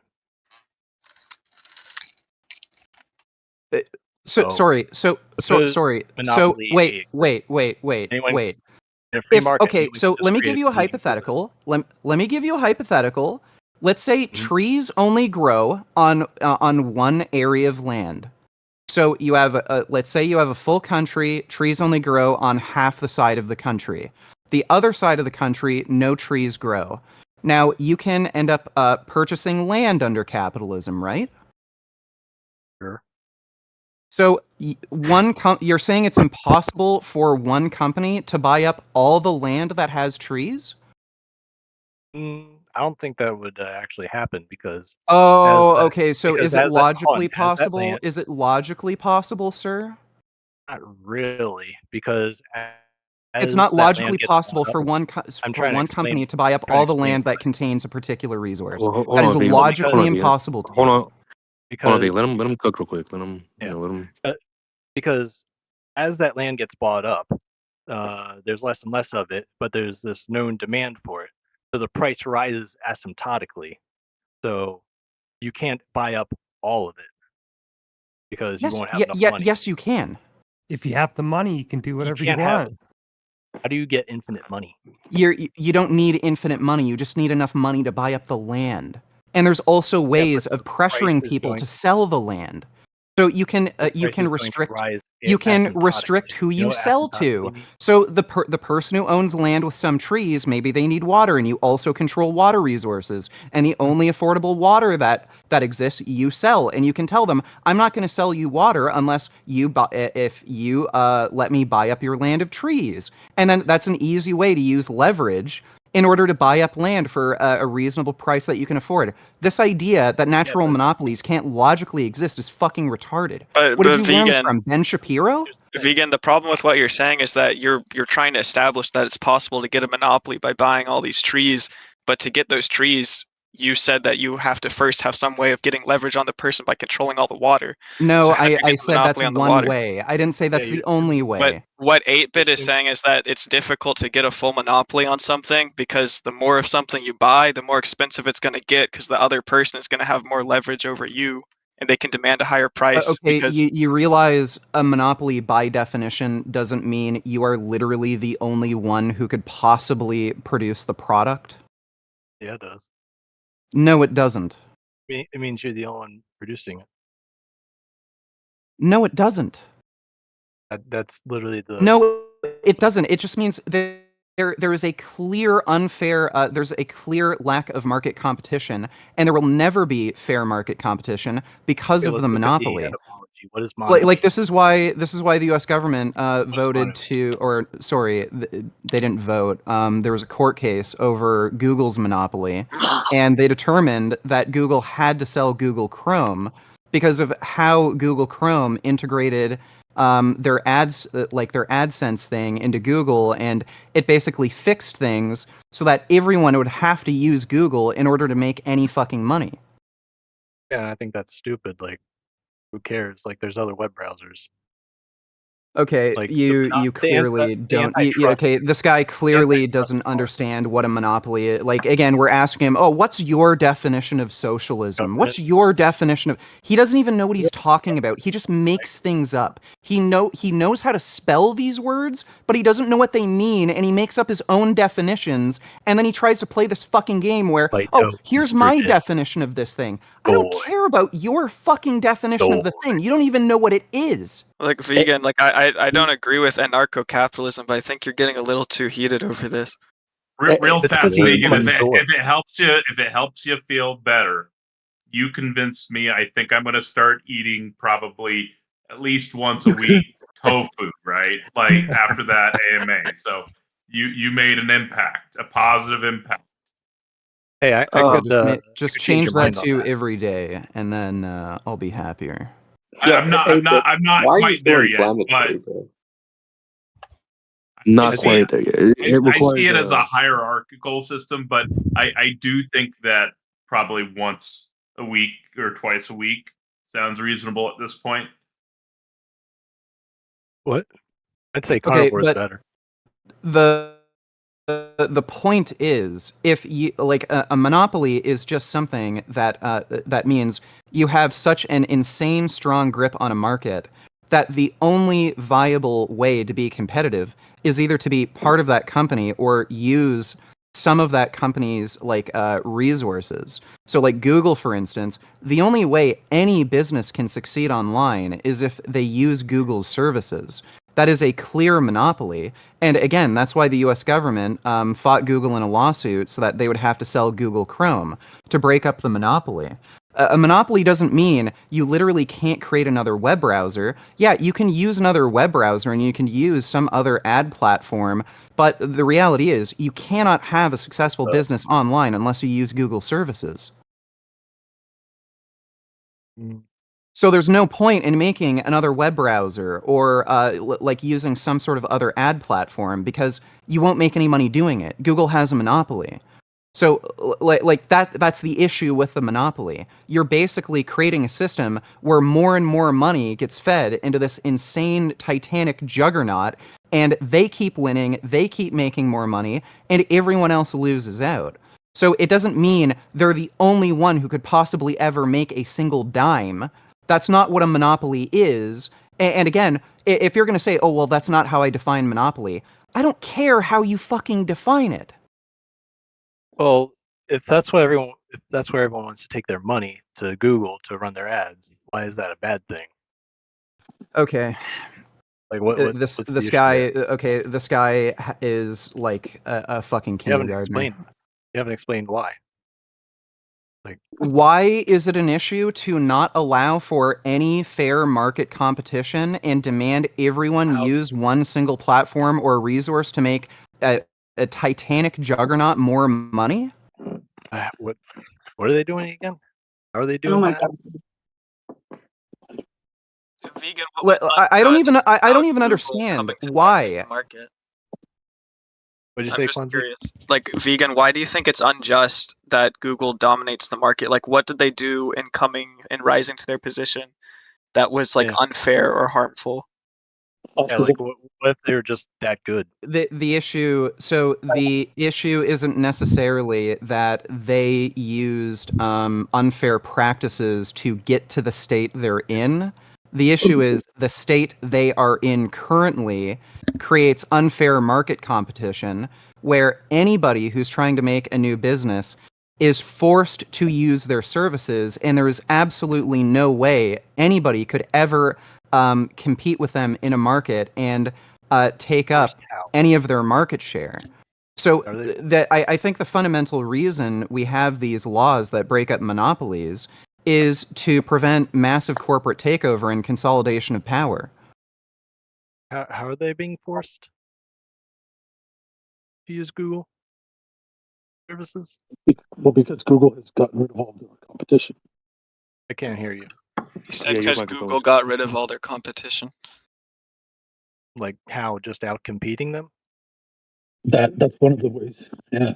That's one of the reasons, but again, it has to do with how they structured the Google browser, Google searches, integration with their ad platform.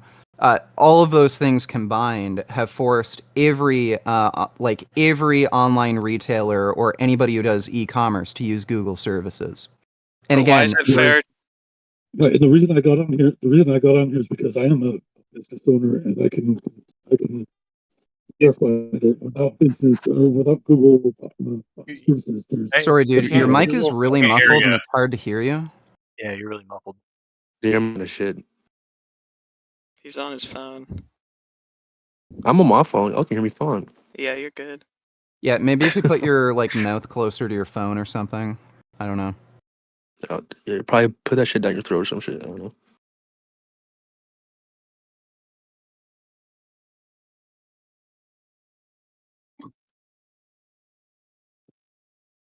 I'll work on it. You guys carry on. Now you sound kind of fine. Yeah, we could Wait, speak again. understand you Hold on. there. I think you took our advice. I took your advice and I got my phone in my throat right now. I He's guess full that's robot fine. again. It's still kind of shit. It was good for like 2 seconds. And it was like, okay, never mind. Have you guys ever seen? Have you guys ever seen Vegan Gaines' versus videos? Is what? His versus videos, like him, Vegan Gaines versus X. Like if you had seen those, you would know that like you don't want to go versus Vegan Gaines. He'll rip you up. Better.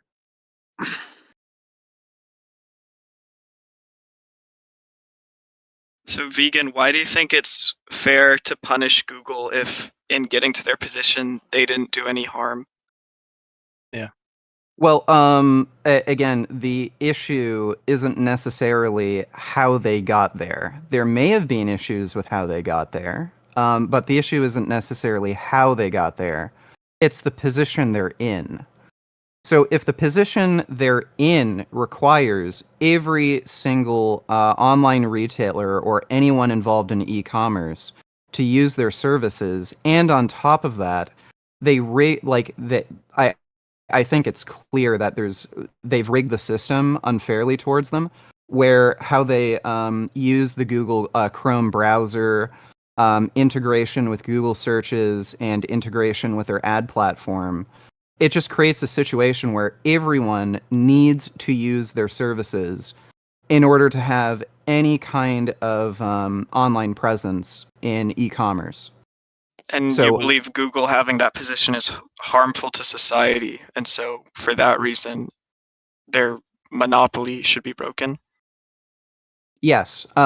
If it just creates an unfair system where there can never be any competition, and it also they can also bias the platform where they make way too much money, and it's very difficult for any online retailers to make money. So because they're the only game in town, they can charge exorbitant prices for things like ad integration, Google search results. So if that's the case, they can end up weaseling more and more money away from any online retailer. They can choose who succeeds and fails rather than just having a fair, free market. So it's like the tree analogy. If you buy up all the land with all the trees and nobody else can produce any lumber, you can charge insane, ridiculous prices for lumber now. So now you have an issue where you can double, triple, quadruple the price of lumber. You can make a ton of money. And now this negatively affects any other business that uses lumber. So now people who want to buy houses, they have to massively increase their building expenses. Cost of living for everybody goes up because now rental and home prices have to go up because there's only one person selling lumber and they can charge whatever the hell they want. And it creates a situation where you have you just have a select few people making way more money than they actually deserve, negatively affecting all of society just because they want to arbitrarily increase costs. Because again, they're the only game in town they can do that. But they haven't, and also like they're not doing that. They're not raising the prices. Also, have you heard of Alcoa, the aluminum company of America? Sorry. So you're telling me in my imaginal hypothetical fantasy they haven't raised prices? I mean, why would they? Because that would just incentivize other people to come So in. I didn't realize you were living inside my head and were living inside the hypotheticals that I proposed. Huh? How did you get into my hypothetical fantasy world? Please tell me. Doesn't your hypothetical presuppose that they actually are doing all those things, increasing the prices and such? Yeah. Yes, that would be the assumption. And even if they weren't they don't doing do that, they but if- clearly have an opportunity to, which is a huge problem. This is like saying, why they do we could, need but they free won't. speech? The government never arrested somebody for protesting, so why would we have free speech in the Constitution if it hasn't happened yet? Have you heard of the aluminum actually, company of no. America? I would concede you that point. Why would you ever need to have free speech protected if the government never actually did that? Now, pragmatically speaking, that actually did occur, which is why we have free speech in there. But in your hypothetical, Right. So you're telling me say you that- would not advocate for free speech if there had never been an issue with free speech? why would you need to advocate for it if it's never been an issue? Have you ever been shot at? Wait, you didn't answer my question. Sorry. Have you ever been shot at? If I answer this question, are you going to go back and give me an answer to that? What question did you ask? So in your hypothetical, where the government never never actually tried to take away free speech. Why would you need to fight for free speech and try to get a First Amendment? Because there's a possibility they could. Yeah, there's a possibility for everything to happen in this world, hypothetically, correct?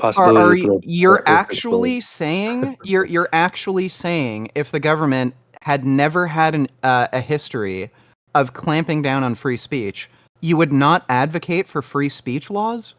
Yeah. Again, this. Okay, so you're a fucking retard. Yeah. Wait, okay, wait, great, hold so on. that's ad How hominem. is Okay, here, vegan gains. Let me just rephrase the question. Let me ask you another one. Do you think that we should advocate for space lasers to be created right now? We have space lasers. What are you talking about? Okay, do you think that we should advocate for space lasers that can teleport human beings into the universe, into space, so they can then use space lasers from there manually? What the fuck are you talking about? Well, there could be hypothetically a possibility where we need human beings up in space to manually navigate those space lasers, right? Okay. So, should we advocate for that then?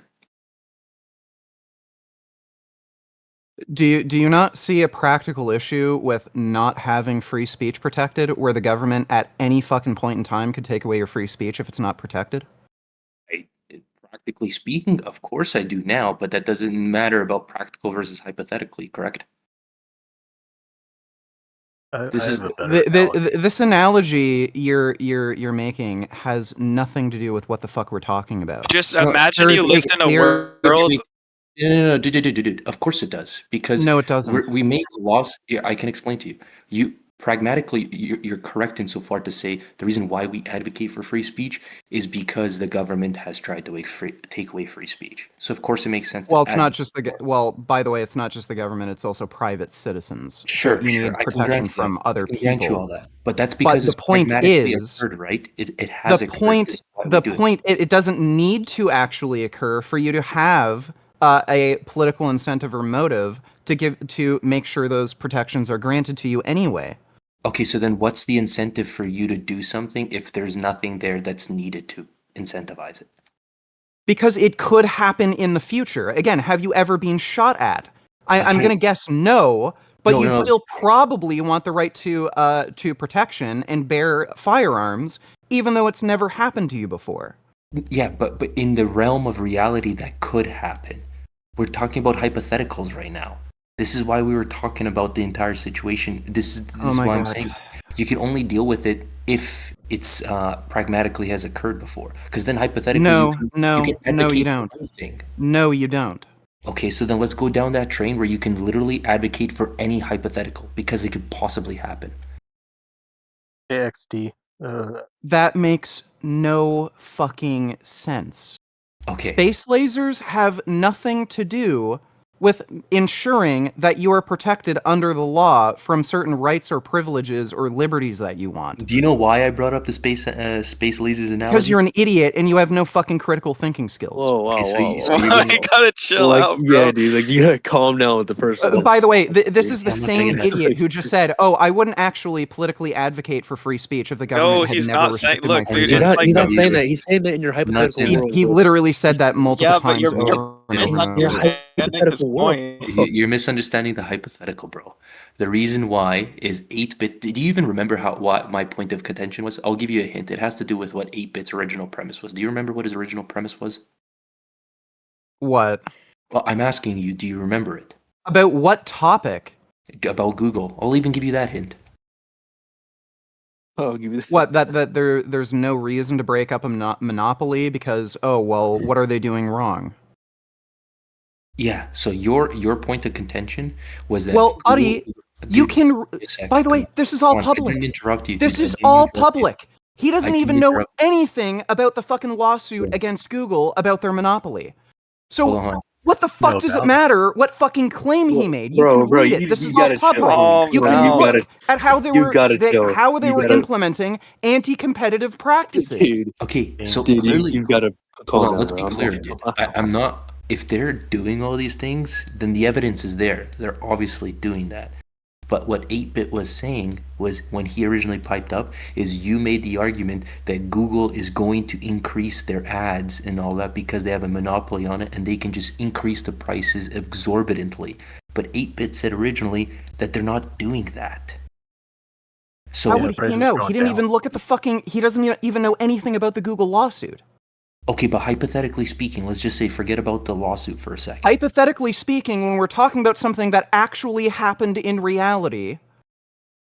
Okay, but We're using it as a hypothetical to look at the morality of monopolies. Exactly. Why is owning a monopoly an issue if they're not actually exorbitantly increasing prices and such like that? Like, can you envision? It is, dude. Sorry, go ahead. Look up the definition of a monopoly. I know what a monopoly is, bro, but I'm just saying to you, hypothetically, let's just say. Sorry, that's not the only issue with a monopoly. Increase in price. Is a monopoly in and of itself inherently evil?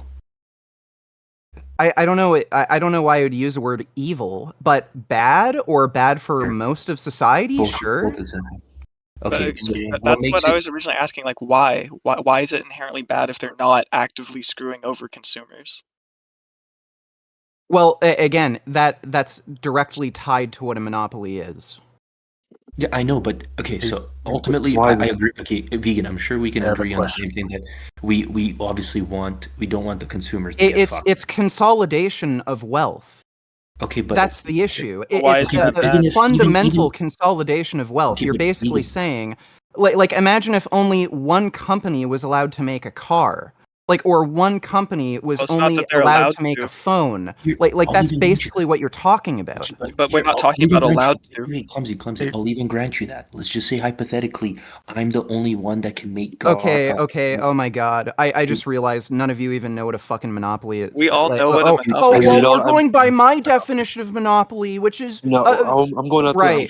Here, I'll use your definition. Oh my god, I'm arguing. Right, okay. I just realized I'm arguing with fucking children. What is your definition? What's the definition of vegan games? What is the definition of monopoly? Go. I can just fucking Google it for you. So we got a. Bro, Google. Would you agree with Google it? definition is what I use. Monopoly, you're vegan. Vegan games. So it is the excessive, exclusive possession or control of the supply of or trade in a commodity or service. That sounds like hatred. Okay, is it possible?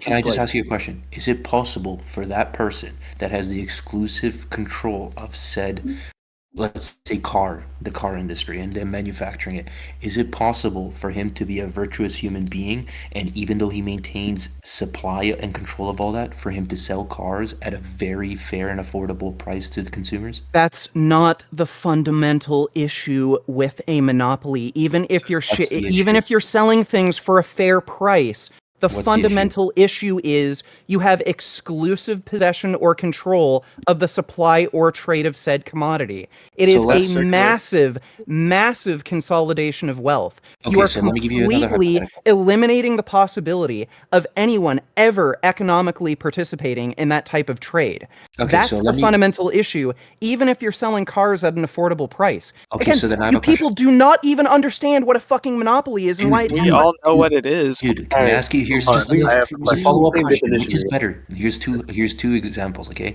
me and everybody in this room. So in instance one, I am the sole monopoly, and none of you guys have control of that car manufacturing business. However, if I give up that manufacturing and I allow you guys to compete with me, you guys want to farm an oligarchy and then jack up the prices. Is hypothetical A better, where I'm the sole monopoly and I provide a cheaper price? I don't know why we're dealing with that dichotomy. This is like asking, would you rather live under communist China or under Nazi Germany? Oh, well, communist China might be preferable. Oh, well, I guess that means communist China is good. The point is to look at what the moral issue is. We're not operating under that dichotomy. Vegan, it's not clear what you're actually seeing as immoral other than like the accumulation of wealth.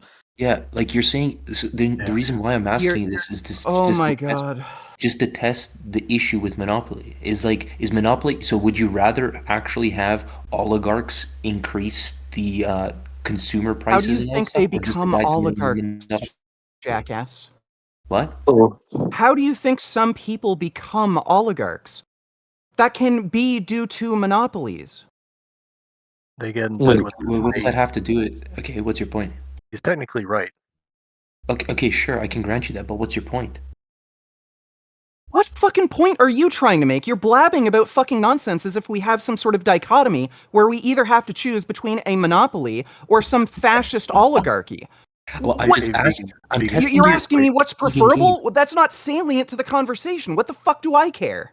Because I we're care talking about about monopolies. I'm trying to You understand your moral framework. I'm trying to understand your moral framework, and if it's just No, you're not. You're asking me stupid questions. Would you rather I have a don't think it's fascist stupid at oligarchy all. or a monopoly? No. Like a benevolent monopoly? That's not salient to the conversation. Would you rather Would have? you rather get fucked in the ass by a bear, or would you rather get fucked in the ass by a fucking blue whale? Like, by a I don't know bear? what that has to do with By a anything. bear. I would rather get fucked in the ass by a bear. Yeah, guys, let's calm down a little bit because let's not go to such extremes.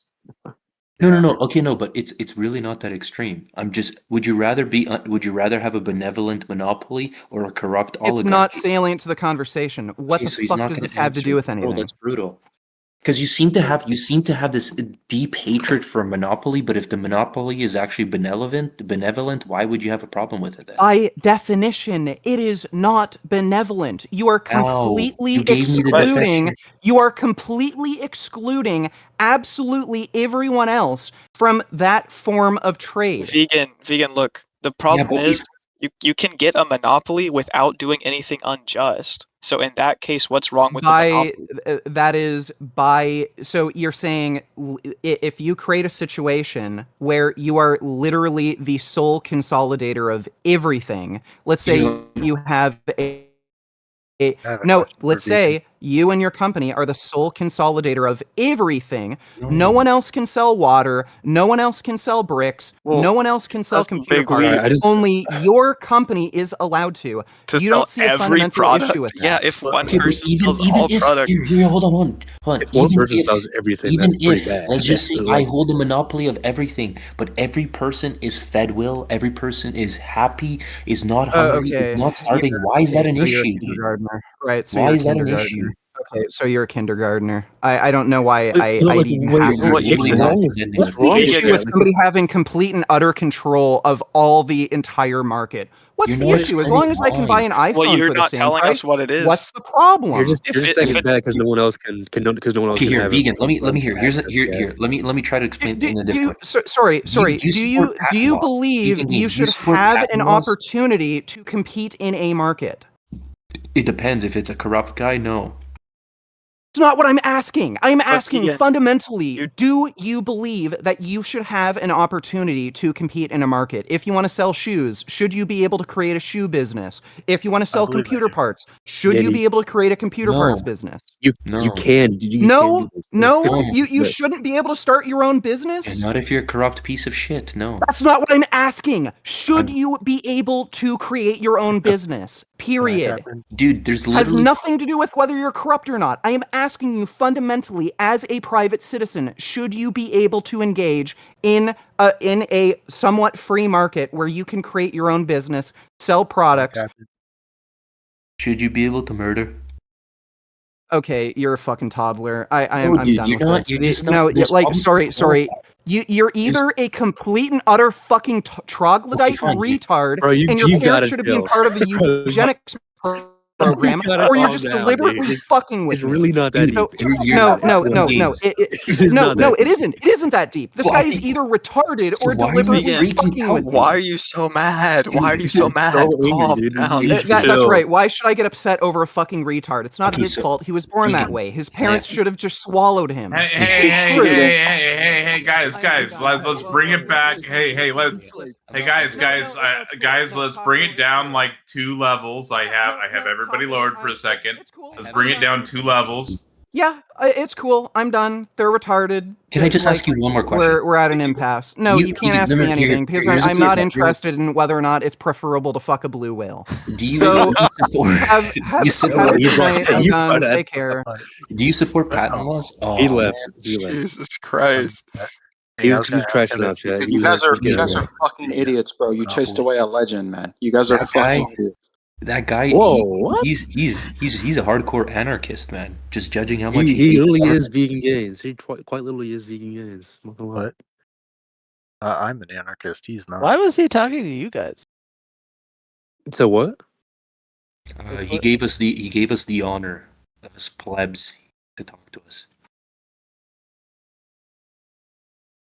I I've still never think heard of him, but he's kind of not able to actually respond to any points. It's like he was saying it was bad because you cannot own a certain thing. I think I don't. I was actually just about to ask him the hypothetical because it seems to be he likes corporate law. So if he supports patent laws and stuff like that, what if a dude invented the cure 100% cure rate to cancer, but he had a patent on it, so only he can produce it? Is it good for him to produce that, or should we not allow him? Not allow Should, him? should everybody own it? I'm pretty sure he was. I think he was going to down like socialism, communism. That's where I was getting. I was like, Patent laws should be well, abolished. like I was because he was like saying it's like we should you should have all people should have opportunities to afford a business, which is fine, but to but what degree? But even that, bro. I mean, even like everybody should have the opportunity. We already limit that heavily. If you're gonna steal, if you're gonna lie, if you're gonna sell drugs and stuff like that, we don't allow you to compete, right? So even right there, when he asked me the question, should you be allowed to fucking sell or compete in a business? Not necessarily. It depends. But I mean, largely, like, just talking about Google, like, you can compete with Google. You can start your own Look at web browser, social fucking media, whatever. You Firefox and just Bing probably and lose. like all these different like. This is. Yeah. I mean, I'm probably not gonna do a good job, but I mean, you can still.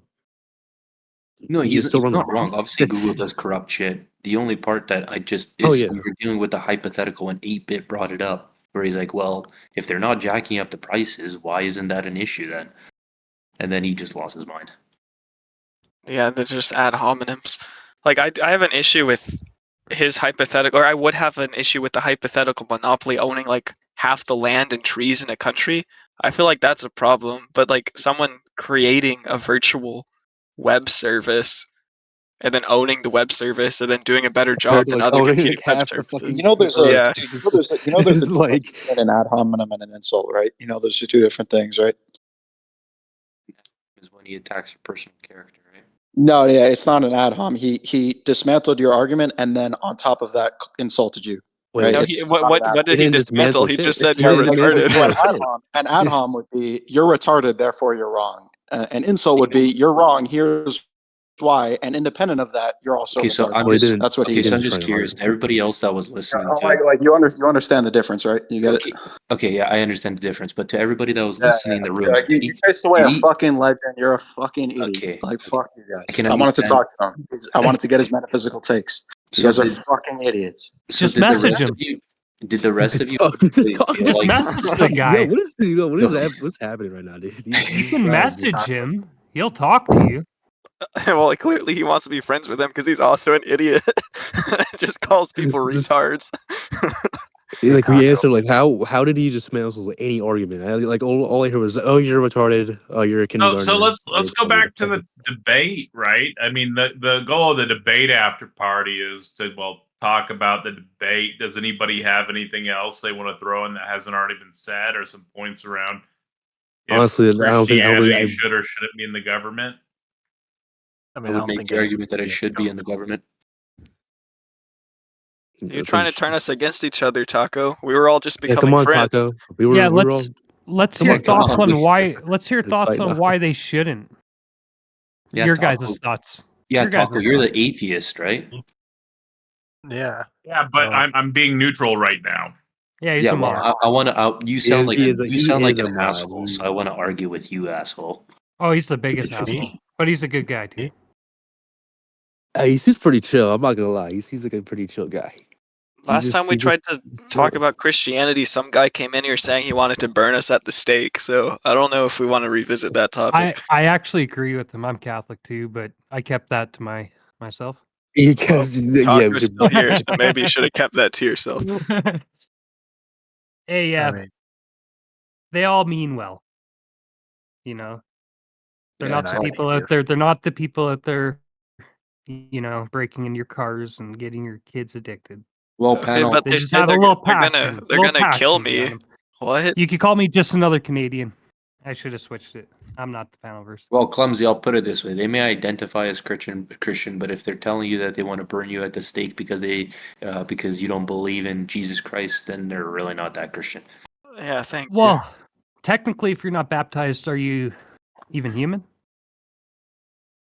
Well, That's not. I'm just throwing that out there. if you put sub in front of it, then yes. Hey, guys, come on! This is nonsense. Let's not do that. We do. I'm kidding. Taco. All right. So, what's the thoughts on why Christianity should be? Anyone? Why it should be in government? Yeah. Because I'm pretty sure the majority of Well, I would. our government My is like argument wouldn't be based from a on. legal. Oh, sorry. Go ahead. Yeah, I was just gonna say. I'm pretty sure the government was built on Christianity. Our founding fathers were Christians, so I don't think I they don't were. know why we shouldn't have it in government. I don't think a lot of the guys that signed that were actually Christian. The founding fathers, not Yeah, the most son of the country. I do believe Andrew once said Many were deists. a bunch of them weren't. But Most I of them- didn't actually like. I don't got links and receipts, so Most of them, I I got. remember I'm. reading Hold at on. least. Let me. Most of them were deists. Yep. They didn't like Y'all hear me? heavily believe into Christianity. wait, I was think it America settled by English? I'm pretty sure. No, Founding not fathers? not Or was founding it the fathers. Dutch? No, America's What English, was the not Dutch. Dutch? Because No, it was the technically the English. Dutch were here first. Yeah, but Well, not Wasn't really. Like wasn't we're Christopher Columbus a Christian? Like that's why I'm not the founder. Like wasn't he a well, Christian or am I just tripping? yeah. He's Catholic, I but thought he was like Chinese. what? No, I'm just playing. Sorry. But really, America back then in those days, like at 1600s and stuff, obviously like that people identified as Christian, but people used the term Christian in the way that we use Westerner now. Like everyone, including like Jefferson and the deists, would have seen themselves as Christians and part of Christian civilization. But church attendance is actually higher today than it was during the time of the 13 colonies, other than, like some of the Puritan areas in New England. Like most of the South back then was not religious. And they I don't know. really became more religious over time during like the first and second Great Awakening. Like By the time of the yeah, like I'm Baptist. I'm from Texas, but most America was not largely Christian in the religious sense until like the 1700s. But obviously, they culturally identified as Christians and they had churches, but it just wasn't like. Okay. Yeah, that makes more sense. Then. I would. The only part I don't know much about this, but the only part that I would kind of hesitate to agree with you on is that I highly doubt, compared to today's like modern day, today religiosity, I don't think Americans are. I think this is like all time lows. Americans are religious and attend church and stuff like that. As a whole, not Maybe just since like 76, but since like the Anglo Americans came to the continent, church its attendance is higher today than it was in like 1650. I was surprised when I read that. Have But you show me that? I would. have you guys heard of I can go Andrew's friend Glenn? He pulled up a report on his channel one time just recently. It was Andrew Wilson's showing friend? Yeah, Glenn Lawrence. He pulled up a link, whatever. It was showing that it's the highest attendance it's ever been in 4 generations, I guess, or whatever. Sorry, of Gen Z going back to the church. Males, not females. I wonder if we could find that link. What do y'all think So that's happening? I do agree with Clumsy. Like But I do just- think it's higher. Here's my TLDR why Christianity should be in the government is because from a legalistic framework, I think you can eventually get there. And B, from a moral perspective, if you don't believe in objective morals, then is there even an argument as to why Christianity shouldn't be in the government? Sorry, can you repeat that? I was Googling something. He's jorging it. I agree with having the standards of morals, the church's standards of morals and ethics. It's kind of like a code of conduct, a way to be a proper citizen in society. compared I to just the reason growing up in the ghetto, where I grew up in the ghetto, where people got messed up quite a bit. We didn't have ethics and morals. I don't want them people running our show. this is why I ultimately ended up believing in God, is because as a subjective moralist or a moral relativist, it just the logical conclusion of that is that ultimately morals is just a preference. But if you extrapolate from that and just behave based off that, then why don't you just do what's best for yourself in any given situation? You know what I mean? As long as you don't get punished by society at large, why the So fuck like, wouldn't you just do like whatever you a want? like a Have you heard of capitalistic. objectivism? Have you heard of So objectivism? Say again? Have you he heard of said objectivism. Objectivism? objective? Yeah, Ayn Rand's philosophy. No, like maybe vaguely. You want to tell me about it? Um, well, basically, it's um, uh, I think it would provide an answer, like a secular answer to what you're wondering about just there. Um, You want to give me a TLD but or should I Google it? um, you can Google it because I'm still like new to objectivism, so I'm not exactly the best resource on it. But it's a complete life philosophy and or a complete philosophy, I should say. Let's see. See, why would I listen to Ayn Rand, who's a female Jew, when I can just listen to the greatest Jew of all time, Jesus Christ? Best Jew. Because she's grounded in reality. Excuse me? You want to cause a problem right now? Yeah, man. TOS friendly. I mean, problem. debate server. So I mean, it's just. So we're gonna pull that back about 2 levels of sexism and whatever else. Okay. At least it was funny sexism, though. I'll grant him that. Hey, hold on, wait. So the sexism we gotta pull back, but blaspheming against my God is fine? What the fuck? You atheist piece Yeah, of shit. it's totally okay. Suck my balls, you It's atheist. totally okay. You heard that? It's all right. A-okay. Taco lost his neutrality. Well, the He's like, fuck this. self-evident truth of our shared Bro. naturalistic, atheistic reality has been revealed to all of sound mind through both natural and special revelation in an undeniable way. You We already broke know the Taco. truth. You're just rejecting it in your unrighteousness. All right, I got to go back to neutral. Taco, Come on, We bro. broke Taco. He's not neutral no more.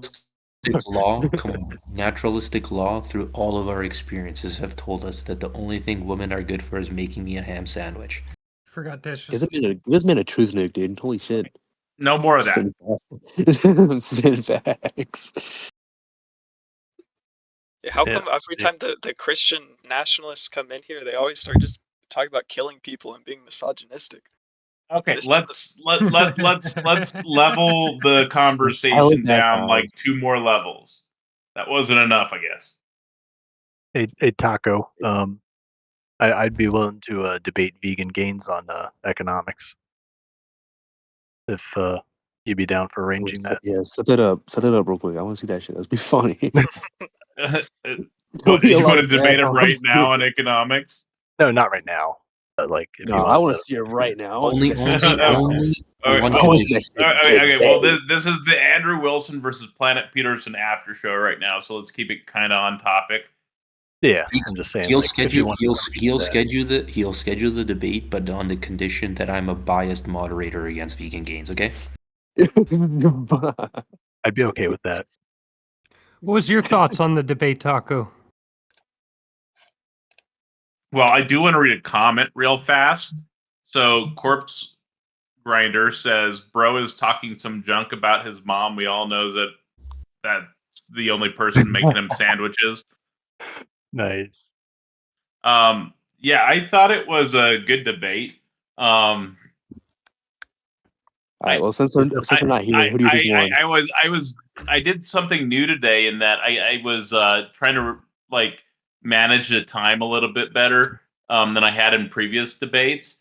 and I think it went well. Although I'm still trying to figure out how to deal effectively with people running down the clock, right? Because it seems like sometimes one of the interlocutors will run down the clock, Andrew does it a lot. and That's part of the game. I'm not. I'm not. Hey, I'm not saying that. I'm not saying that. Right. And so It is part of I the feel game.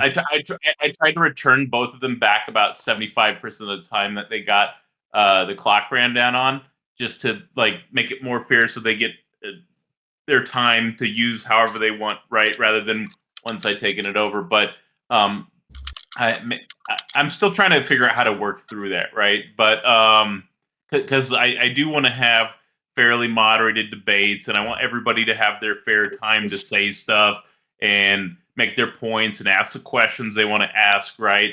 And I feel like running down the clock is just cheating, right? And so I'm still trying to figure that out. But other than that, I think the debate went really well. The point of the Q&A is so that they can get ammunition for the closing, right? Because there's a bunch of people asking questions, and instead of doing a like a back and forth, like an open debate, I'm doing a Q&A, right? And so that's time for them to get ammunition from the questions people are asking for the closings, right? And it was kind of I get Andrew had to go. He was going on a trip, right? Wanted to talk to his audience before he went on his trip, but Yeah, he has to go to whatever. but I really wish we were able to do a full Q&A, because that can really make both sides closings much stronger. You're definitely a busy man. Busy man. That one. So basically, from what I understand from that filibustering, is that you didn't like Andrew's tactics and you're talking shit about him. So I'll make sure to let him know. Definitely not talking shit about anybody. I'm a snitch I on- I'm gave a time snitch back. I on gave time back to both sides. I'm just kidding, you fucking atheist. You stupid side note. I've watched thousands and thousands of hours of debate.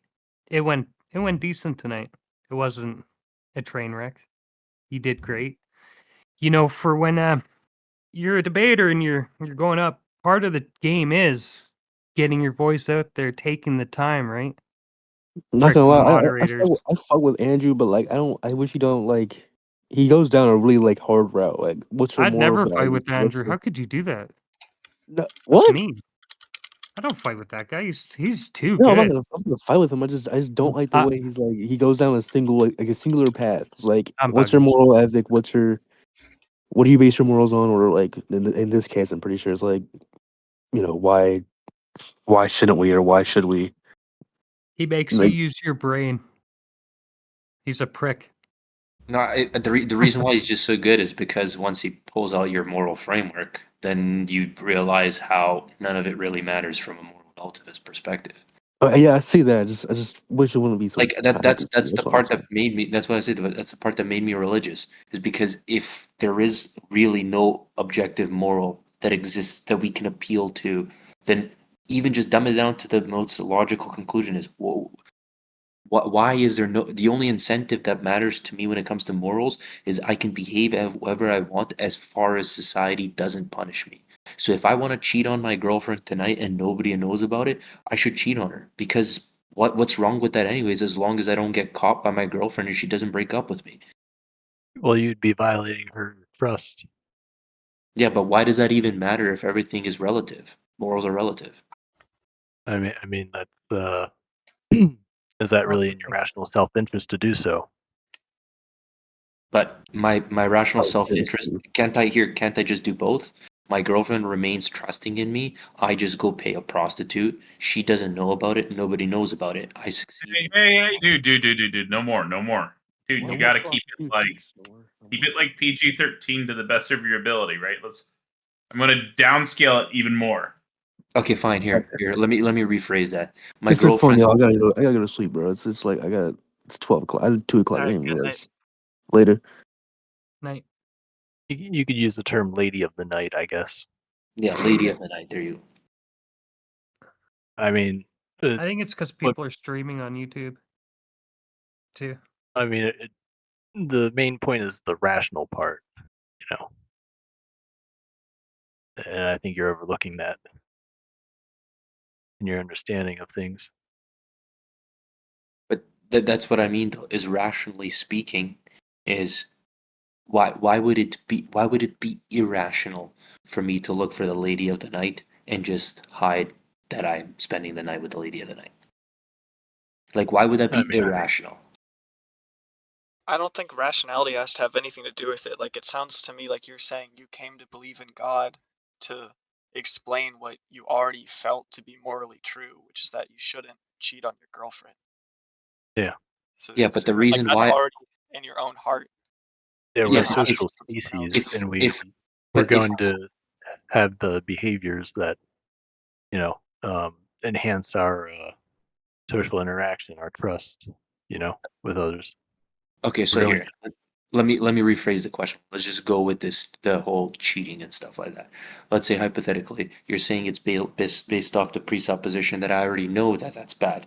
But let's say 500 years ago, where actually no, we'd have to go even further. Let's go during Roman times, during pagan gods and stuff like that, where they had numerous gods that believed in fertility and group orgies and stuff like that. Would I be wrong during that time period to cheat on my girlfriend? Yeah. People back then still didn't like getting cheated on. Okay, but there you go. You said it yourself. They didn't like it, but why is that morally wrong? Did you give her your word? Yeah, that's the thing. You're violating her trust. That's what I said at the beginning. Yeah, I know, but but when you Violated say a social contract, a verbal contract, essentially. sure, I can grant you that I'm violating a verbal contract. So what? Yeah. Why is that bad? Well, because you know, Like I'm benefiting from it. She doesn't know about it. Why is that bad? because it's bad for you because um it's untrustworthy behavior. You're um proving yourself to be untrustworthy. Well, she's not going to know that, right? I mean, in the real world, you have no way of knowing if she'll find out or not. But But it's that's bad even if she doesn't know because it's just disrespectful. That's what's wrong with it. okay. So But see, okay, I get what you're saying, and just to clarify, I am a Christian, so I don't actually support any of this. This is really bad, okay? Yeah. But I'm just using this to demonstrate my point. Is that you say it's disrespectful and all these sorts of things? Okay, but so what? Like that just sounds like it's a feeling. It sounds like well you're disrespecting her. why it's Okay, more than that? Because it makes you an okay, but then untrustworthy person in the future. okay, but is that how do you ground that as that's like an objectively wrong thing to do? Like, Because are you saying that's bad for you. are you saying it's objectively wrong, or are you saying that it's just Sorry. preferably not to be done? Well, it objectively is hurting other people if they are Sorry, I'm to keeping find my out about it. fiance up. I gotta go to bed. Or get off here. So see ya. Night. Take it easy, man. Have a good one. Like you don't need to have like an objective reason to not do bad things. If it's hurting someone else, I feel like that should be enough to tell you that it's wrong. Okay, you do know that there are people that enjoy being cheated on, right? Well, in that case, it wouldn't really be cheating if they enjoy it. So then so they're not being harmed then? Yeah, I mean, if it's consensual. Do you see how that's subjective though? Yeah, I mean, it's subjective in the sense that we can choose To our be own harmed. values. Yeah, we can choose to be harmed by it or not, right? Well, we don't really choose to be harmed by it. You Okay, just well then choose to like 8-Bit was saying, when you're in a relationship, there's an element of a contract to it. Like we agree to be faithful to each other, and if in your contract you say, "Oh, we don't agree to be faithful to each other," then maybe you won't be hurt by it. Maybe you still will secretly be hurt by it. yeah, but don't you see that the premise, the presupposition and all of that is that it comes down subjectively to the person's experience about this? Yeah, yeah. So do you see how ultimately then, if that's the presupposition where it's subjective and the framework is just how a person experiences it, then it's wildly different as to what a person may or may not perceive as harm, good, bad, evil, and so on? Yeah. Yeah, that's why to me now, if you concede that, is that it ultimately comes down to not really whether things are wrong or right in the objective moral framework, but really just what you prefer.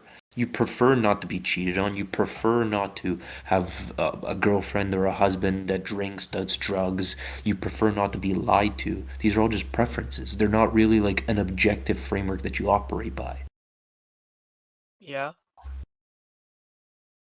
Yeah, I mean that's why to me morality, like at least from my perspective, is morality has to exist from an objective framework, because I can't I can't explain to you why in that framework where morals are relative, I can't explain to you why murder is wrong. But I know objectively, personally, I believe that murder is objectively wrong. But So I have to appeal to something outside of my own experiences for me to make that assertion, which is why. couldn't we say that murder is wrong because the person being murdered doesn't want to be murdered? And that might be their subjective experience that them being murdered is bad. But because it is a bad thing from their perspective and it's being done to them, it's a bad thing for you to do. Yes, but that still boils down to the subjectivity behind it, right? Yeah, but like that's kind of the whole concept of liberty to my mind, is that as long as we decide that we are okay with something and we are okay with someone doing something to us, that's our right as an individual to do that thing with them or to do it to another person. And Okay. to me, that's where morality comes from. Okay, so your morality, the binding principle to you then is the consent behind it, correct? Yeah, I guess so. Okay, so hypothetically speaking, if in society a massive amount of people consent to their partner murdering them just because that's a kink to them, would you say that that's something that should be allowed? I don't think that's a good thing. Allowed, I'm not sure. I mean, Well, if some sorry, I misspoke. Do you think that's a good thing for that to be, I even don't though think they're that's good. consenting? No. Okay, but even right there, then that would break your principle of consent. I mean, I to you have to it has to be reasonable consent from a reasonable person, and that's hard Okay. to determine, but that's something you have to use subjective judgment on. Like, if someone is making a request and that person is not in a rational state for whatever reason, then we should probably also remember that there are other things that are important besides consent. Like, I think we should value life. That's probably more important than consent, or at least should be weighed along with consent. Yeah, So I can grant you all these things, but you're ultimately still appealing to the subjectivity behind it. You think you feel that life is more important, and I agree with you on that. But ultimately, it's grounded based off of our personal preferences. We can yes, keep going in circles, but that's what yeah, I'm saying. It's ultimately the yeah. argument. My argument is that that's an argument that I believe in God, is because everything is subjective. I can't sit here like it because the logical conclusion of that is that everything is subjective. Then then ultimately I have to concede that things like murder is subjective, and I can't concede that. So there has to be something within my framework, my brain, at least the way that I understand this, that morality has to be outside of my perception. So there has I to be an objectivity that exists outside the human experience. I think it's a leap to say that that murder has to be objectively wrong. Like, we it's wrong. What murder itself is a moral term, so we can say like what killing is wrong. Do you think that killing is objectively wrong? Yes. Why do you think that? Well, I'm gonna have to appeal to Christianity. But see, you're putting the cart before the horse because you're saying that it's wrong, even though you don't have a reason to believe it's wrong, and then you're saying because it must be wrong, therefore there must be a reason for it to be wrong. Therefore, God exists. Yeah, I know what you mean. I can grant you that. But then If I remove God out of the equation and I tell you my reasoning behind it, you would agree with me that it comes down fundamentally to my subjective experience of why killing is wrong. And if it comes down to my subjective experience, then the logical entailment of that is that if somebody prefers to kill, I really can't argue against that aside from maybe rhetorically, but even still then, it's just a preference. But consider this. For you, the act of killing someone else is a subjective experience you can have your own feelings about. But for the person being killed, it's objectively bad that they're being murdered, right? It, What if like they want to be killed? in the case that they Okay, guys. We can't keep using these words so much. Come Okay, on. we can talk about, let's say someone They like what if they, deleted and taken Can we out or something. let's say someone can is we use diabetic. unalive? Can we use unalive, Taco? No, just say like deleted and taken out or something. I don't know. Something just Okay, then let's go with deleted. You do know clumsy, so what about the people that want to delete themselves? Then I think we have to okay. consider. Come on. Like, Taco, come on, bro. This is a philosophical conversation, dude. I know. But YouTube doesn't like it. Well, get off YouTube then. Fuck, man. Okay, let's just say someone they're getting diabetic, they're eating too many cheeseburgers. Should we give them another cheeseburger? I don't know if that's the best example. But yeah, there's sometimes people want something that's bad for them, right? And you're saying that you shouldn't you want there to be an objective reason not to do bad things to other people, right? Correct. And like I agree with you that you should not do bad things to other people, and I do think it is like in a sense objectively morally wrong to do so, but the So then objectiveness, how do you objectively establish that then? because I think it's objectively um bad to the person it's being done to on the condition that they did not consent to it. I think we can, from a third party perspective looking at that, say this person doesn't want that to be done to them. You're doing it to them. From the perspective of the person it's being done to, it's a bad thing. Therefore, it's a bad thing because, like you say, all life is subjective, it's all experience. And the person is being subject to a thing that is bad because they don't want it. Okay, but what if they want it? Then I would ask you, why is that bad? That's my point, is I can't say it's bad. If I'm arguing from within the only paradigm that I can operate on is myself and my experiences, I can't say it's bad. I can give you an argument for why I think it's bad. I can give you an argument for why an appeal to, for example, like what the majority of people will think, what statistics show, and these sorts of things. But even when it comes to statistics and the way that people empirically try to measure these things, there's subjectivity behind it. Like a prime example when we're talking about empirical data, it's transgender people.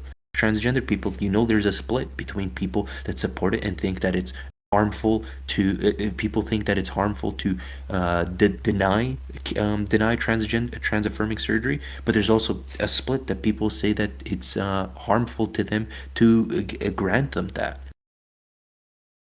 That's because there's a subjectivity behind it, right? So ultimately what I'm saying is that because there's this subjectivity behind it,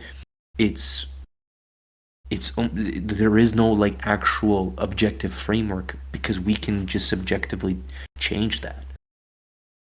So because it requires our experience to subjectively change that, in order for morals to exist from an objective standpoint, it has to operate outside of your mind. And the only way I can All conceive right. that. So the audience voted, and it sounds like Tarred and Feathered won. Who's tarred and feather? In place of those terms. Okay, that's funny.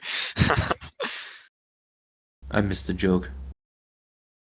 Like back in colonial times, they would tar and feather someone. They didn't like them, so they didn't use they didn't we're not allowed to use that word, but when they didn't like someone, they would dunk them in tar and then pour feathers on them, so they'd have to run around like a chicken. Hmm. So is it okay is it morally objectively bad to tar and feather someone against their consent? Is the point. And what if the person wanted that to happen to him? Yeah, that person is a freak. That shouldn't be allowed. You're right. Yeah, I agree. He's a little bit of a weirdo, but apparently then that's good.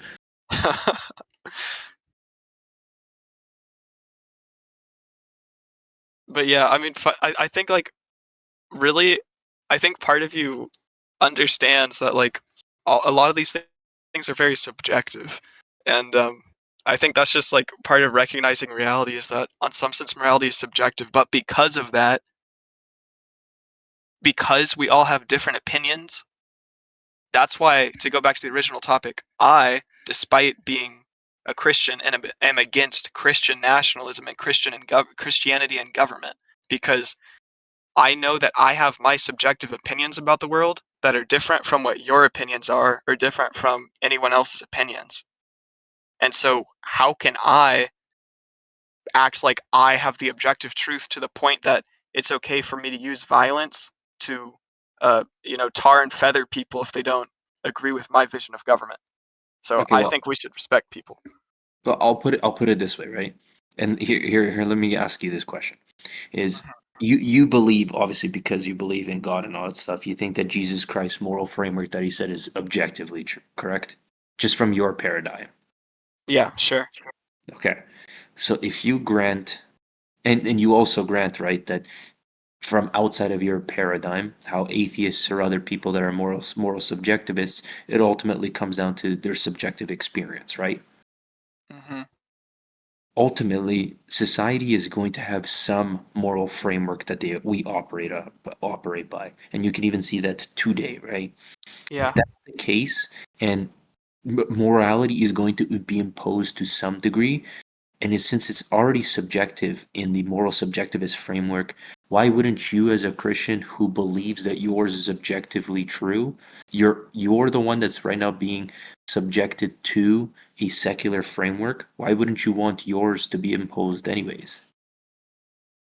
I just don't believe in imposing upon other people. I think it's a violation of their dignity.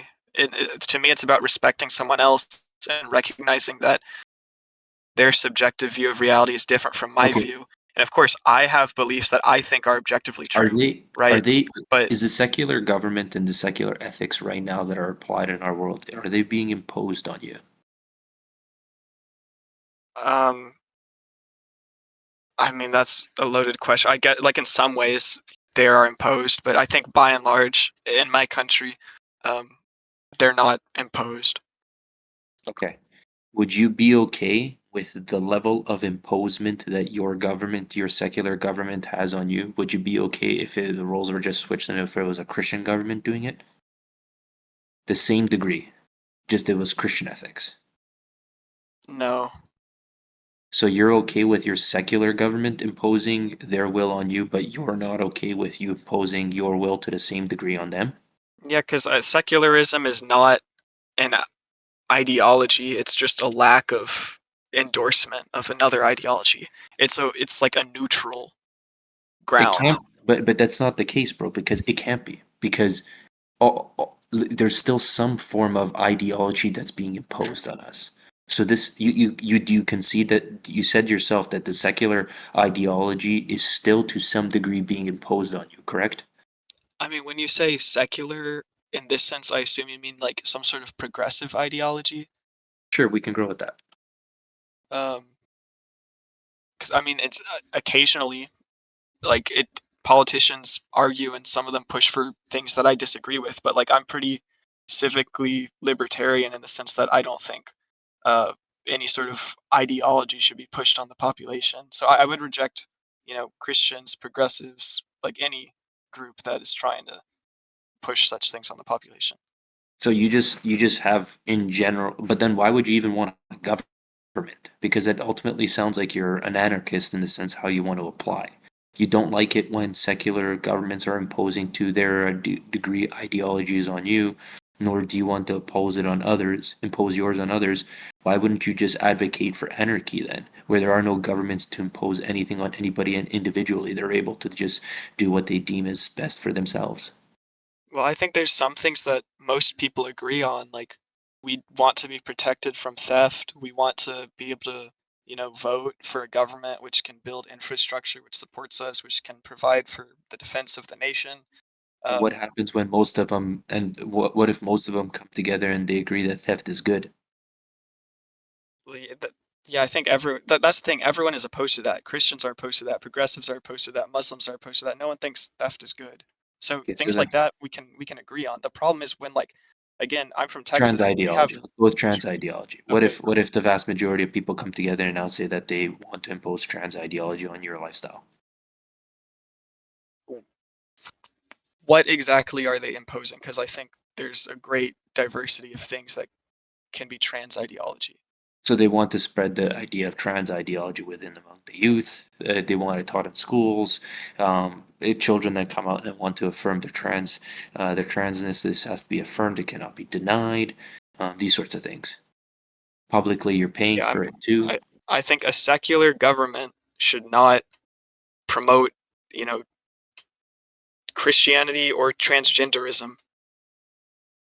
I mean, But I think do you concede that a secular government is in some way, because by necessity a government is going to exist, that a secular government is still going to impose some form of ethical framework? I think politicians will try to do so, but I don't think that's good. I understand your point is that, like, it's either this or that, but I think overall in the United States we do a pretty good job not letting any, like, sect of the population culturally dominate over others. Really? I mean, if whenever I would say the U.S. government is an argument against it, bro. Just like I would make the prime example is like just look at the gradual shift. For example, like how America was much more Christian, maybe let's say 100 years ago than it was nowadays. 100 years ago in the early 19th century, they went through the prohibition era of alcohol. And now gradually, as it's become more and more secularized, now gay marriage is allowed, transgender, like that affirming surgery and all that stuff is slowly growing too. Obviously, there's a little bit of pushback now happening, but it's clearly happening. Like the secular ideology is clearly pushing against your own moral framework. Well, like, Look, I do support gay marriage. I go to a church which does gay marriage. So, like, I'm probably more of a liberal Christian than you are. no, I would, to be completely blunt with you, I wouldn't label you as a Christian because that's heretic. To support gay marriage, to support homosexuality, that's it's pretty blatantly like sinful against God. I think it's not a Christian's place to judge and just to be loving to others. Well, loving your neighbors is different than loving sins, right? Like I can love somebody that's a homosexual because I love the person, but I can hate the sin that he's doing, which is homosexuality, right? Yeah, in theory, but the problem is I think it's hard for people to do that. Like, um, Not really, I bro.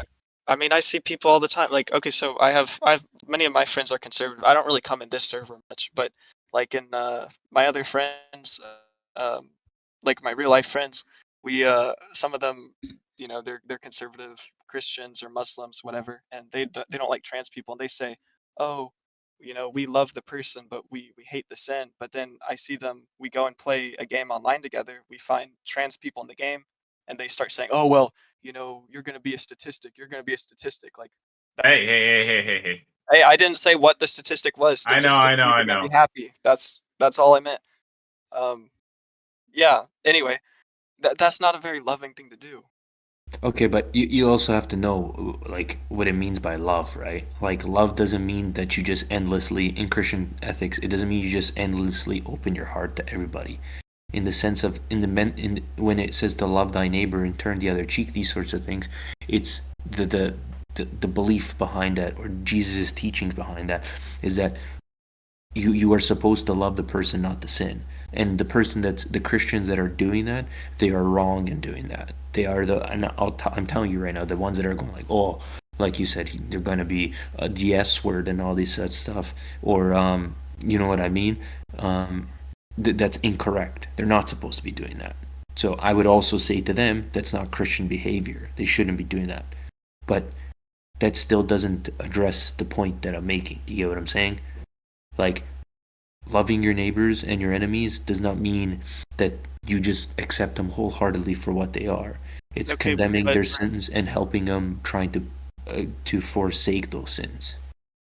look, I agree with you, like in theory, but like you said that I'm not a real Christian and I'm a heretic just because I go to a church which is accepting of gay people, Yeah. whereas I don't think you would say that the people who um say like hateful things towards gay people, I don't know if you would say that they are not Christian. Whereas even if that is like an unchristian thing that my church does, I think it's at least equally unchristian what those people are doing.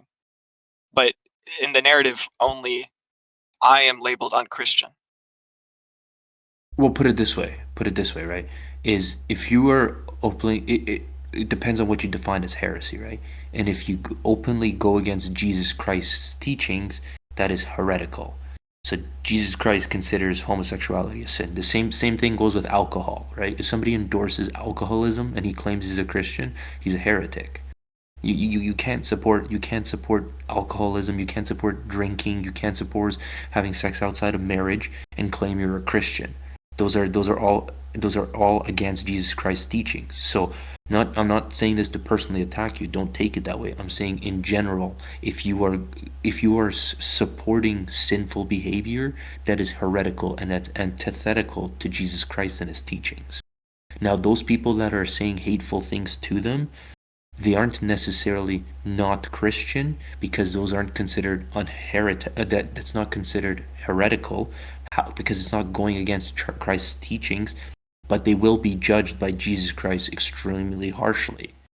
So I would tell those people to stop doing that as well. I would condemn them for that type of behavior because Jesus Christ doesn't support you condemning. Well, and this is the important part, right? So if I'm hypothetically speaking to a homosexual person, and if I tell him homosexuality is a sin and he needs to stop doing that, some people would perceive that as hateful towards him.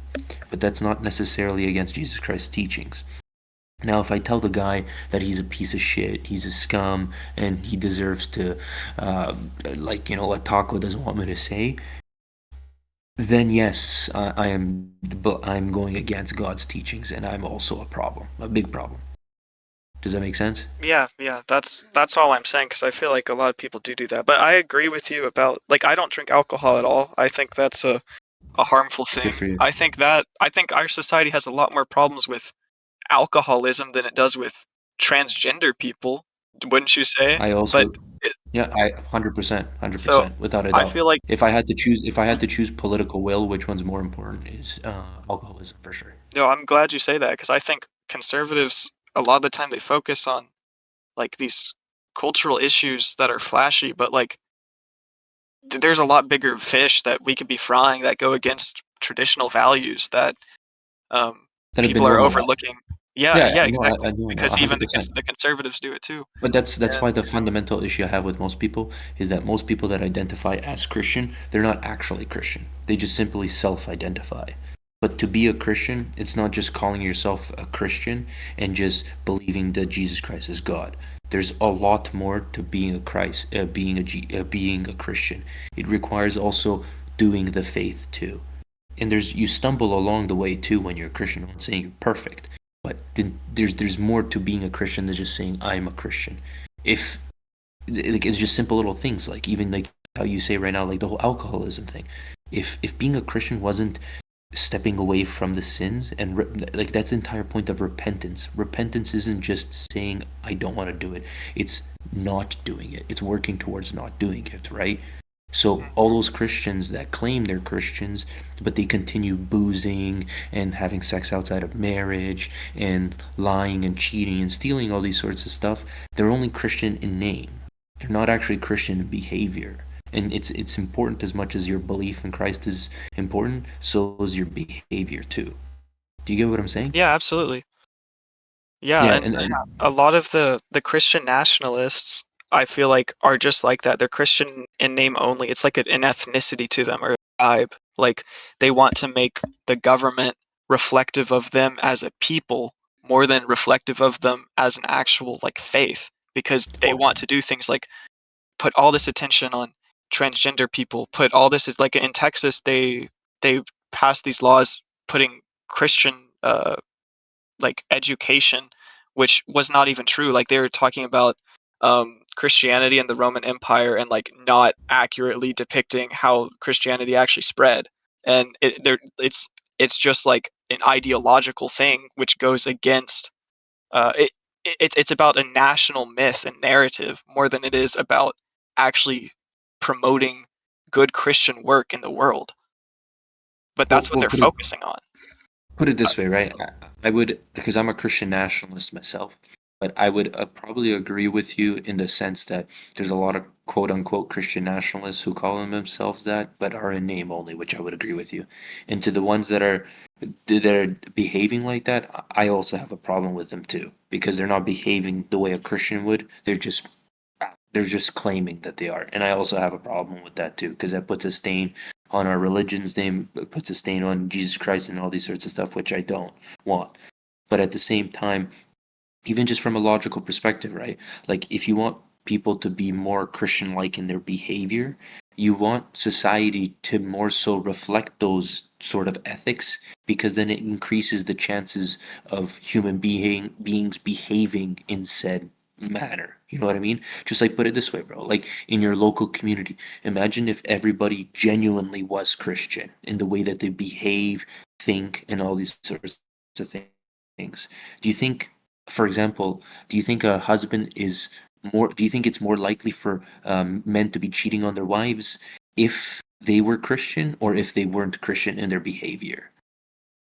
I don't know. I mean, I know many Christians who cheat on their partners. No, but I mean that's what I'm saying is like No, yeah, genuine. yeah, no, yeah, you're right. You're if they actually Yeah. truly, but because even some that really do try, like I have this one friend who he keeps cheating on his partner, and he's a Catholic and he's very devout. He goes and goes to what's it called? Confession? Yeah, yeah. He goes to confession every Sunday talking about some new thing he committed, and it's like, bro, like you. I'm not trying to say that all Catholics are hypocrites like that, but I'm just saying there's some that I think are genuine in their faith that still just can't do the right thing. But I mean, on the whole, maybe it would lead to less of that. But yeah, I don't know. I hope it would. Yeah, but that's my point, right? Is like it's all I can give you at the end of the day is like you have to understand, even with that friend that you were just telling me about, is if he's genuine in his faith and he's really trying it, some people just fall short of perfection. And there's only been, at least for my Orthodox theology, there's only been two human beings that are sinless, right? Christ and Mother Mary herself. So if that's the case, where these are the only two people that are sinless, then it's no surprise that some people are going to struggle with some sin, right? So I can't speak how bad his sin is, but the important thing is just like the hypothetical behind it is that even just him, right? Do you think he is more or less likely to cheat if he was just like, I'm gonna fucking cheat on my wife all day long? He's obviously gonna be Well, yeah, more. at least he feels bad about it, right? Exactly, that's my point, right? So like that's why if you're a Christian, you should want more Christian influence, because it's not to say that you won't still see hypocrites in these sorts of things or sinful behavior, but it's less likely to occur as more and more people are more as more and more our society, our ethical structure, our media, and all these things put a positive light on Christian behavior, Christian thoughts, Christian moral ethics, and these sorts of things, and we promote positive Christianity, such as like the Christian virtues that we want to see, and less of the sins. Does that make sense? Yes, but I think it's the best way to do that is not through government. I think government will do more harm than good in most ways. We're, because the fact is we're a diverse country. Um, we have many different types of Christianity, and trying to rally a singular Christian nationalist narrative is not going to resonate with the population, and it's only going to serve to drive more people away from Christianity at the end of the day. or at the very least, maybe it'll bring some people to Christianity. It'll make other people more hateful of Christianity, and it's just going to divide the country, Well, and it's going to lead to a lack of respect for the diversity of our country. what I would recommend is, excuse me, is there's actually been some data showing that Christianity in general is actually growing slowly, but it's gradually actually growing in America. And I actually think that if anything, the reason why people are attracted to Christianity, at least in America, obviously the context of being in America, is because I think I think moral relativism and like just this sort of subjective moral framework, the secular government and how we operate in terms of our ethics, is kind of lost a lot of people because a lot of people don't have a sense of purpose or meaning in life. Yeah, And I we can agree. see happiness rates going, suicide rates are having issues.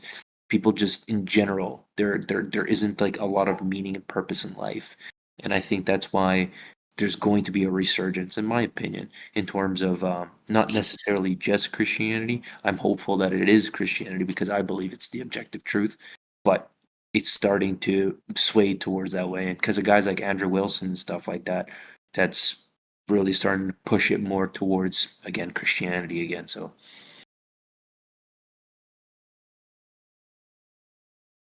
Yeah, I mean, I think Christianity is an important social influence. I just think it goes against the idea that our country was founded upon to have any singular faith promoted at the government level.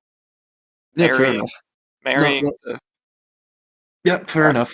I guess it's just the question. The question you have to ask yourself is what matters more to you, the way that the founding fathers structured the government, or ultimately your moral framework as a Christian. And for me personally, what matters most is my Christian my Christian moral framework. So to me, if things need to change structurally and stuff like that, like I'm a Christian monarchist, so to me the oh Constitution, Lord. the Constitution in America in and of itself, if we can democratically work towards establishing a monarchy, a Christian monarchy, I'm totally okay with that. So Who would you want to be the king or the emperor? Jesus Christ himself. Oh, really? Yes.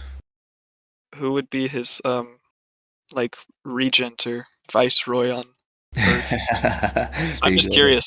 That's the right question. I actually don't know. If you think I'm gonna say Donald Trump, no, Oh, definitely thank God for that.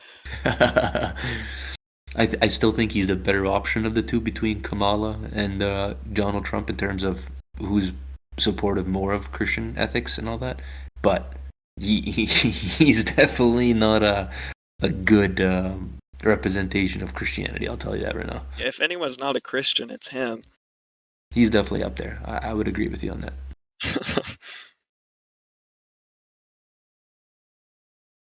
So going back to what you originally said about like objective morality and stuff, I'm just curious. Is homosexuality for you something that you felt was wrong before you became Christian, or is that something you believe is wrong because Christianity teaches it's wrong? I came to Christianity through a secular lens. Mhm. And then it was through my secular analysis and just me looking at lens from a moral perspective and trying to understand what the truth is of morality and what is the correct way to think about it that made me lead to Christianity. So I, before I became a devout Christian, thought homosexuality was wrong. Why did you think that before you were Christian or devout Christian? Well, the only way that makes sense for me then in terms of if you're going to look at morals outside of an objective God and sorts of these things is that from an evolutionary perspective, every species on this planet looks for their own species to survive and thrive and flourish, right? And so I'd have to operate from a consequentialist perspective since that's outcomes based, right? And ultimately, it's just a simple analysis: is what sort of behaviors are good for the flourishing of our species and will lead to better outcomes, and what won't. And just fundamentally, homosexuality goes against that. I see. Yeah, I've always just been like, even though I grew up in the church, but I mean, my church back then was not a pro-gay one, but What I just never. denomination are you? I'm Baptist. You're Baptist, okay.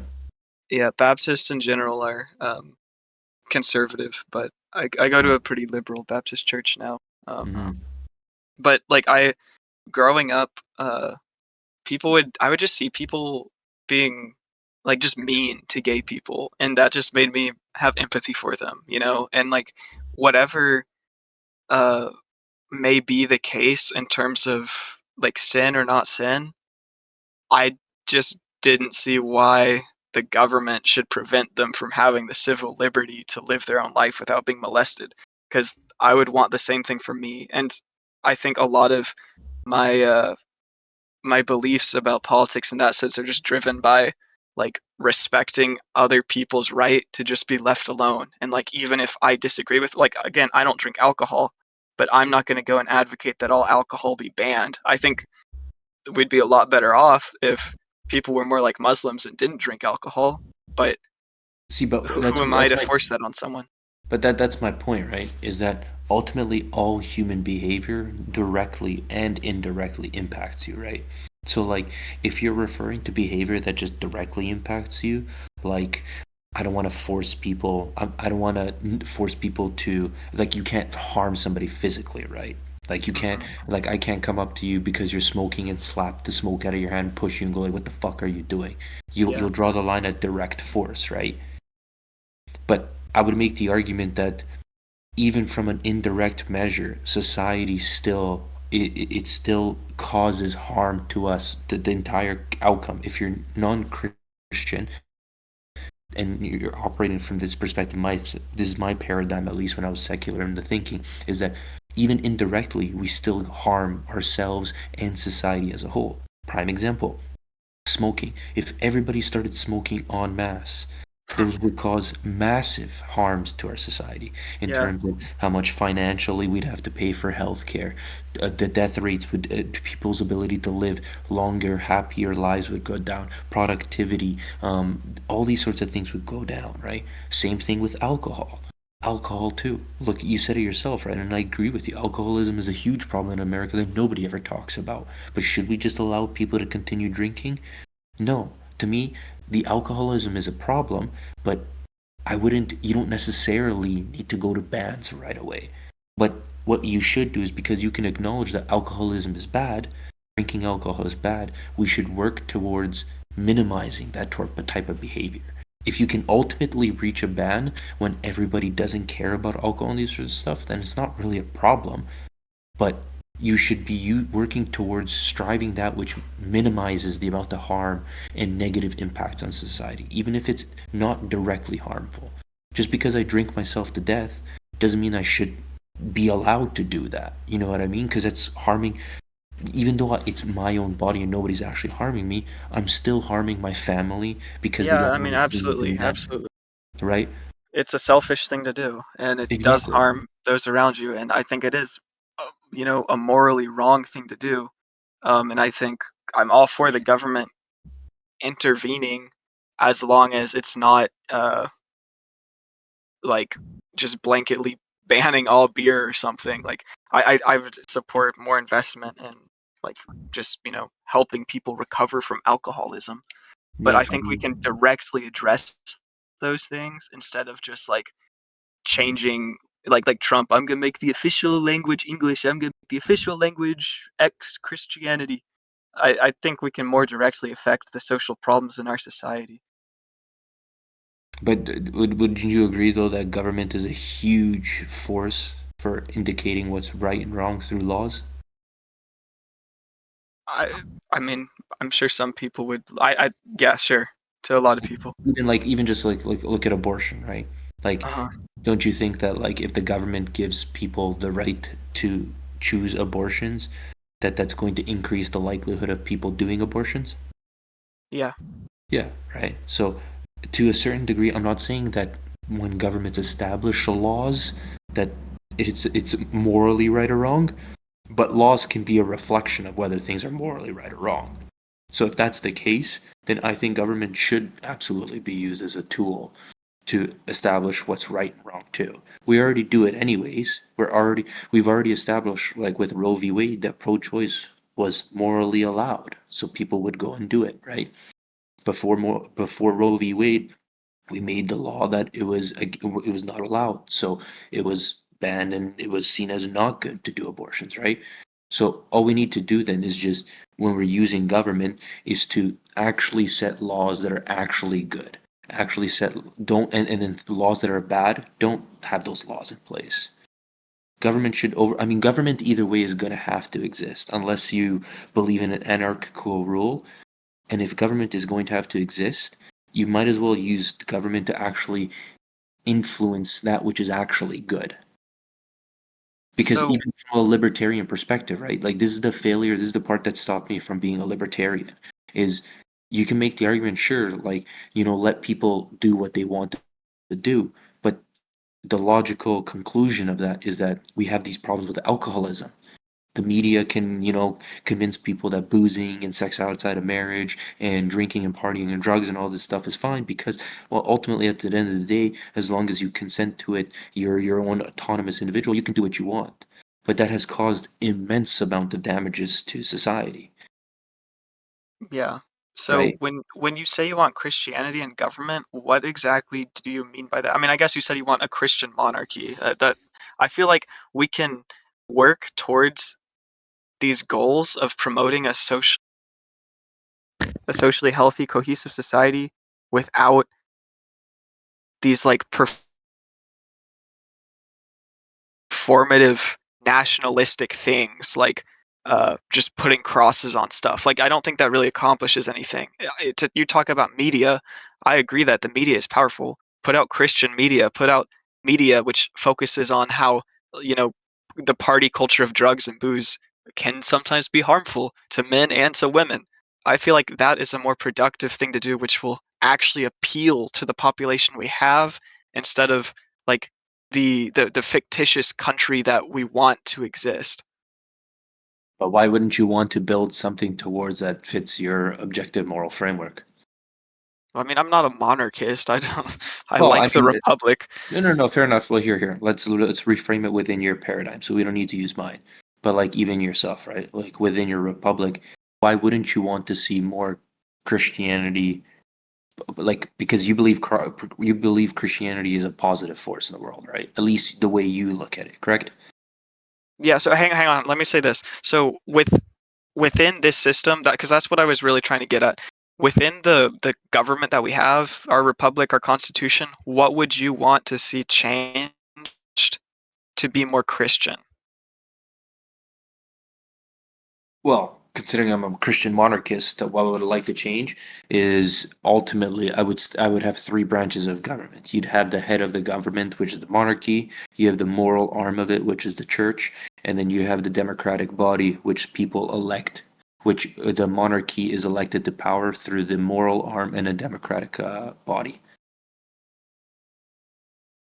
So kind of like Iran, but Christian.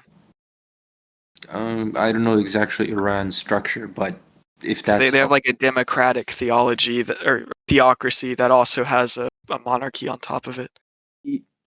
Well, I'll just do the way that I explain it. So it's like you still have so you have three different bodies, and two of the bodies elect the head of the state, which is the monarchy.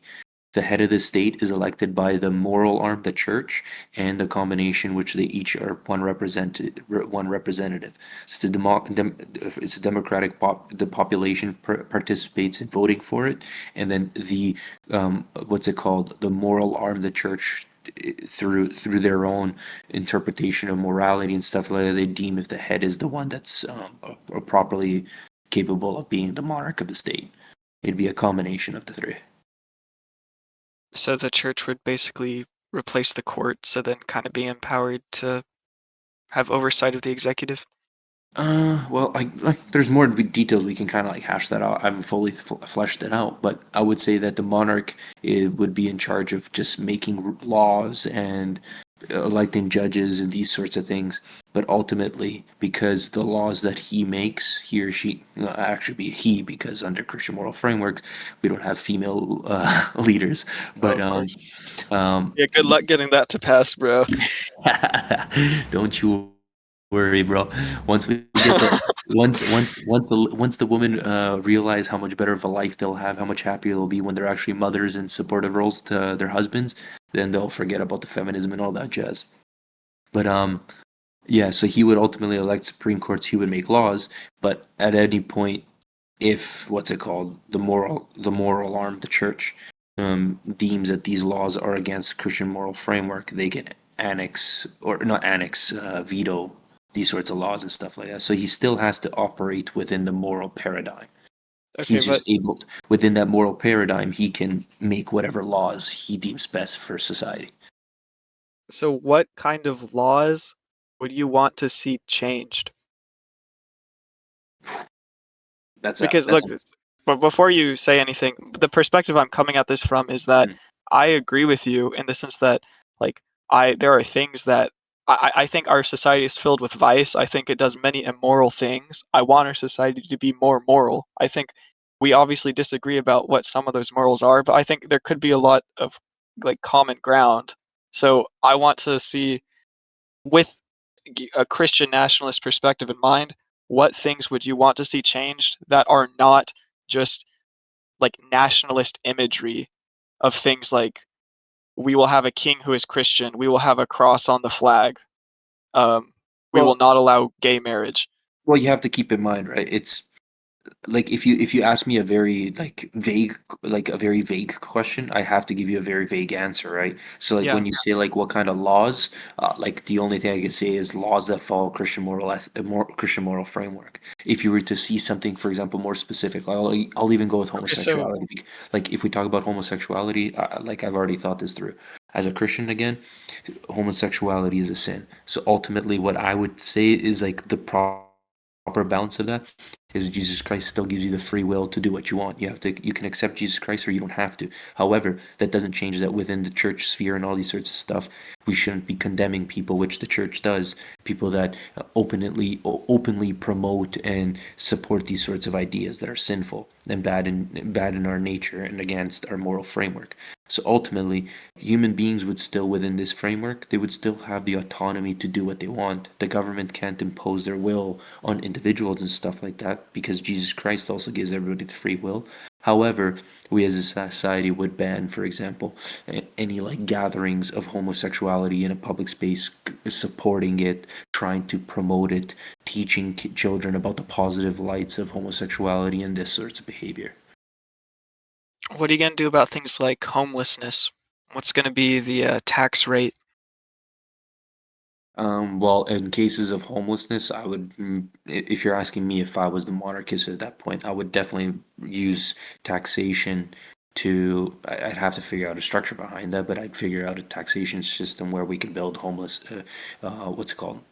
Shelters for homeless people. And not just shelters, actually, like find ways to permanently get these people homes. Would you have like a socialized economy? Would you have free healthcare? Mm, that's a good question. Yes and no. And what I mean by yes and no is in the sense that I would want to create a system which incentivizes people to be the healthiest they can be. And then for things that are like out of their control, like cancer, diseases, and these sorts of things, this is subsidized by the state. But things where, let me give you an example, like a person that is a party animal and chooses to get high off drugs and do cocaine and all these sorts of things, and does heroin and has chances of getting, like AIDS, STDs, or all these fucked up shit from doing like drugs and all that from injecting needles. I don't think they should be subsidized. So I wouldn't subsidize that type of behavior. But behavior where a person does their best to, live a healthy life and all these sorts of stuff, I would subsidize that behavior. So there would be healthcare for them. So if you could change just a few laws right now to make a more Christian society. Okay, guys, last question because I need to go to bed at some point. Oh, sorry, I didn't know we were keeping you up. Oh, no worries, no worries. I got to delete the channel for when I go to bed, right? So. Fuck, Taco, Okay. you should have just told us earlier, man. We could have gotten into a separate room. Oh, no worries, no worries. Last question, and then we'll go ahead and close it out. Okay, so if you could just change a couple laws, would you focus on laws like establishing a patriarchy and banning homosexual marriage, or would you focus on things like giving to the poor? Well, I'd focus first off to create the Christian framework. So I'd focus on reestablishing a theocracy. That's what I would do. I'd find a way to implement church and get them tied in with their moral framework with the state. That way, the state then behaves in a moral way that involves Christian moral framework. And then from there, I can do a lot more navigation in terms of Christian frameworks, well, morality. Okay. Well, I won't keep asking any more questions, so Taco, go to bed. Yeah, well, Right, guys. if you ever want to continue this conversation, shoot me a message. Thanks for holding up the room, Taco. I appreciate it. Just Yeah, no worries. Just a shout out to my YouTube channel. Give me a Andrew Wilson. Fuck it is. You can come check me out there. Okay. All right. Do you have a YouTube? No, I'm just kidding, man. Okay, no worries. No, I was gonna say if there's people watching it, if you had one, I could share it. Nah, I don't have one. If they wanna find me out, just find me on Discord. XD. I was good to meet you, XD. All right. Have a good night, guys. Good night. Yeah, thank you everyone for being here. Everybody in the Discord and the YouTube audience, you're all awesome. Thank you for hanging out for so long. That was a fun debate and a fun after show. I can't believe this went so long. I was just letting people talk about the debate and stuff, and we learned a little bit about Christian monarchy ideas. So that was interesting. But thank you everybody for watching, and make sure to join discord.gg/politics. It's linked at the top of the screen. If you're not subscribed to me yet, make sure you press that button. Also, like the video, and we will see you all tomorrow, or I guess today. Now, this evening, we've got James Fodor. We're going to have a discussion about fine tuning. I did give him a heads up that I am an idiot. So he knows I'm an idiot coming into this conversation. So we'll have some fun with that. But I really appreciate everybody watching this in Discord and in YouTube. You're all amazing. You all have a wonderful evening. And we will see you tomorrow evening. Thank you.